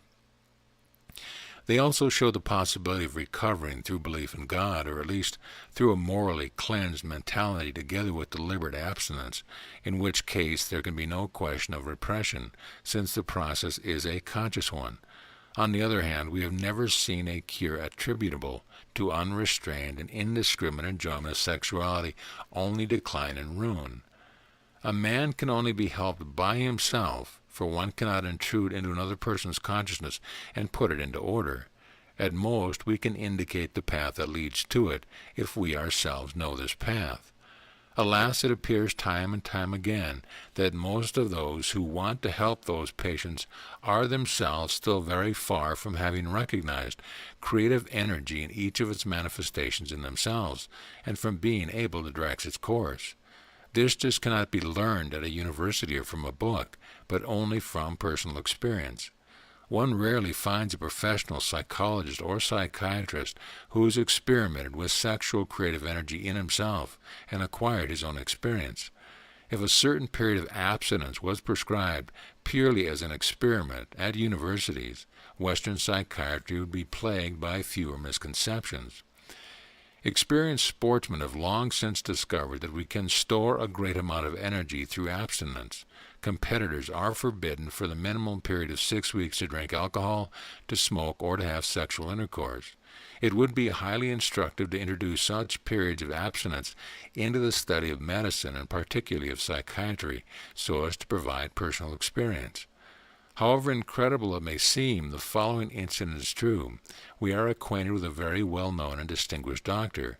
After he and his excellent wife had brought 5 handsome sons into the world, he chose to adopt an abstinence way of life, which in his own words allowed him to preserve all his energy and to concentrate much more on his patients, to achieve much higher accuracy in his diagnosis, and to find instinctively the best method of curing his patients.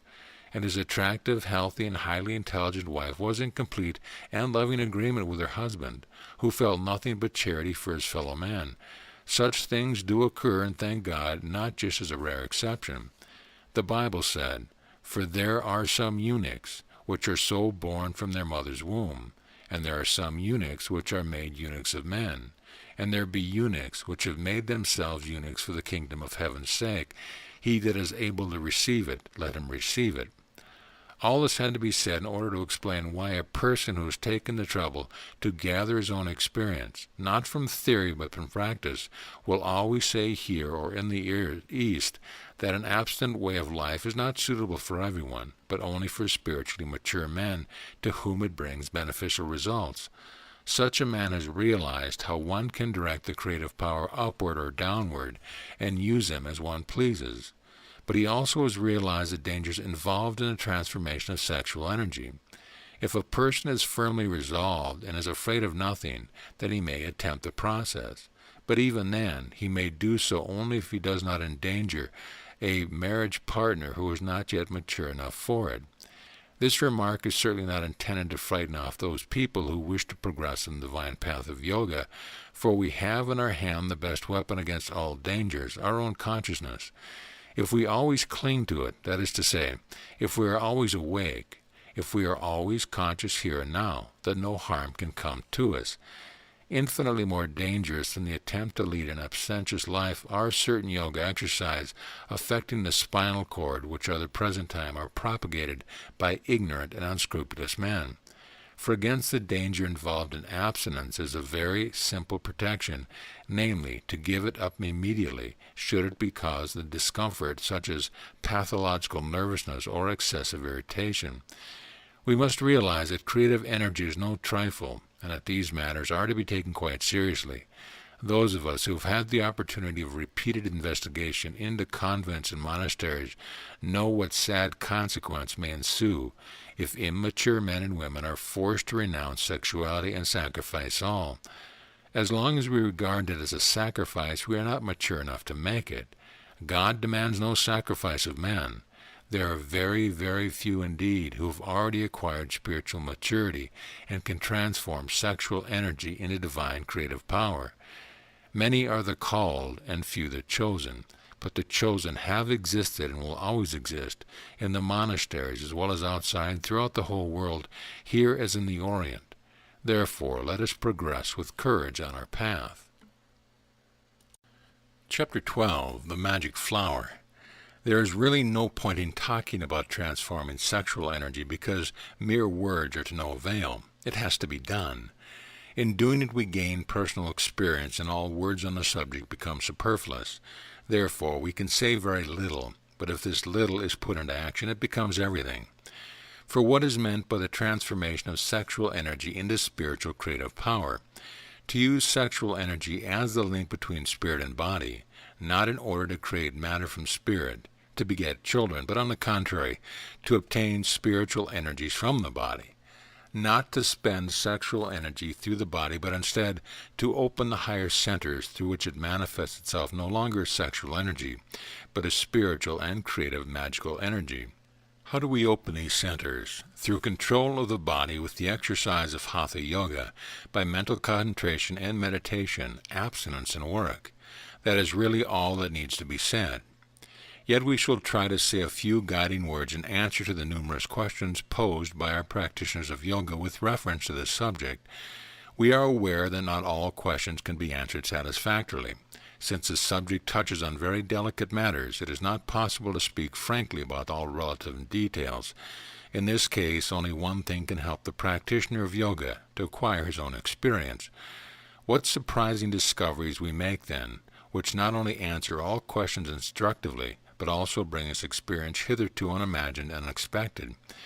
Experience will then reveal to us further secrets which have always been latent in man and the human body, while we have remained unaware of their possibility, that is, of their existing in reality and not only symbolically.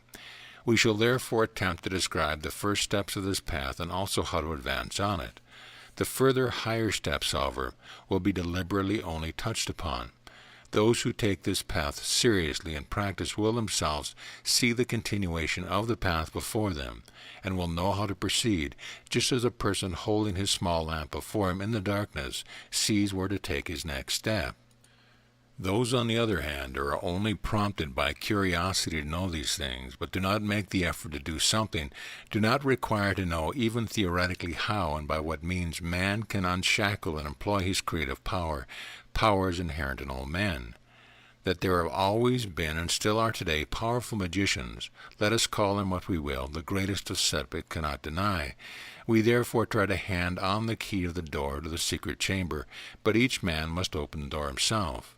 What treasures will be found there, and how they are to be used, there is no need to say more about them. Each man will know himself without further explanation. If we wish to climb up Jacob's ladder, we must above all one thing, without which there is no progress, and that is patience. The spirit, the self, is above time. The spirit is timeless. Patience is the state of timelessness. Hence, if our goal is to awaken spiritually and achieve spiritual consciousness, we must first of all adjust our minds to timelessness. And if the devil of impatience tries to take hold of us, we must at once console ourselves with the thought, in eternity there is time enough. Just as a Chinese or Indian painter never works on his timeless masterpiece while thinking, I must hurry to get this finished on time, otherwise he could never accomplish these breathtaking works of art, so too must the practitioner of yoga renounce all notion of time with which regard to his inner progress. Even if, by using the method for quickening the growth of the consciousness, man shortens the way to divine self-awareness by thousands of years, this process of development takes time. Eternity is long enough, and God knows exactly how much time we require to follow our path to the goal. We do not need to worry about time. Only the person lives in time, in the finite. Our spirit, which is the Spirit of God, does not know time and space. Let us do everything to shorten this way as much as possible, but let us never think of how much time we shall take to do so. This thought would paralyze us and make us feel the lashes of time on our back. The spirit is timeless, and ever we think of time, we crucify our own spirit, our own self. That is why we become so nervous if we have to rush, if others hurry us on impatiently. For the self, Christ Logos, is crucified on the two great beams of time and space, and if we do that with our own self, with our own Christ, we lose the strength and courage of the spirit which is so sorely needed. The fact that he does not notice his own progress is the greatest test for the practice of yoga. Just as a child does not perceive when he grows into an adult, so a man does not notice, or rarely so, when his consciousness expands, rises, and he becomes more aware. Just as someone who gets into the lift on a ground floor, locks himself in and ascends, does not notice what height he has reached, since he is always there with himself in the small cage, and can only estimate it when he gets in the top and looks down. So the practitioner of yoga does not notice when his consciousness expands, and how many rungs he has already left behind him on the great Jacob's ladder. Only if he now and then casts the backward glance does he see what ignorance and darkness, compared with his present state, he's emerged from.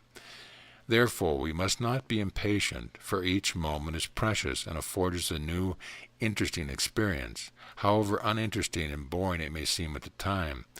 Everything, each experience, however small, helps us along the path. There are no relapses, at most apparent relapses. People who have trod the long path before us, who have reached the goal and want to help us, describe the landmarks of progress to us and the milestones we must leave behind us one by one. They also describe how we can leave them behind us. Just as in the lift we are helped by the number on the wall sliding past, which shows us the floor we have reached, so with the help of masters who have gone before us can we ascertain which stop we have reached. We recognize the milestones and can proceed on our way with courage and hope, and when we have reached the summit of the mountains and of a strong foothold, we can help those climbing up behind us. An accelerated development, whether of flowers or the human consciousness, always involves certain dangers, because after all, it is not the way of nature. These dangers can, however, be avoided if we know them and arm ourselves against them from the outset. One can ascend the steepest rock faces at the summit of the mountain, provided that one is properly equipped and knows where particular care is required. Many people conquer the mountain with an experienced guide. Others again, like the first conquerors, reach the summit without a guide. But once they have got there, they are both equally at the top. Therefore, we must know the dangers of a quickened transformation of our sexual energies and learn how to proceed in safety from the example of our precursors. By far the best and the surest weapon against danger of any kind is never to lose hold of one's consciousness. That is to say, that the consciousness must always be identical with itself, here and now, that it must not drift away and become identical with external things. We must hold onto our own consciousness, never let it go. Therefore, we must always be awake, always here. The consciousness is the magic flower which leads the prince on the path to the top of the mountain where his bride lives, and which saves him from all dangers of darkness, threatening him in the form of evil spirits and gnomes, but also of enchanting fairies who want to lure him on the wrong path. He holds the magic flower before him, and the supernatural light which it radiates shields him from the evil spirits, the gnomes, and dangerous fairies, chases them away, and lights up the path so that the prince cannot lose his way. The light of the magic flower is our consciousness. We must constantly examine our every feeling and thought and penetrate each one the light of our consciousness. We must notice the slightest stirring of our soul, of our mind, and immediately examine its source and its unconscious motive. The mask concealing many an urge, many a feeling which arises from the unconscious, but which we do not wish to acknowledge, must be relentlessly torn down. They are dangers which disguise themselves as our benefactors, which dress up in the guise of sublime faith or piety. Let us find out what lies behind us. How often are errant sexual desires, sensuality, and perversities hidden under the mask of charity, or so-called altruism, or even under the guise of the highest religious ecstasy and ostensible mysticism. We must know that the higher a person's consciousness rises, the simpler, more modest and temperate, more awake and calm he becomes. But let us beware, our simplicity and modesty should not be a part to be played, a put-on show. If a person wants to be simple and modest, he is still far from actually being simple and modest. Feelings and waves of emotion indicate the wrong path. What is outside is not inside. How often do we find falsely pious faces and gestures masking the most vulgar personal vanity? This shows a desire to be acknowledged already as a selfless saint, and particularly important, to be ranked higher than other ordinary mortals. The higher we are in our consciousness, the more natural and simple we become, not because we play the part, but because we are as we are.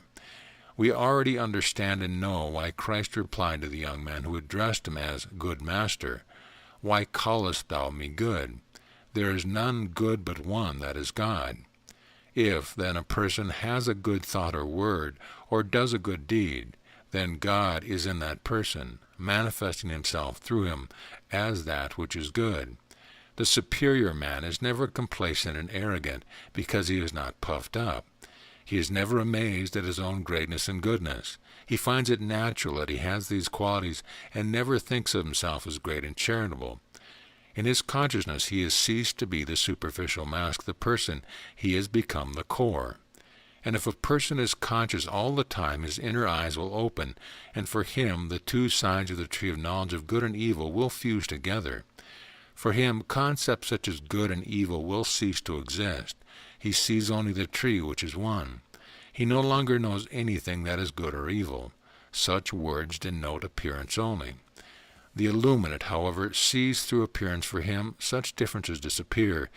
There is nothing that is good or evil. There are only the manifestations of God, which are all good. Only if unconscious men use and expand them wrongly, by mistake or out of ignorance, do they appear to be evil. Everything is good. Only in use can a thing become satanic. There are no ill powers, only powers put to ill use. Nothing is good or bad, but thinking makes it so. If we are continuously on the alert, if we do not permit ourselves the slightest emotional stirring without being conscious of it, repression of any other harmful effect of an abstinent life will be prevented. Chapter 13. Practice. The transformation of sexual energy is quite easy, and for that very reason may seem difficult to some. One is reminded of the anecdote about the apprentice alchemist who had received the infallible formula for making gold and proceeded to try it out. The most important requirement was that on no account should he think of a hippopotamus while preparing and boiling the mixture. The following morning, when asked by his master how he had got on, he answered, thoroughly depressed, "I followed all the instructions and did everything correctly, and it would have been all right, but now, although I had never known what before a hippopotamus was, when I was not supposed to think about it, a whole herd raced around my head, and so my mixture did not turn into gold." Provided the disciple's mind is in a constant state of timelessness, patience, when our first advice on this path is that the disciple, who is moved by inner conviction to lead an abstemious life, must on no account whatever make a vow. For if someone believes that he is really mature already, that he will never again think of sexual desire, that he has risen above them and that his body obeys him, and he then takes a vow, the devil will seize him immediately and strike terror into him. He will believe that all has now been irrevocably lost. Henceforth he must, think continuously of his vow. He will be unable to think of anything else, whether he wants to or not, as if all the devils had been let loose and descended upon him. These devils are nothing else but the animal in us, as Paracelsus called this power of the body, or the flesh lusteth against the spirit, so that ye cannot do the things that ye would do. As Paul described this power, and since the thoughts are turned to sexuality again and again, the sexual organs are irritated, and the candidate will keep having sexual desires and sexual fantasies. All at once he will understand St. Anthony in the Sahara Desert, who for 40 years continuously saw highly erotic scenes, naked women tempting him and so forth, and had to fight these visions. Of course the devils conjured up these images for him. Today we should say that his unconscious projected them, but the result is the same. It is only a question of designation. Finally, after 40 years, St. Anthony did manage to conquer the devils, but in vain, for behold, they are still alive today. They have even increased in number, and all descend upon the poor ascetic who has made a vow. The making of vows is therefore not advised. Once more, however, we recommend that one should give up abstinence and lead a sex life based on true love if intolerable torments are to be fought against. There is neither a disgrace nor a sin. In this way, true progress can be made, albeit more slowly. If, however, anyone perseveres in order to reach the higher stages as quickly as possible, our advice to him is that he should completely forget the vow and every possibility of one, and at the same time also whatever his vow was. He should totally forget sexuality and all that is connected with it.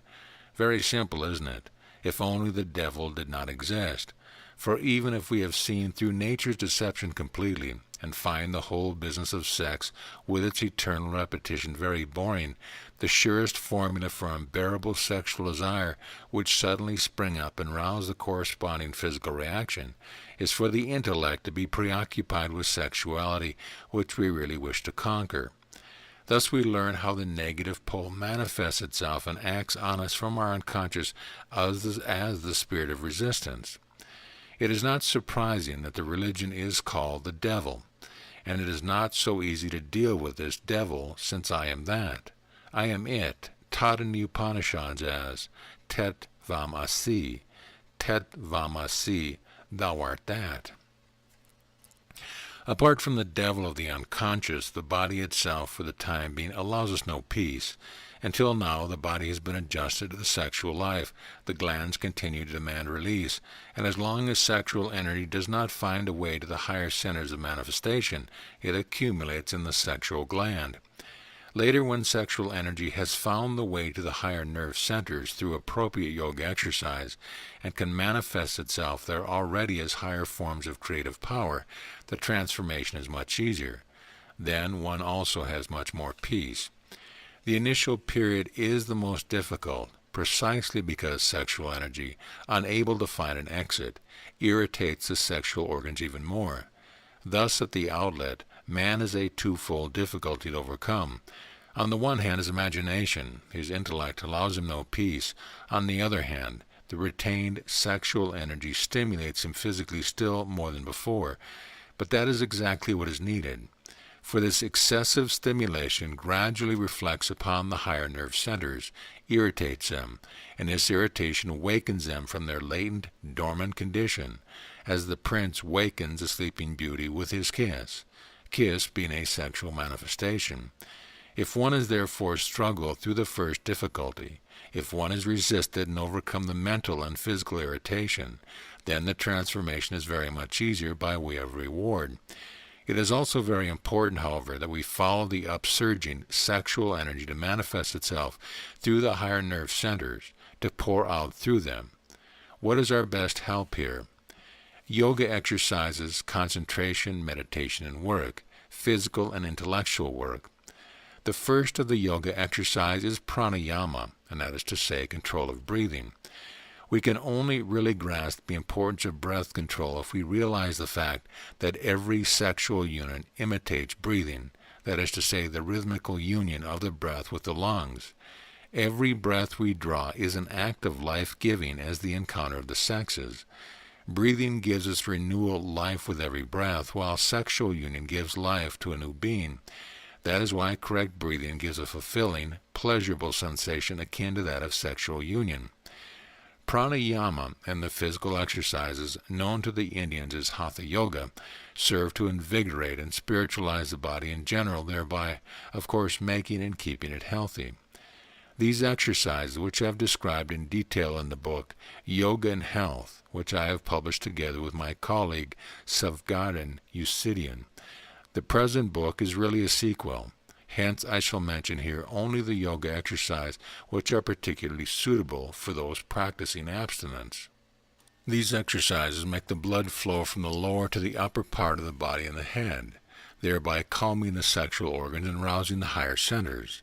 Then follow descriptions of the special exercise for the transformation of sexual energy into spiritual energy, and the exercise which enables us to control and use vital energy as animating magical fire. The candle posture. The effect of this exercise is to bring the blood from the legs and the abdomen into the head, the brain center, neck, and shoulders. We thereby strengthen the organs of the brain, which are the source of our memory and power of concentration. We also strengthen the thyroid gland, which is at its seat in the neck, which directs our intellect and heart and provides our sense of time.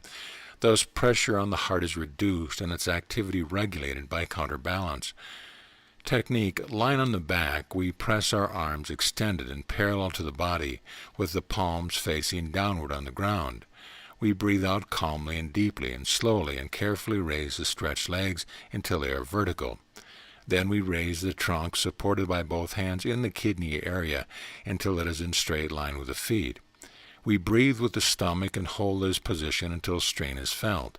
Then we return slowly, first with the trunk and stretched legs, and lie for a few moments on the floor, breathing quietly and regularly, which restores the blood circulation to its normal course. In performing the exercise, there must be no abrupt and jerky moments, which may damage the heart. Shoulder stand. The effect of this exercise is similar to that of the candle posture, but its execution is simpler. Technique. Lie on the back, hands parallel to the body. We breathe out and slowly rise the legs. Supporting the hips with the hands, the legs are brought down slantwise behind the head. In this, the exercise differs from the candle posture. Also, the hips and not the trunk are supported by the hands. Breathing calmly with the stomach, we hold this position for as long as possible without strain. Then we return slowly and controlled to the lying position and calm ourselves with gentle and at the same time controlled breathing. The headstand. The effect is similar to that of the candle posture, but the highest brain center in the latent, dormant condition in the average man are more powerfully affected. These centers are activated through the exercise, also through complementary exercise and concentration. We thereby gain access to the consciousness of the creative power within us. Our memory is stimulated and higher mental powers awakened. Technique. In the starting position, we kneel on the ground and sit on the heels. The hands are cupped with the back of the ground. Then the head is bent down and appropriately the upper crown placed in cupped hands. The elbows are on the ground, pointing not too far out from the body. Now the trunk is raised and the legs stretched. When we have found our balance, we raise and strengthen both legs until they are vertical.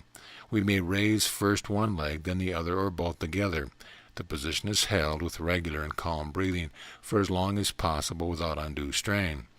This posture occasionally presents initial difficulties. If this is so, we begin the exercise in the corner of a room or in front of a divan, which allows the raised vertical legs some support if necessary. In returning to the starting position, we bend the legs and proceed to the kneeling position, sitting on the heels. In this way, we experience a sense of peace for a few moments. On no account may we fall out of the headstand or make other abrupt movements. Transmutation, ojas. This exercise is the most important and most effective for the transformation of sexual energy. I sit in pasmana, the lotus posture, breathe with perfect yoga breathing, and with activated imagination I visualize that I myself, therefore my consciousness, my spiritual ego, descend to the coccyx with every inhalation, and from there, with slow exhalation, ascend in the spine, that is to say, in full self-awareness. I slowly ascend to the skull, which is the seat of the Sahasrara chakra.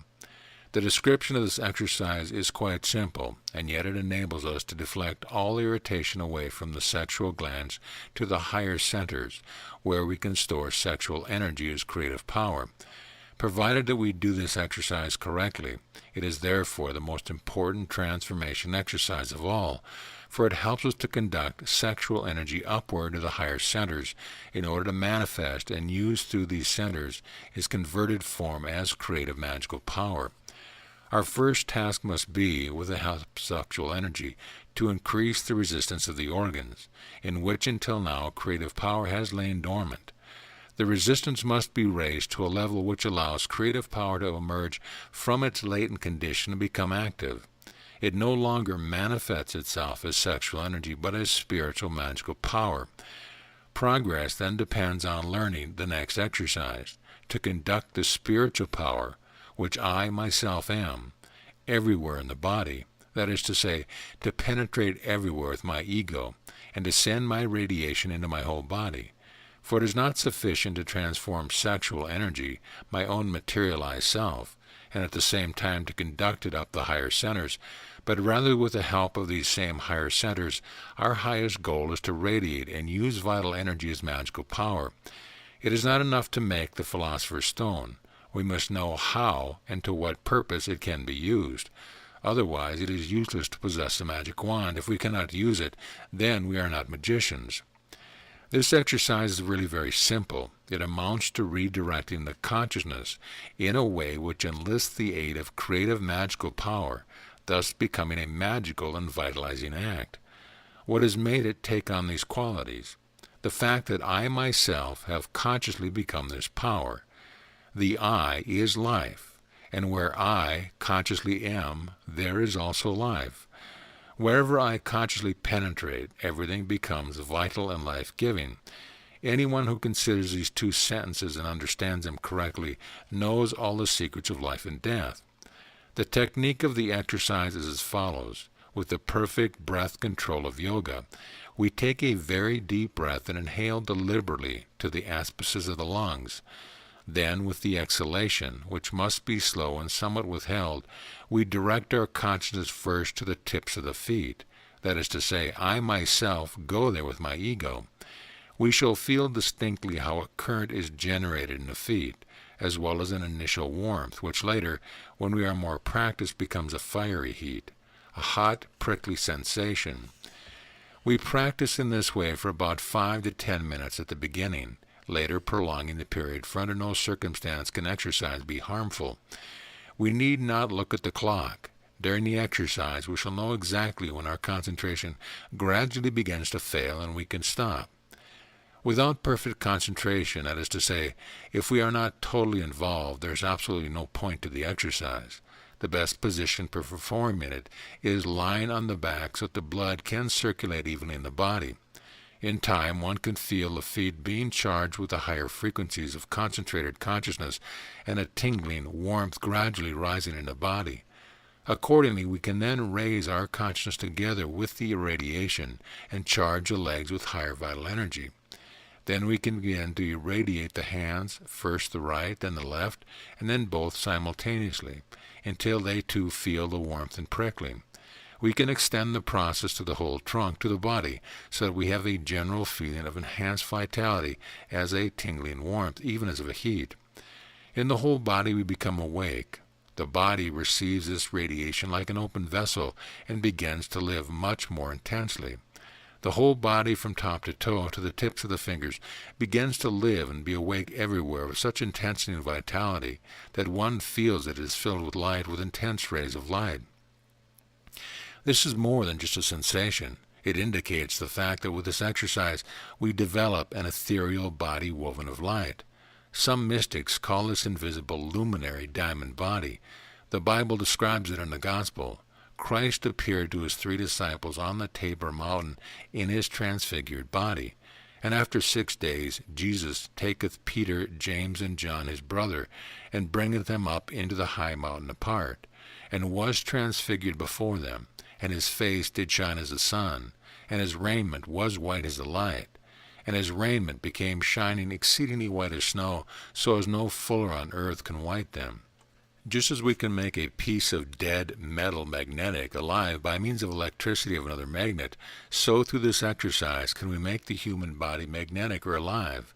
Just as magnetism is a magical power, so the human body becomes capable of manifesting and emitting high magical powers and energies. Thus we attain mastery over the magical creative energies. It is true that this can only be achieved with transformed sexual energy. Just as sexual energy can give life to a new living creature, to a child, so this life-giving energy can create a new living creature in us, can direct the vital energy of a new living creature into our own body. Thus the old mortal Adam becomes a new resurrected and immortal Christ-man. From the energy of the higher, enhanced consciousness grows an increased vitality, whose high frequency tolerate no bacteria, no virus. This explains the immunity of God-men to all illness. Even if one has not yet become a God-man, one can already use the extra powers of increased consciousness, according to the individual level at first, then in a modest way, then in an even higher and more spiritual manner. If there is a disorder anywhere in the body, we can focus this irradiation with full intensity on that place, and we shall discover with astonishment that, through the focused vital energy, pains disappear, often quite suddenly, and catarrh and other physical disorders are cured. The frequencies of consciousness are incomparably higher than the so-called shortwave X-rays or radium waves. Naturally, the effect, too, is incomparably greater. We can produce miraculous effects not only in our own body, but if we are skilled in the direction of consciousness, we can guide these higher frequencies also into other living creatures. In so doing, we establish order in their bodies.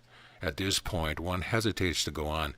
If we consider how mischievously these matters are abused by ignorant, inferior, vain people, then we understand why it is better to keep silent. Great magicians, such as Mesmer, Dupuis, Marquis, and others have spoken frankly on the subject. The inevitable outcome, then as now, is that ignorant people start playing with these powers. Usually out of vanity, they want to aggressively magnetize others who have no desire for that whatsoever. In so doing, they transmit their own impure radiation to other suffering people, who as a result then become really ill or worse than they had been before. Therefore, let us restrict our ambition to acquiring increased vitality for ourselves and learning to direct and use it properly. Let us make our bodies alive and awake. A person who does these exercises out of true desire for God will have inner experience of such a novel kind, so many hidden doors will be opened to him, that sooner or later, out of real love and not in order to be admired, he will want, and indeed will be able to help others. At this level, he no longer needs to learn from other people how and what purpose his own higher radiation can be used and applied.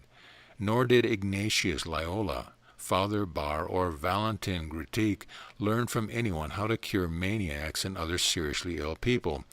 That is why we shall not pursue the subject. Let us therefore practice with an iron will, and the key to the transformation of sexual energy into creative divine power will be placed in our hands. However, I should like to repeat one piece of advice. During the yoga exercise, we should never think that we are practicing because we wish to still our sexual glands in order to be able to lead an abstinent life. For the devil never sleeps, and if we turn our thoughts to the sexual organs, they are irritated and roused by the direction of consciousness. Therefore, when we practice yoga, let us think of health, peace, and balance. But in particular, let us try to awaken, experience, and put into practice a sense of wholeness. Let us try to experience within the sense of perfect independence. Let us rouse in ourselves the assurance that in no respect do we require a compliment, need help from outside, expect love from others, but that we give, that we have and are everything, everything within us. I am a whole. This feeling gives us an unshakable self-confidence, fearlessness, and courage. It becomes a state of being which we constantly have within us. We are always content because we have everything within. This state helps most of all against any sexual desire. For sexual desire stems from a feeling of deficiency, from the search for a complementary half, which we lack, without which we feel alone and forsaken. If, however, we have found everything in ourselves, if we are a whole, what more do we require? What can we lack? The general beneficial effect of the Hatha Yoga exercise can be further reinforced by physical activity. In the same way as the Hatha Yoga exercise, physical work helps us direct our thoughts and excess blood flow away from the sexual organs. Sexual energy is the vital energy which man can retain for his body. A good means of achieving this is physical work together with the performance of yoga exercise. Work not only occupies the body and distributes the blood evenly through the muscle, but also engages the intellect, thereby preventing the thoughts from wandering off in the wrong direction. Apart from their spiritual pursuits, monks and nuns work in the fruit and vegetable garden or in the various workshops of the monastery. We do other kinds of physical work or go in for sport. However, it may happen in the course of purely physical activity that the intellect repeatedly slips off into the wrong direction. While we are hoeing potatoes, rowing, playing tennis, or whatever we may be doing, we are tempted again and again to think that the purpose of our work is to direct sexual energy into new channels so that the flow of blood to the sexual organs is prevented. This in turn directs all the thoughts, the whole consciousness, and as a result the entire blood flow to those very organs. Strange to say, already from the first struggles we gain the very useful experience that it is not the body that causes sexual desire, not the body that disturbs us, but the intellect. Again, this might be argued that sexual desire influences the intellect from the unconscious, granted, but only till such a time as sexual energy finds a way to the higher centers. For if one has progressed so far in one's own experience that transformed sexual energy can be manifested as created power, then it is no longer repressed into the subconscious and no longer acts from there like a poison. Even then, if one wishes, sexual energy can be directed back to the sexual organs and expended as sexual energy with the help of the intellect. The intellect is capable of turning the steering wheel wherever the consciousness commands, and already at the start of our struggle with the creative energies, we realize the magnitude of the task the intellect has to perform on our way to God. How blessed is this serpent which by its coiling not only leads our vital energy downwards, but equally also upwards to God, if our consciousness is master over it. We are well aware that in puberty the body makes itself felt with elemental force. The vital tension is high and the sexual energy very powerful. That is why the young adolescent, if he controls his sexual energy and converts it into spiritual creative power, can make the quickest progress on the spiritual path and attain to God. A young person has the fuel richest in calories to stimulate the higher centers. We see, however, that with sexually powerful animals, sexuality plays a much smaller part in their life than with those people who, with the help of the intellect, frequently increase and augment their sexual reaction. The unsuspected importance of one's mental attitude with regard to the sexual glands is shown by experience people have had in situations of danger. After the siege of Budapest in 1945, many men and women who had witnessed this terrible bloodbath became impotent through unutterable fear of death. How did the sexual organs know that the person carried the fear of death in his consciousness? How does the genital organ of each man and animal know that progeny must not be begotten in time of mortal danger? Natural scientists are very familiar with the high wisdom of nature which manifests itself in disasters. Fear of death in Budapest caused many women to miss a period and men to become impotent. On the other hand, we know the case of a man whom a female enemy soldier wanted to seduce by force, and since he showed no desire whatever, she tried to compel him at the point of the gun. The man, who at the time was very alarmed at the apparent total loss of his potency, he had been impotent for some time, suddenly out of pure fear of death when threatened with a revolver, in spite of his dislike of the strange aggressive woman, became capable of gratifying her desire. In this case, fear of death had exactly the opposite effect. It restored potency. We could list further instances which prove how a person's mentality affects the sexual organs, and thus the sexual desire too. But the way in which nature can react with resistance, the basic principle of homeopathy, is shown by another case. A man who had been impotent for years determined at least to exploit this condition in order to become holy, since he had to lead an abstinential life in any case. Curiously enough, the moment he made his decision, his body reacted by manifesting hitherto unsuspected potency. Therefore, in this case, too, the obstacle was not presented by the body, but the mentality, the cast of mind. Thus, at the very outset of abstinent life, we discover, quite consciously, the unimaginable effective power of the intellect and thought. And with that we have made the great discovery and experienced it personally. The first, the most difficult step of all has been taken. We can, therefore, with the help of physical work, deflect the energies from the sexual organs, but this is only effective if, by a parallel process, we can divert, silence the archenemy, the primal serpent, the intellect, our thoughts, and keep on doing this until we have gained mastery over sexual energy. The best way to achieve this is to occupy the intellect with something else, Two things cannot be in one and the same place at the same time. Therefore, we must expel all sexual thoughts from the intellect by replacing them with thoughts on a different kind. We have said that an absentious life should not be embarked upon as long as sexual desire does not fall away itself like a ripe fruit from a tree. The question now arises, if a struggle is still necessary, why should we engage in it at all? Firstly, there is no such thing as should or a must. We give this advice only to those who wish to practice yoga in order to make the fastest possible progress, because they feel in themselves the insatiable desire for God. One thing, however, we must not forget.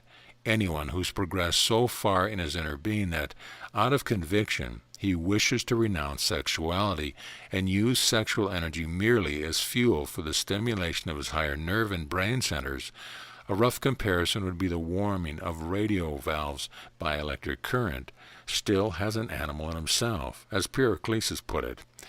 Even then that person has a body, and in it the glands which are previously used for regular sexual gratification. Since the glands are unable to understand why their possessor suddenly wishes to engage in abstinence, they continue to demand release from the tension caused by accumulated sexual energy. Nature, however, is very elastic, and in the same way as the glands have grown used to regular release, one can gradually get them out of this habit with the help of the consciously controlled intellect and of appropriate yoga exercise. Of course, it takes time, longer in some cases than others, until the person of whatever sex is able to adapt his glands and assert his will also in the body. He will learn in the process how to liberate himself from the bondage of the body and be master of his own house. He will be aided by the closely linked spiritual and physical yoga exercise, which we have mentioned before, and by creative activity. For we can only open the higher centers if we give them the chance to emanate creative power. The exercises which help us in the transformation of our energies are chiefly of a spiritual nature. The physical exercises are of help in conducting creative power up to the higher centers, the spiritual ones, on the other hand, in using creative power. We must learn how to control the thoughts and intellect and how to direct them where we wish. We must learn to think about what it is we want to think about, and not about the random subjects which our thoughts introduce to the mind and compel us to reflect upon. How much this is discussed, and how few are those, even among ardent practitioners of yoga, who take the trouble to try and put it into practice. Most people expect that physical yoga exercise to improve their concentration without their own inner effort. Exactly the opposite is true. We can only perform the physical yoga exercise properly and effectively if we focus all our attention on directing our concentration inward. The only possible way to learn concentration of thought is precisely by concentrating. There are no magical charms which allow lazy people to concentrate without their own inner effort. Through physical yoga exercise, we can increase the supply of blood to the brain centers, thus making them more powerful and vital, therefore able to obey and serve us better. The brain centers, however, can only obey if there is something there to command and use them properly. And once more, this something is nothing other than ourselves. Who and what else? Let us therefore command our brain centers, send a great amount of energy to the brain, and think what we want to think and in the manner we want to think of it, not as the thoughts themselves suggest. For this we can take the converted sexual energy, which we have not expended but retained for ourselves. Of course, the power of concentration can also be increased and high spiritual levels attained without an absent way of life. But we get incomparable faster results and a noticeable stronger effect if we retain the fire of life for ourselves.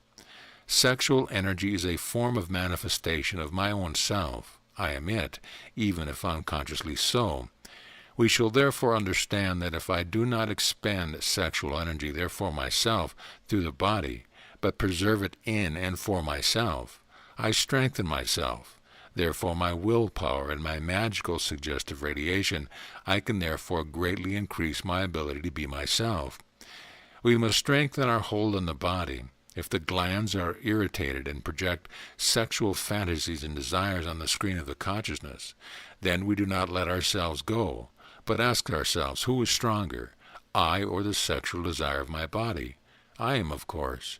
And we immediately occupy ourselves very intensely with something else that attracts our attention. We have learned that two things can never be in the same place at the same time, and we push all sexual thoughts out of the intellect with other thoughts. And here is the surprise. The body obeys and sexual desires are silent. Whether we then go for a walk and watch a bird fly, whether we go fishing and concentrate until a fish bites, whether we stay at home and practice yoga or read an interesting book, whether we play the piano or another musical instrument, whether we do gardening or train our dog or quite simply attend to our daily work, it is entirely up to the individual. No two people have the same interest. No two people have the same fate. Each and every one must and can feel himself where his talent, inclination, and chance lie, and what interests him so intensely as to make him forget sexual desire. It makes no difference how we divert our attention from sexual desire. The main thing is that we divert it. How does the body react at this level? As long as we are completely absorbed in creative activity, the body does not react at all. It enjoys being charged with higher frequencies whereby it becomes healthier and shares in the illumined state of the ego. It may happen that on completion of a continuous piece of work followed by a few days' rest, the body announces itself, at first by erotic dreams during sleep, and then also when we are awake. Obviously, we are therefore not yet at the level when we are always consciously able to direct the body, that is to say, the current of life. Thus, we continue to practice a special yoga exercise and start working again with all our strength and concentration. If someone can use his energy in creative work and still has insuperable difficulties with his body, we advise him to pacify his body with a normal sex life. Indeed, the body desires sexual gratification much less frequently than is imagined by those people who do not leave their glands in peace, but rouse them with highly spiced food, stimulating drinks, erotic media material, films, and other such excitements. This only overtaxes the glands, weakens them prematurely, and condemns them to aging. Animals illustrate how rarely nature desires sexual intercourse. Everything depends on what we desire. Desire is the supreme power, and it takes us exactly where we wish to go with our whole being. In this connection, we advise one thing in particular, to refrain from praying to God for His help in overcoming the sexual urge. Let us not forget that God dwells in us, behind our human consciousness in the great unconscious, and He Himself, God, wants to advance our progress along the path of development. Therefore, He helps us in any case. Usually He even forces us, much more than the unconscious man suspects, for God Himself wishes to become conscious in us and through us. However, in order to pray to God to remove our sexual desire, which alas many people do quite apart from the fact that such a thing is childish, we again concentrate on sexuality, turn the intellect afresh to the sexual organs, and hell is let loose. Let us not beg God to help us overcome our sexual desire. Let us rather help ourselves. Anyone who wishes to attain the supreme divine stage, and whose yearning for God is so intense and profound that he is interested in nothing else, will be led by his strong desire to the path of which he can turn away from sexual thoughts and desires without torment and devote himself with calm nerves to the transformation of his energy without begging for help. If, however, someone who is already at a high level now and then yields to a sexual urge, that is neither a disgrace nor a sin. He is still a human being of flesh and blood, and no one has forbidden him to enjoy his sexuality. And precisely for that reason, he must not make a vow at the beginning of his path. So there will be no cause for shame should he once nevertheless yield to a sexual desire. Shame not because he has enjoyed his sexuality, but because he has broken his vow. What is past cannot be helped, and if he has once had physical union with his loved one, honorably out of true love, with inner devotion and healthy physical desire, he must in no amount regard himself as a weak, fallen, sinful man. Why should he? God has erected no barriers before us and does not lay down that we must lead an abstinent life. Therefore, do not let us dictate to ourselves, but ask ourselves, what is it we want to have? And if the desire for freedom is greater than the power of the body, then whatever we do is done of our own accord. And so we continue to practice. One day we shall succeed in calming the glands through constant diversion of our thoughts, and they will trouble us no further. We can continue our journey along the path of spiritual development. As far as men are concerned, this point is a new test. For men feel, even if unconsciously, that sexual energy is of much greater significance for their own being than is the procreation of a new generation. Deep down in themselves, they feel that sexual energy is man's being. That explains why men already in childhood protect their sexual organs, which they identify with sexual energy, with painstaking care and shield it from all possible danger. They have the feeling, quite correctly, that something irrevocable, terrible would happen if they were to lose the organs of their virility, and with it their potency. The male feels instinctively that through the loss of his sexual energy in its material manifestation, he himself would be destroyed. The following characteristic incident may illustrate and help us to understand this test. We had a very valuable, spiritually superior friend who had become a monk in order to be able to devote his whole life consciously and sincerely to the search for God. He was a powerful and spirited man. Night after night he could not sleep at all because his body allowed him no peace. He did everything which might have helped him, but the devil had apparently not yet done with him. One day our friend came to us obviously in despair. "Just think," he said, "suddenly I can sleep very well. I can concentrate on my work undisturbed. My body has stopped reacting. It does not bother me at all. Goodness me, do you think I've become impotent?"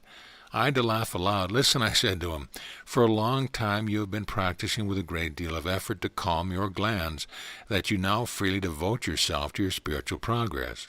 And now that your efforts to lead sexual energy to higher centers have been crowned with success, are you alarmed that you have succeeded in what you so earnestly sought and wished for? Don't worry, you have not become impotent. On the contrary, you have come near to becoming the source of all potency." Man is like that. Even such a resolute, strong character as our friend the monk. These are the children ailments which man is to come through before he has gained experience, if he has not been born as one already anointed or chosen. And there is no disgrace in getting these ailments. Strait is the gate, and narrow is the way which leadeth unto life. And he knew what he was talking about. He too struggled for the kingdom of heaven, and fasted in the desert for 40 days. And just when he changed from Jesus of Nazareth into Christ, the devil's temptation was stronger than ever. Naturally, the devil does not spare us either, but we must remember this great example and know what victory is possible. Of course, even then, if we have reached the stage where our glands do not trouble us, it may happen that, for instance, if there is a south wind, they reawake and project erotic thoughts in us. In that case, we practice the yoga exercise and continue to occupy ourselves with physical and mental activity, all of which repeatedly and even more effectively helps and calms us. Even if the doors to the higher centers have opened for sexual energy, for a time it still flows back to its lowest exit of manifestation, where it acts as physical sexual energy. The old path, once made broad and easy, still lures and draws the current of life to itself. The next step affords great much joy. Our struggle is no longer solely to calm the sexual organs and to gain control of our thought, but rather we begin to use the sexual energies directed away from the sexual organs, transformed as spiritual power. The first great step has been taken. The doors, hitherto closed, to the higher centers of manifestation have been opened. How can we now apply these spiritual powers? This reminds us of the great wisdom spoken by an owl to the magician in the Walt Disney film. The magician wants to explain to a child which feathers a bird uses in order to rise off the ground, and which he uses to keep his wings moving in the air.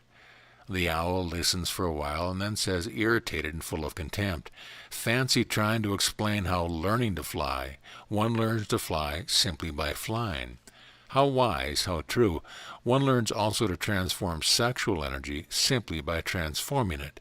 Let us be quite clear about this. What is meant by transforming sexual energy into spiritual powers? Is there an apparatus in men where the vibrations, the frequencies of the energies can be transformed and changed into different forms of manifestations? Yes, there are several. They are the chakras, which not only send out rays but also function as transformers. We know this, however, only with our intellect. If I use the nerve centers, the seat of the chakras, I experience the various vibrations, not as vibration or frequency, but directly as conscious states of being. I take as an example the ears, that is to say the auditory nerves which receive all the vibration of sound and impart these to my consciousness. Although I have learned with my intellect that the sounds are vibrations and that the different sounds have different frequencies, my consciousness will not perceive them as different vibrations, but I shall hear them quite simply as different sounds. I shall be unable to notice the number of vibrations more or less, or one sound compared with another, but I shall hear them as lower and higher pitched sounds. So it is with creative power. In its lower vibrations I shall be unable to notice how they vibrate, but rather I shall feel and notice that in my body, as sexual urge, in its higher vibration in my soul I shall feel them as love, as a spiritual urge for unity. Even higher, as the urge for creative manifestation, as natural talents, as intuition, and creative ideas. In their very highest frequencies I shall be them, as a purely spiritual state of being, as I am. Just as the ears and auditory nerves enable me to hear sounds, so that I am aware of the sounds but not the ears and auditory nerves, so I am aware of creative power with the various organs of manifestation, and the chakras as a sexual urge, as feeling, as a direct state of being. I feel the activation of the higher nerve and brain centers only to the extent that I suddenly become intuitive, that I have creative ideas and an inclination for creative work, that unsuspected talents come to light, that there is a remarkable increase in my willpower and power of concentration, that I become self-assured, and I notice by my effect on other people that I have acquired suggestive powers, and as a result have become the center of attention. Therefore, I must not expect that the chakras and their seat, the higher nerve and brain centers, announce themselves by any kind of feeling or any signs when they go into action. I notice the ears, auditory nerves, and other sense organs, as also the higher nerve and brain centers and the chakras, only if they are not quite in order and perhaps cause pain. As long as they function healthily, I am not aware of their existence. I shall be as unable to gauge the frequency differences as, to remain with our example, the ears are to gauge the vibration difference of sounds. They transmit them to my consciousness as lower or higher pitched sounds, which I then simply hear. It is only as various states of consciousness that I can feel directly experienced or in the higher form become identical with the various frequency differences of the various forms of creative power. And if I call these forms of manifestations lower or higher, I do for the same reason that I call a sound lower or higher, because I hear it like that, lower or higher. If we explain what a sound is, then we give as detailed a description as possible of the vibration and frequency of sound, and yet we shall be totally unable to make the creature that has no ears understand how we hear a sound, or indeed what it even means to hear. I shall be less able to explain that a sound may be lower or higher, at least at all what the difference in sound is, for instance, of a flute, a violin, or an organ. If this creature once tried to hear, and managed to do so, then it would hear from personal experience, instantaneously, directly, and without need of further explanation. A further example, we cannot explain the taste of a chestnut to someone who has never eaten chestnuts, even if we are able to give a perfect scientific description of the frequencies of this taste, or even write books on the subject. The person will have no idea of the taste of chestnuts until such a time as he tastes one himself. All that is going on and all that is stored in our brain is only outside and is not conscious state of being. I am not identical with it. The taste of the chestnut will only become a conscious state of being when we taste it with the tongue and experience it. The tongue and all other sense organs can transmit their perception to me as a state of consciousness. The brain, the intellect, can never do that. We see how difficult it is to give explanations about the transformation of the creative power. It is absolutely futile to explain rationally. We can only know the nature of things through direct experience. I can experience nothing through the intellect, precisely because it is incapable of being anything. Once we have understood these matters correctly and wish to experience them, we must transmit them from our intellect to our being as a state of being, and through our direct knowledge experience being identical with them. We shall then learn to become ourselves the taste of the chestnut when we taste it and experience its taste within us. Explanations about the transformation of sexual energy can only be given inasmuch as one shows how to do it. All these things will then be directly experienced and understood. As long as we do not make the effort, we shall never be able to understand the nature of the bliss, fulfillment, absolute contentment, and self-confidence which we experience as a conscious state of being, if we have become able to transform creative power from its sexual form into its highest form, and can say, I am it. How can a mineral solution know and apprehend what is happening when it is crystallizing? The molecules automatically fall into a crystalline lattice, which only this mineral solution can produce because it is it. Thus each one of us will only be able to be what he is, and that cannot be explained in advance, because each person is an individual manifestation of God, and is therefore different from the next person. Just as the mineral solution began to do something and could do nothing else but be itself, its own characteristic self, and manifest its being in a crystallized form, so we too must do something, and we shall be unable to do anything else but become ourselves and manifest ourselves in crystallized form. In this way we shall experience a secretive creative power directly and understand it through being. Only those who already understand it because they are it can give advice. Each one of us must learn to be through his own experience. How do we begin? With intellectual creative work, and with what work? Let us not ask that. We shall in any case only be able to do what we are, and what we want to do is what we are. We shall do then something for which we have a talent and an inclination, and pursue it according to the time of our disposal beyond our normal working hours. For so many men, so many fates, so many paths. To those men or women who have their regular jobs, which scarcely leave them time to further their progress on the spiritual path, we recommend the practice of meditation during a quiet time of the day. If anyone has begun to lead an abstinent life, he will notice that meditation is infinitely easier than before.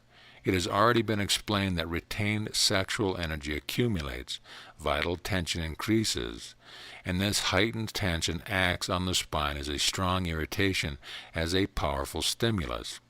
Thus the higher nerve and brain centers are automatically heated, roused, and activated like the valves of the radio. This state is manifested in man's consciousness by his becoming more awake. He begins to live. Only now does he notice that hitherto he has hardly lived. He did not live, he merely vegetated. His life was a farce. He breathed, ate and drank, even worked, but he always had the feeling that he did not participate in life, that he did not share in it. Everything seemed to him like a dream, usually like a bad one. He was not there now. He was not awake. Now man begins to come alive, to grow conscious, to liberate himself from time and space. He feels the fire of life within him. He begins to become himself. Now he subtly understands what Christ meant when he called some people dead and some living. It is in fact as impossible to describe these states as it is to describe the taste of a chestnut. One can only speak in similes. Expression like being awake, growing more conscious than hitherto, to come alive, and so forth are substitutes for a non-existent, more adequate vocabulary. The best way of putting it is perhaps as follows. However convinced we may be that we are awake, conscious and living, we nevertheless only awake through the higher frequencies of creative power, and see that we have been neither awake, conscious nor living, but that we have vegetated and led an unreal life. Just as while we are dreaming we are convinced that we are awake and living in our dream visions, and we only realize that we have been dreaming when we wake up to our normal consciousness, in the same way we only realize that we have hitherto led a dream life, a shadow life, when we gradually awaken through the effect of the dragon fire. How superbly Andersen describes this state in his fairy tale The Shadow, and Gustav Myrnik in his great book Das Grüne Gischt. When we experience this awakening, we cannot understand how we ever believed that we were awake and living. A much greater vitality has awakened in man, but its activity is not in the body. No heat whatever is felt, as some expect, but in the consciousness and the spirit we feel a fire within us, a light. Many people who long for this awakening try to experience it inwardly and make the great mistake in meditation of wanting to experience some mystical state physically. This is an error. Every one of the states is exclusively a state of consciousness.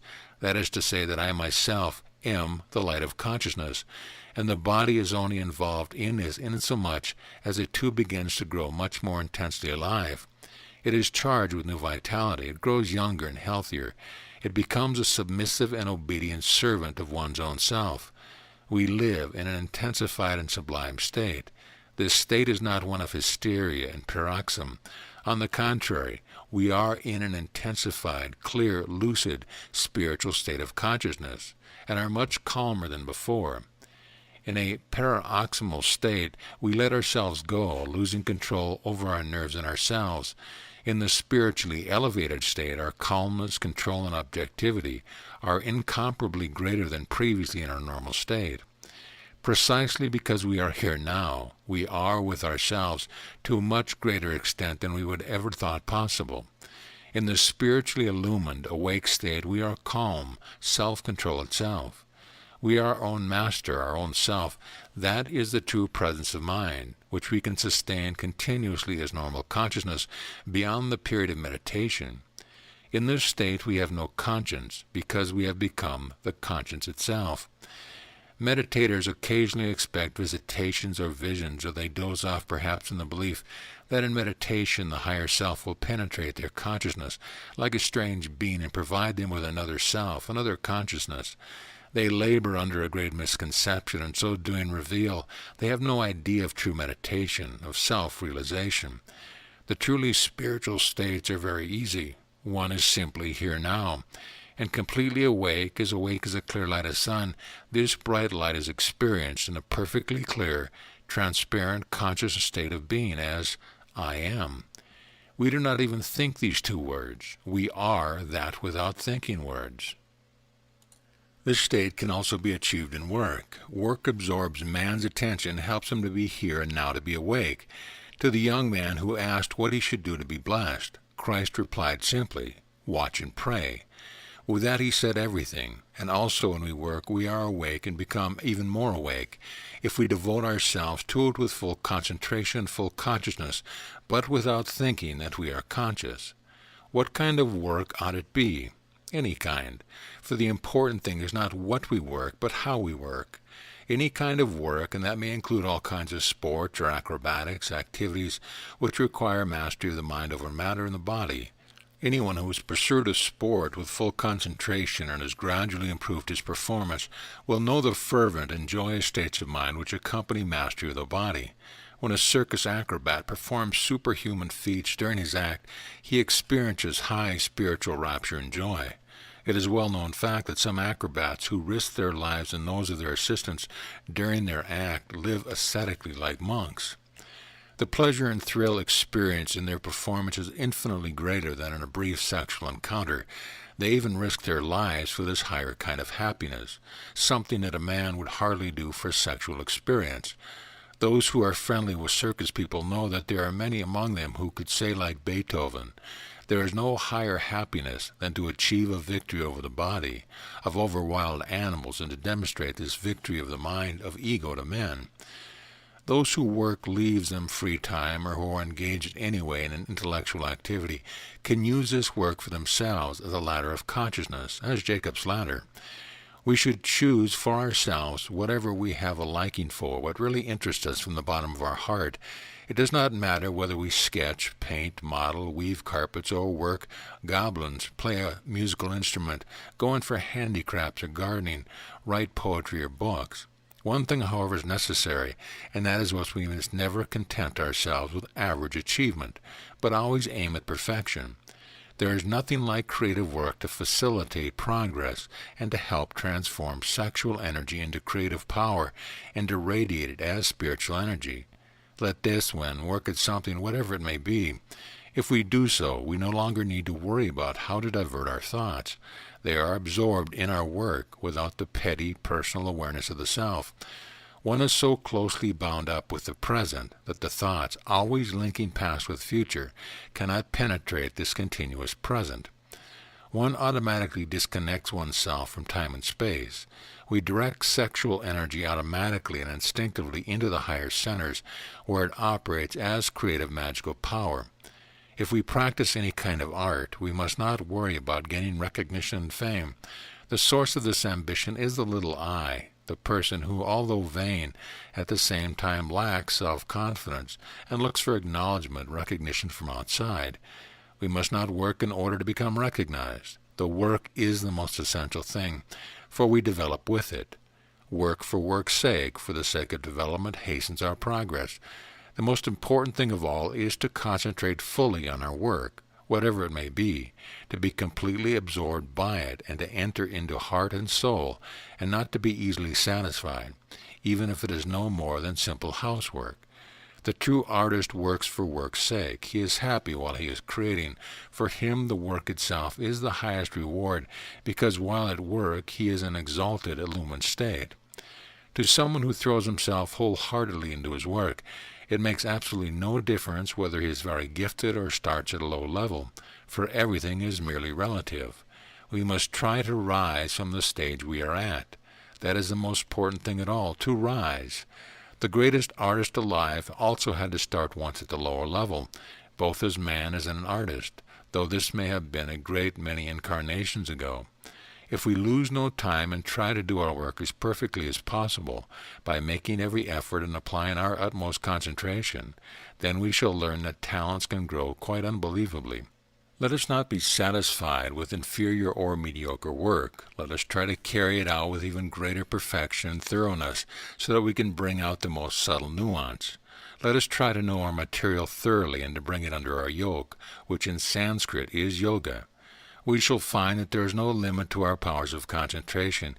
If we have been concentrating completely on our work until now, we discover on the next day that we can concentrate even more intensely, and in the course of work fresh possibilities come to our nature which previously had eluded us. We discover the nature of work and new, even more beautiful mysteries which we are hitherto unable to see, because we again reach the next step in our development, and our concentration has increased accordingly. New and wider worlds open before us, of which until now we knew as little as many other people, and yet all the time we were living in the midst of these worlds, but our eyes were still closed and still blind. Now during work we penetrate the innermost worlds right to the essential core of things, and at the same time also to the core of our very being. Outside our work, too, new worlds open before us. We suddenly begin to understand with great clarity writings of great men and prophets, which until now we had not understood properly, which we had found obscure and enigmatical. We are filled with unspeakable joy. We found new brothers, new friends. We speak to us from past centuries and millennia across time and space, to us because we understand them, because we have become one with them. And so we continue our work, especially on ourselves. We taste on the purely spiritual joys and raptures which are not to be compared with brief physical pleasure. The indescribable delight of doing creative work fills our whole being with unutterable ecstasy, both during the work and when we rest. Creative power continues to be active in us. We can scarcely wait to get down to work again, for we feel that the only work do we really live. Something within us is opened. Through the ever-increasing creative powers, the joy of freedom and boundlessness has started to blossom. We have a strange feeling as if we were not who we were working, but something within us that knows everything, that takes us and shows us the way in which we can achieve and manifest perfect harmony, indeed even perfection in our work. This something and I are completely one, and we understand what the Zen Buddhists mean by Zen, and also the significance of the mystical marriage, unio mystica, of the Rosicrucians and the great mystics, because we have experienced it within us during work and experience still. I and the creative principle, Logos, are one. I and I are one. A fever grips us. We forget the whole world. We are no longer a person who has a name somewhere in the outer world, for we have become a drop in the infinite ocean. We participate in God's creation and create new worlds, however small our own world, but we feel, we know, that we have the ability within us to reach, in our little sphere, a creative perfection comparable to that of God in the universe. The door to the inner world opens even wider. Time and time again we glimpse new worlds, new splendors. I discover new truth. I receive new ideas. Where from? From within myself, where there is an inexhaustible source, from God. What is the difference? Is there one at all?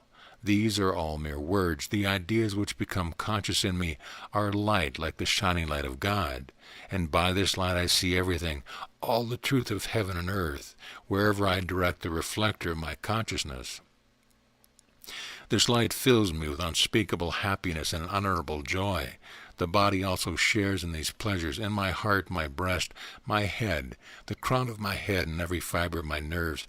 I feel new animating life, which gives me vitality, courage, self-confidence, life itself, so that I can no longer be afraid of anything at all, not even of death. Divine, imperturbable peace prevails in me. I am myself, this peace and self-confidence. I neither need nor expect a reason in order to be happy, because I am myself happiness. What else, then, could make me happy? I am the source of which happiness radiates. Am I conscious or unconscious? What kind of words are these? What do they mean? These states stand above such concepts. I am. Is not that enough? Indeed it is. I am in reality. I live. I am life. Why should my consciousness also need to perceive that rationally and to register it?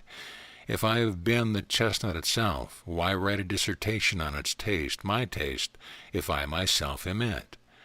Do I need to think or talk about that? When I am alive as I have never been alive before, is not enough that I myself am, joy, happiness, and being. I do not need to ponder on that any longer, or even to think about it. Words such as unconscious or the conscious are just words, but they are not what they are. The words are outside in the outer world, external to myself, somewhere in my brain. In my inner world there is only myself, and I do not think this either. And if I am doing so now, it is only in order to write it down, to make it comprehensible, to put it into words for the people who are troubled by the question. I am in the inspiration of being. I myself, without thinking it, without puzzling over it, there is nothing else that could entice me out of my being. Time, space, these are concepts of the outer world. For me there exists only the absolute existence, being itself, because I am it. We are as unable to describe and make others comprehend the state of being as we are to explain how to hear a sound, to smell a perfume, taste a flavor, and to see a color or a shape. Those who have already experienced these things smile sympathetically because they know what one is talking about. The others can only do one thing, experience it themselves. Thus it is with transformation of sexual energy into spiritual divine power. Anyone who's experienced it can smile sympathetically, and his smile is the well-known smile of the Buddha, who knows everything, who knows the highest truth, about God, about eternal being. If we have not experienced it, we cannot understand what it is in the transformation of sexual energy that yields such deep contentment as to make the effort worthwhile. How can one, for instance, explain to a creature born without sexual organs what makes a sexual experience so pleasurable that men are capable of the highest heroism as well as the greatest madness for the sake of sexual intercourse with one particular person? One can only advise people who have not personally experienced the transformation of sexual energy, and who sneer with scorn and contempt, not to pass judgment or to make it the subject of bad jokes. They should first try to experience a transformation. They should consider why all the great men who have ever wanted to explain to us the divine truth about the way of man's liberation from the bondage of matter to the omnipotence of the Spirit have without exception preceded us on this path. These titanic minds have taught us that the attainment of consciousness in the highest centers, where we do not reflect on something but become, are something, is the highest divine state. And the driving force helping us in this state is sexual energy, which is not being used up in sexual experience, but directed inward and transformed into creative divine energy. The serpent which bites its own tail, he that hath ears to hear, let him hear. In the body, will sexual desires never again be roused in this body? How do the glands react? One thing we must not forget, the body only has sexual desires if I am within. The body itself does not have sexual desires. These are the physical projections of my urge for divine unity. A corpse does not have sexual desire. If I have attained divine unity, the unio mystica, in my consciousness, that is to say, if I have become one with my spirit, my being, thus forming a whole, then I no longer project sexual desires in my body. The innermost, true being, the spirit, is sexless. My body calms down like a tamed animal, obeying my every command, and yet it lives with much greater intensity and has much greater potency than the body of a man who is still in the grip of sexuality and expends life-giving energy. With each sexual union, living creatures die a little. Again and again they spend their own vital energy, whether or not the aim of giving life to a new creature is achieved. If we have become a whole, all our vital energy remains in the service of our own body, since we use and radiate spiritualized sexual energy, creative power also through the body.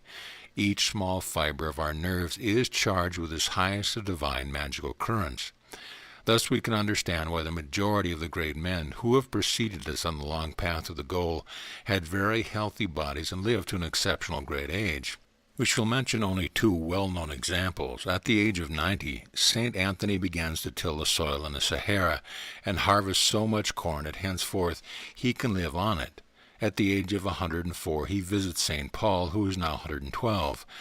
Anthony had to go on foot for more than 2 days in order to reach Paul.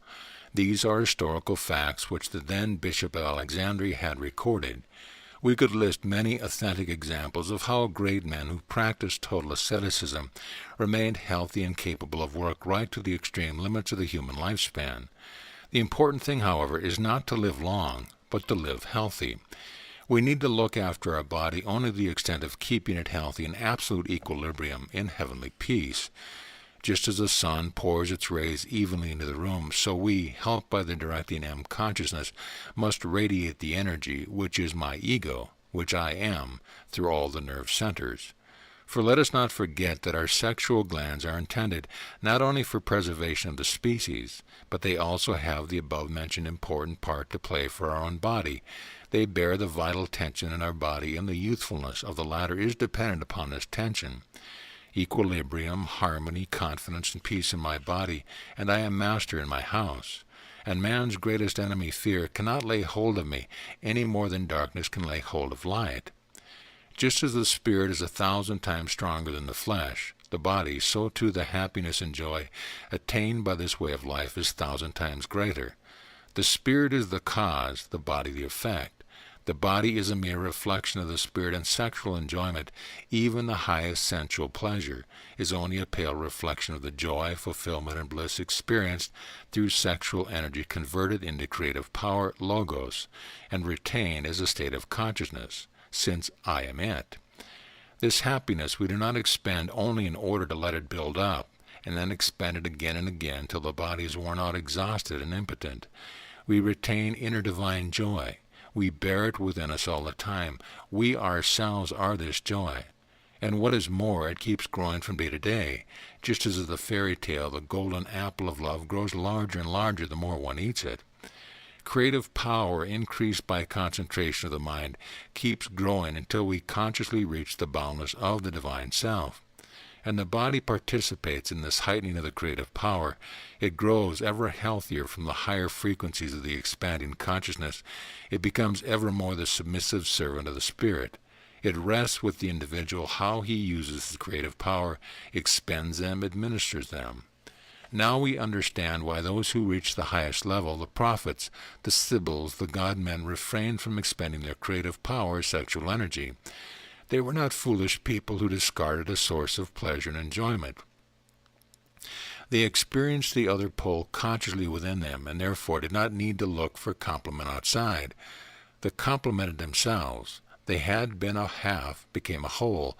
Consciously by themselves, they became the creative power, logos, their own divine self. This is the transformation of sexual energy into spiritual, divine, creative power. This is the resurrection from death to eternal life.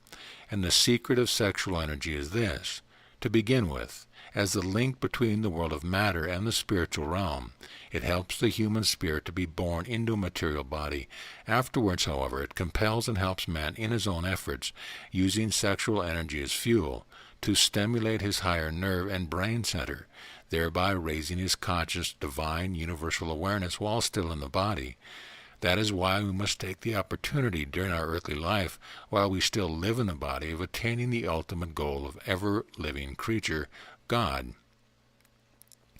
Let us use a simile. A piece of firewood yearns for the fire. It is cold, stiff, and lifeless, and longs to be warmed through. It longs to live, to be exalted. It longs for the divine fire.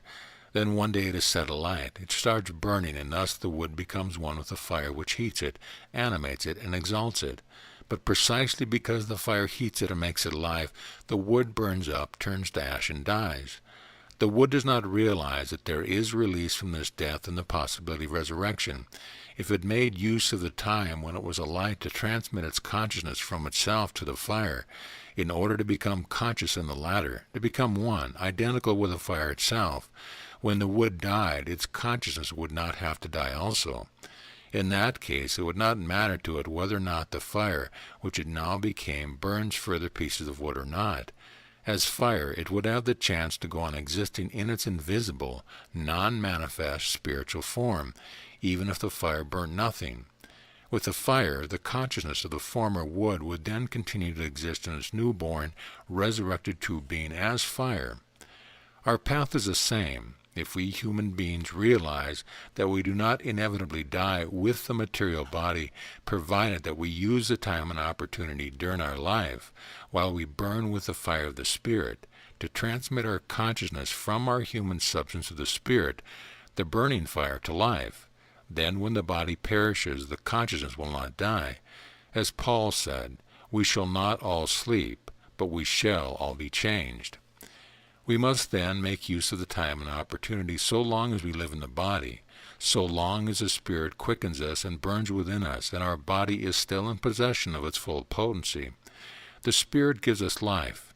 Hence, if we consciously become identical with our fire, our spirit, while we still burn, while we still live, then we shall awake in life itself, grow conscious at a new level. That is to say, we shall become life itself, which can never die for the very reason that it is life. At this point, we ourselves have become the fire, the spirit, life, logos, which creates all things, animating and preserving them by its fire. In fact, this is what we have always been, except that our consciousness has fallen out of the spiritual, paradisical state into the wood, into the body, becoming identical with it. If, however, a person is not conscious in his true being, then his consciousness dies with his body and he is truly dead.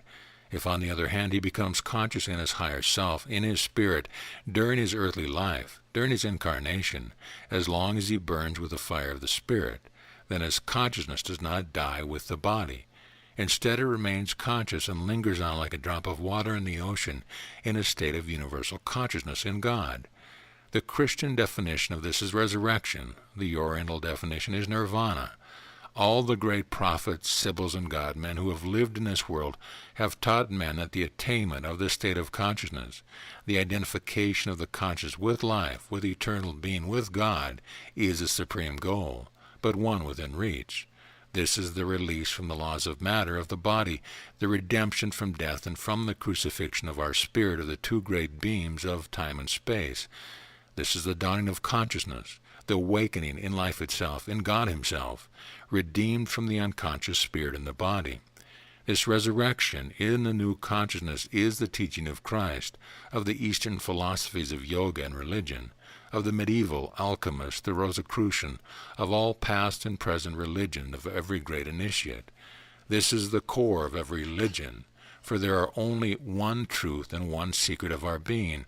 All initiates have seen and taught the very same truth, even if in accordance with race and climatic conditions of their particular country, they have concealed the essence of their doctrine in the most varied disguises.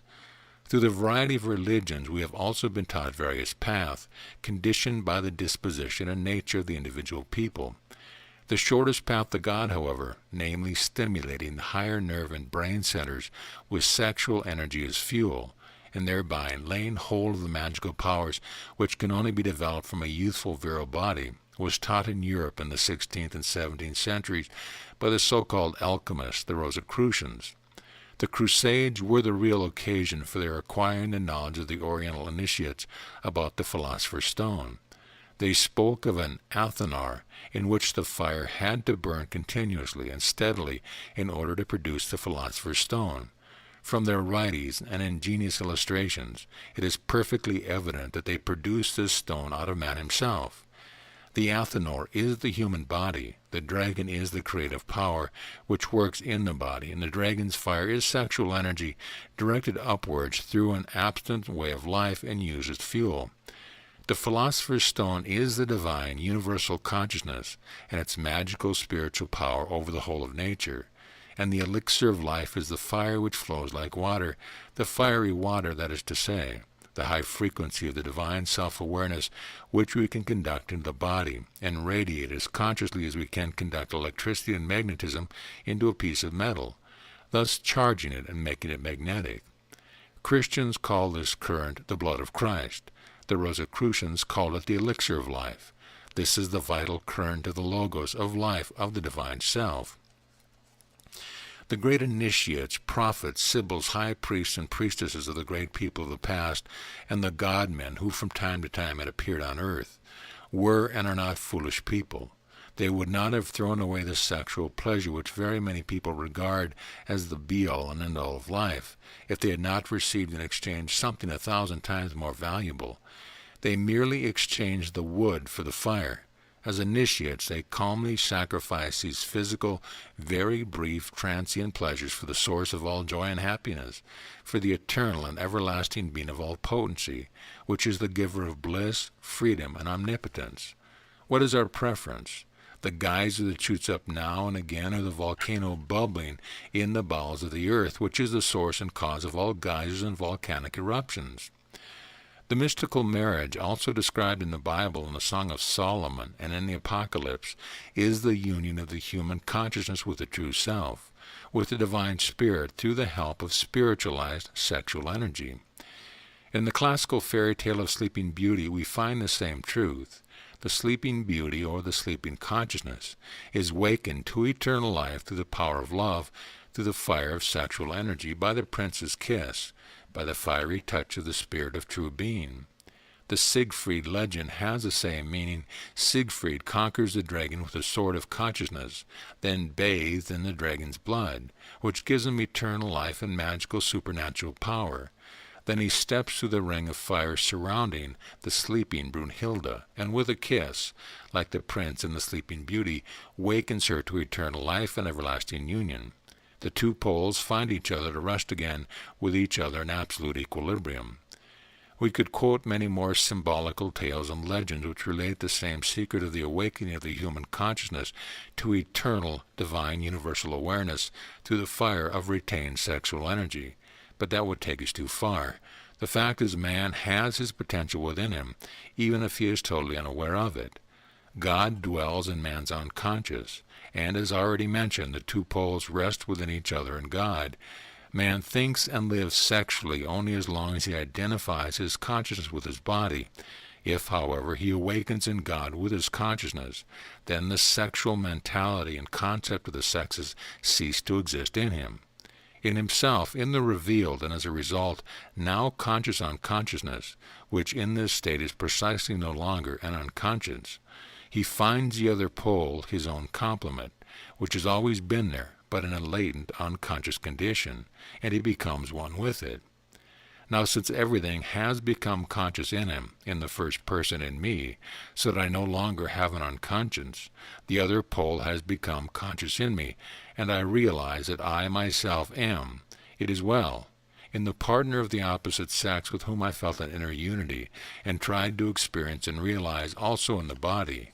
I sought this complement, which, like the Sleeping Beauty, was latent and dormant within me, of my absolute true self, in which both poles have already rested and will continue to do so to all eternity, because they belong together, because I myself am both parts. When we have attained the divine unity of complete universal consciousness, we are conscious in the absolute androgynous state. The Rosicrucians call the person who would achieve this state a hermaphrodite. The word is composed of two Greek names, Hermes and Aphrodite, and means that the person has realized the two poles in his consciousness. In the depiction of this, the Rosicrucians showed the hermaphrodite with two heads, because he has achieved his illumined state through mastery of sexual energy, used as fuel. So they placed him on a dragon, the ruler of this world of our earth, for sexual energy rules on earth. All of man's various holy writings speak of this androgynous or hermaphroditic primal state. In the Bible it is represented in the story of Adam, who, to begin with, was an androgynous creature, a man-woman.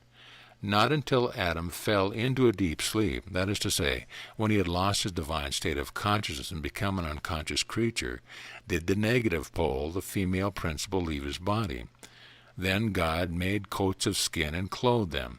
That is to say, their spirit clothed itself in a material body, which manifests only one sex, and they also acquired sexual awareness. They imagined themselves to be man and woman and forgot their old self is spirit and a whole. The present order of nature does not allow us to attain or realize physically the androgynous primal state. This is only possible in the spiritual state, in the primal consciousness. We can achieve and experience this divine primal state in which the two poles rest within each other, in our consciousness as a state of consciousness. It is necessary to stress that a man's body continues in the same way to belong to a sex when he has already reached the very highest level. If through yoga exercise we render conscious the other latent half of our body and realize our complement within us, our body still remains male or female and on no account a man-woman, a physical hermaphrodite. Under the present order of nature, that would be an abnormal, pathological condition of the body. The Rosicrucians then used the expression hermaphrodite only with reference to the consciousness. All the states which we experience in the course of our development are purely states of consciousness. And when we have made the other sex also conscious in ourselves, this nevertheless remains a purely mental state. The body is only involved inasmuch as it no longer has sexual desire. Desire is not in the body, as we've already said. A corpse does not have sexual desire, but in man's state of consciousness, as long as he identifies himself with the body. At the time of conception, the spirit falls into the body, builds the body for itself in its image, and makes it alive. Since matter isolates and does not admit the light of the spirit, the latter loses its spiritual consciousness, becomes a physical being, and imagines itself to be a body. As a result, it projects its search for the lost unity into the body, thereby giving rise to sexual desire in the body. For the glands are stimulated and work also through the effect of the spirit of life. When the spirit regains its spiritual consciousness in the body and becomes aware of being spirit, then it becomes a whole in its consciousness, and sexual desire ceases in the body as well. That in the secret which explains why men who awake in the spirit, in their true being, the saints, prophets, sibyls, and God-men, no longer have sexual desires, although their bodies also manifest only one sex, and it explains why they are able to lead an abstinent life without pathological repression, restlessness, and difficulty. To avoid any misunderstanding, let me emphasize that through becoming a whole, these enlightened men did not become impotent, no matter how often ignorant people may claim the contrary. Those who have reached the goal have become the source of all potency. They use their energies as they please, and the door to every manifestation, and that includes sexual manifestation, is open before them. They are then not impotent, but balanced, harmonious, perfectly calm and controlled men. Each one of us carries these truths and laws in his unconscious. We seek the absolute. We cannot accept compromise. And why not? Because we already bear this absolute, this whole within us. Because we ourselves have been this since primeval times and still are. Our ego is pure spirit, for which there exists no kind of division, separation, and splitting into the two sexes. When we have grown conscious in our true self, all sexuality falls from us like a ripe fruit from a tree, just as a child, when it is grown up, gives up playing with tin soldiers painlessly and without sacrifice. And the body obeys us, since sexual energy no longer irritates the glands. It is used as a creative power through other higher centers. Each man can experience these facts himself if he tries to progress on the path described here, which is the shortest one. We must never be afraid that God would take something away from us without giving us something much greater in return. He lives in us as our innermost being, as our true self. It is His wish to realize Himself in our mortal humanity. As long as we are unconscious living creatures, God lives in our immeasurably great, boundless unconscious. And if we have grown completely conscious within ourselves, God lives in us as our own divine ego. He that hath an ear, let him hear what the Spirit saith. To him that overcometh will I give to eat of the tree of life, which is in the midst of the paradise of God. Be thou faithful unto death, and I will give thee a crown of life. Revelations 2, 7 and 10. Conclusion. Let us try and summarize what has been said in order to put it in perspective. There is only one creative energy, Logos, which manifests itself from its lowest form, sexual energy, to the supreme spiritual divine power, to all consciousness, through the whole scale of creation at all levels of the great Jacob's ladder, in the macrocosm, in the universe, as in the microcosm in man. Man has the inborn ability to consciously manifest creative power in all its form, at all levels of creation, since creative power, Logos, is his own true self, and he has in his body the organs capable of radiation, which correspond to the various forms of energy. Earthly life normally urges man to raise his consciousness ever higher to ever more spiritual levels, to grow ever more aware till he finally attains divine all-consciousness. This is the purpose of his life, of his incarnation. Yet this normal course takes a very long time and is laborious and fraught with pain and sorrow. Man, however, carries within him in his body a secret. Once he has realized it, he will be able to quickly shorten the path to consciousness and to quicken his development, so that he is capable of achieving this goal in one single life. The secret is that in order to reach the highest goal, he can accelerate the stimulation and activation of his nerve and brain centers, already built into the body but still in a latent condition, by a living fire. The living fire is his own sexual energy.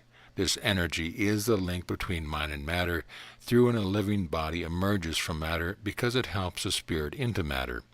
In the same way, however, sexual energy allows the spirit of opportunity, while still in the body, of rising from its physical, graduated consciousness and returning again to God, to divine all-consciousness.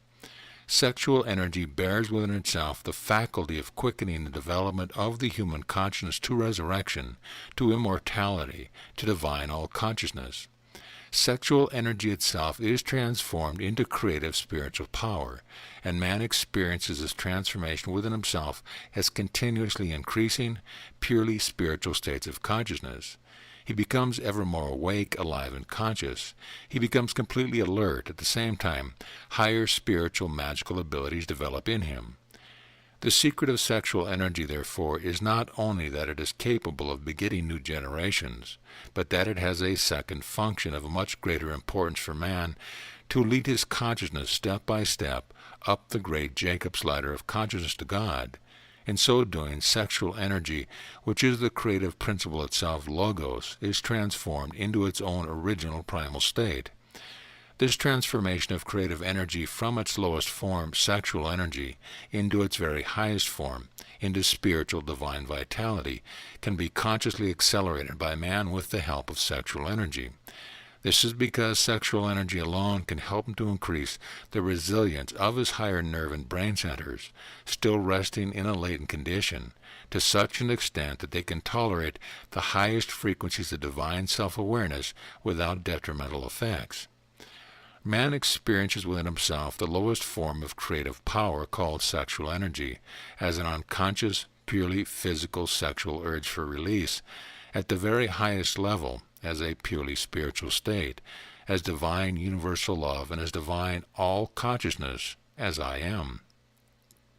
From the lowest level of which man is still an animal plus reason to the highest divine spiritual level, to universal consciousness, man ascends the 7 rungs of Jacob's ladder of consciousness. These are, first level, man is still an unconscious creature, blindly driven by fate. His sex life is an animal, indiscriminate urge for release. Second level, first dawn of consciousness, first awakening. In his sex life, search for a partner physically suited to him, already involving selection.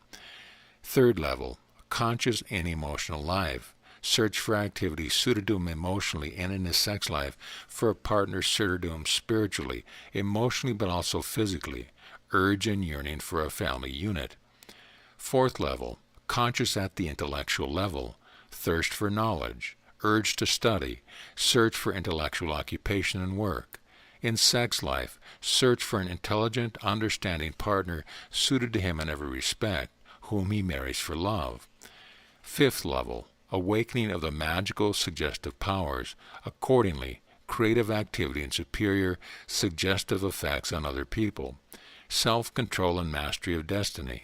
Search for embodiment of the complement present in the unconscious, for the partner suited to him intellectually, spiritually, and physically. On the one hand, complete freedom from all the bourgeois conventions and laws of society. On the other, a morally superior outlook and way of life motivated by an inner urge and obeying inner divine laws of conscience. Sixth level, universal love, prophetic, priestly vocation, purely spiritual manifestation as a whole. A spiritual unity, mystical marriage, with one's own higher self, with the whole living world. Seventh level, universal consciousness, unio mystica. Man's consciousness unites with his true being. The Lamb and the New Jerusalem have become one. Consciousness and being, in God, I and my Father are one. In one human life, man cannot pass through all these stages, from the lowest to the highest, for his nerves could not tolerate the vast difference of tension between the lowest and highest states of consciousness, although they have an unsuspected resilience. Man requires a very long time to cover the lower levels in order to increase the resistance of nerves by degrees. To do so, he must have many reincarnations. But from the middle level, at which he is already awakened and wishes to progress consciously to the highest level, he is capable of developing in a single human lifetime. With the help of the sexual energy present in his body, he can reach this level as a quickened pace in a much shorter time than if he develops naturally. As soon as he ceases to expend sexual energy, retaining it instead as living fuel for himself, in order to stimulate and activate his nerves and brain centers still resting in a latent condition, he attains mastery over the spiritual magical power and obtains the goal of his life, all consciousness in God. He is helped to this goal of the shortened path by the deliberate performance of appropriate yoga exercises handed down to us over thousands of years, and by sexual energy, which has not been expended but used as inner fuel. The sorrows of death compassed me, and the pains of hell got hold of me. I found trouble and sorrow. I called upon the Lord in distress. The Lord answered me. The Lord is on my side. I will not fear. The Lord is my strength and song, and has become my salvation. Return unto thy rest, O my soul, for the Lord hath dealt bountifully with thee. For thou hast delivered my soul from death, mine eyes from tears, and my feet from falling. Our soul is escaped as a bird out of the snare of the fowlers. The snare is broken, and we are escaped. I will walk before the Lord in the land of the living. Psalm 116 to 124. End of chapter. End of book. This audio presentation of Sexual Energy and Yoga by Elizabeth Haish has been brought to you by AudioEnlightenment.com. Copyright 2015. All rights reserved.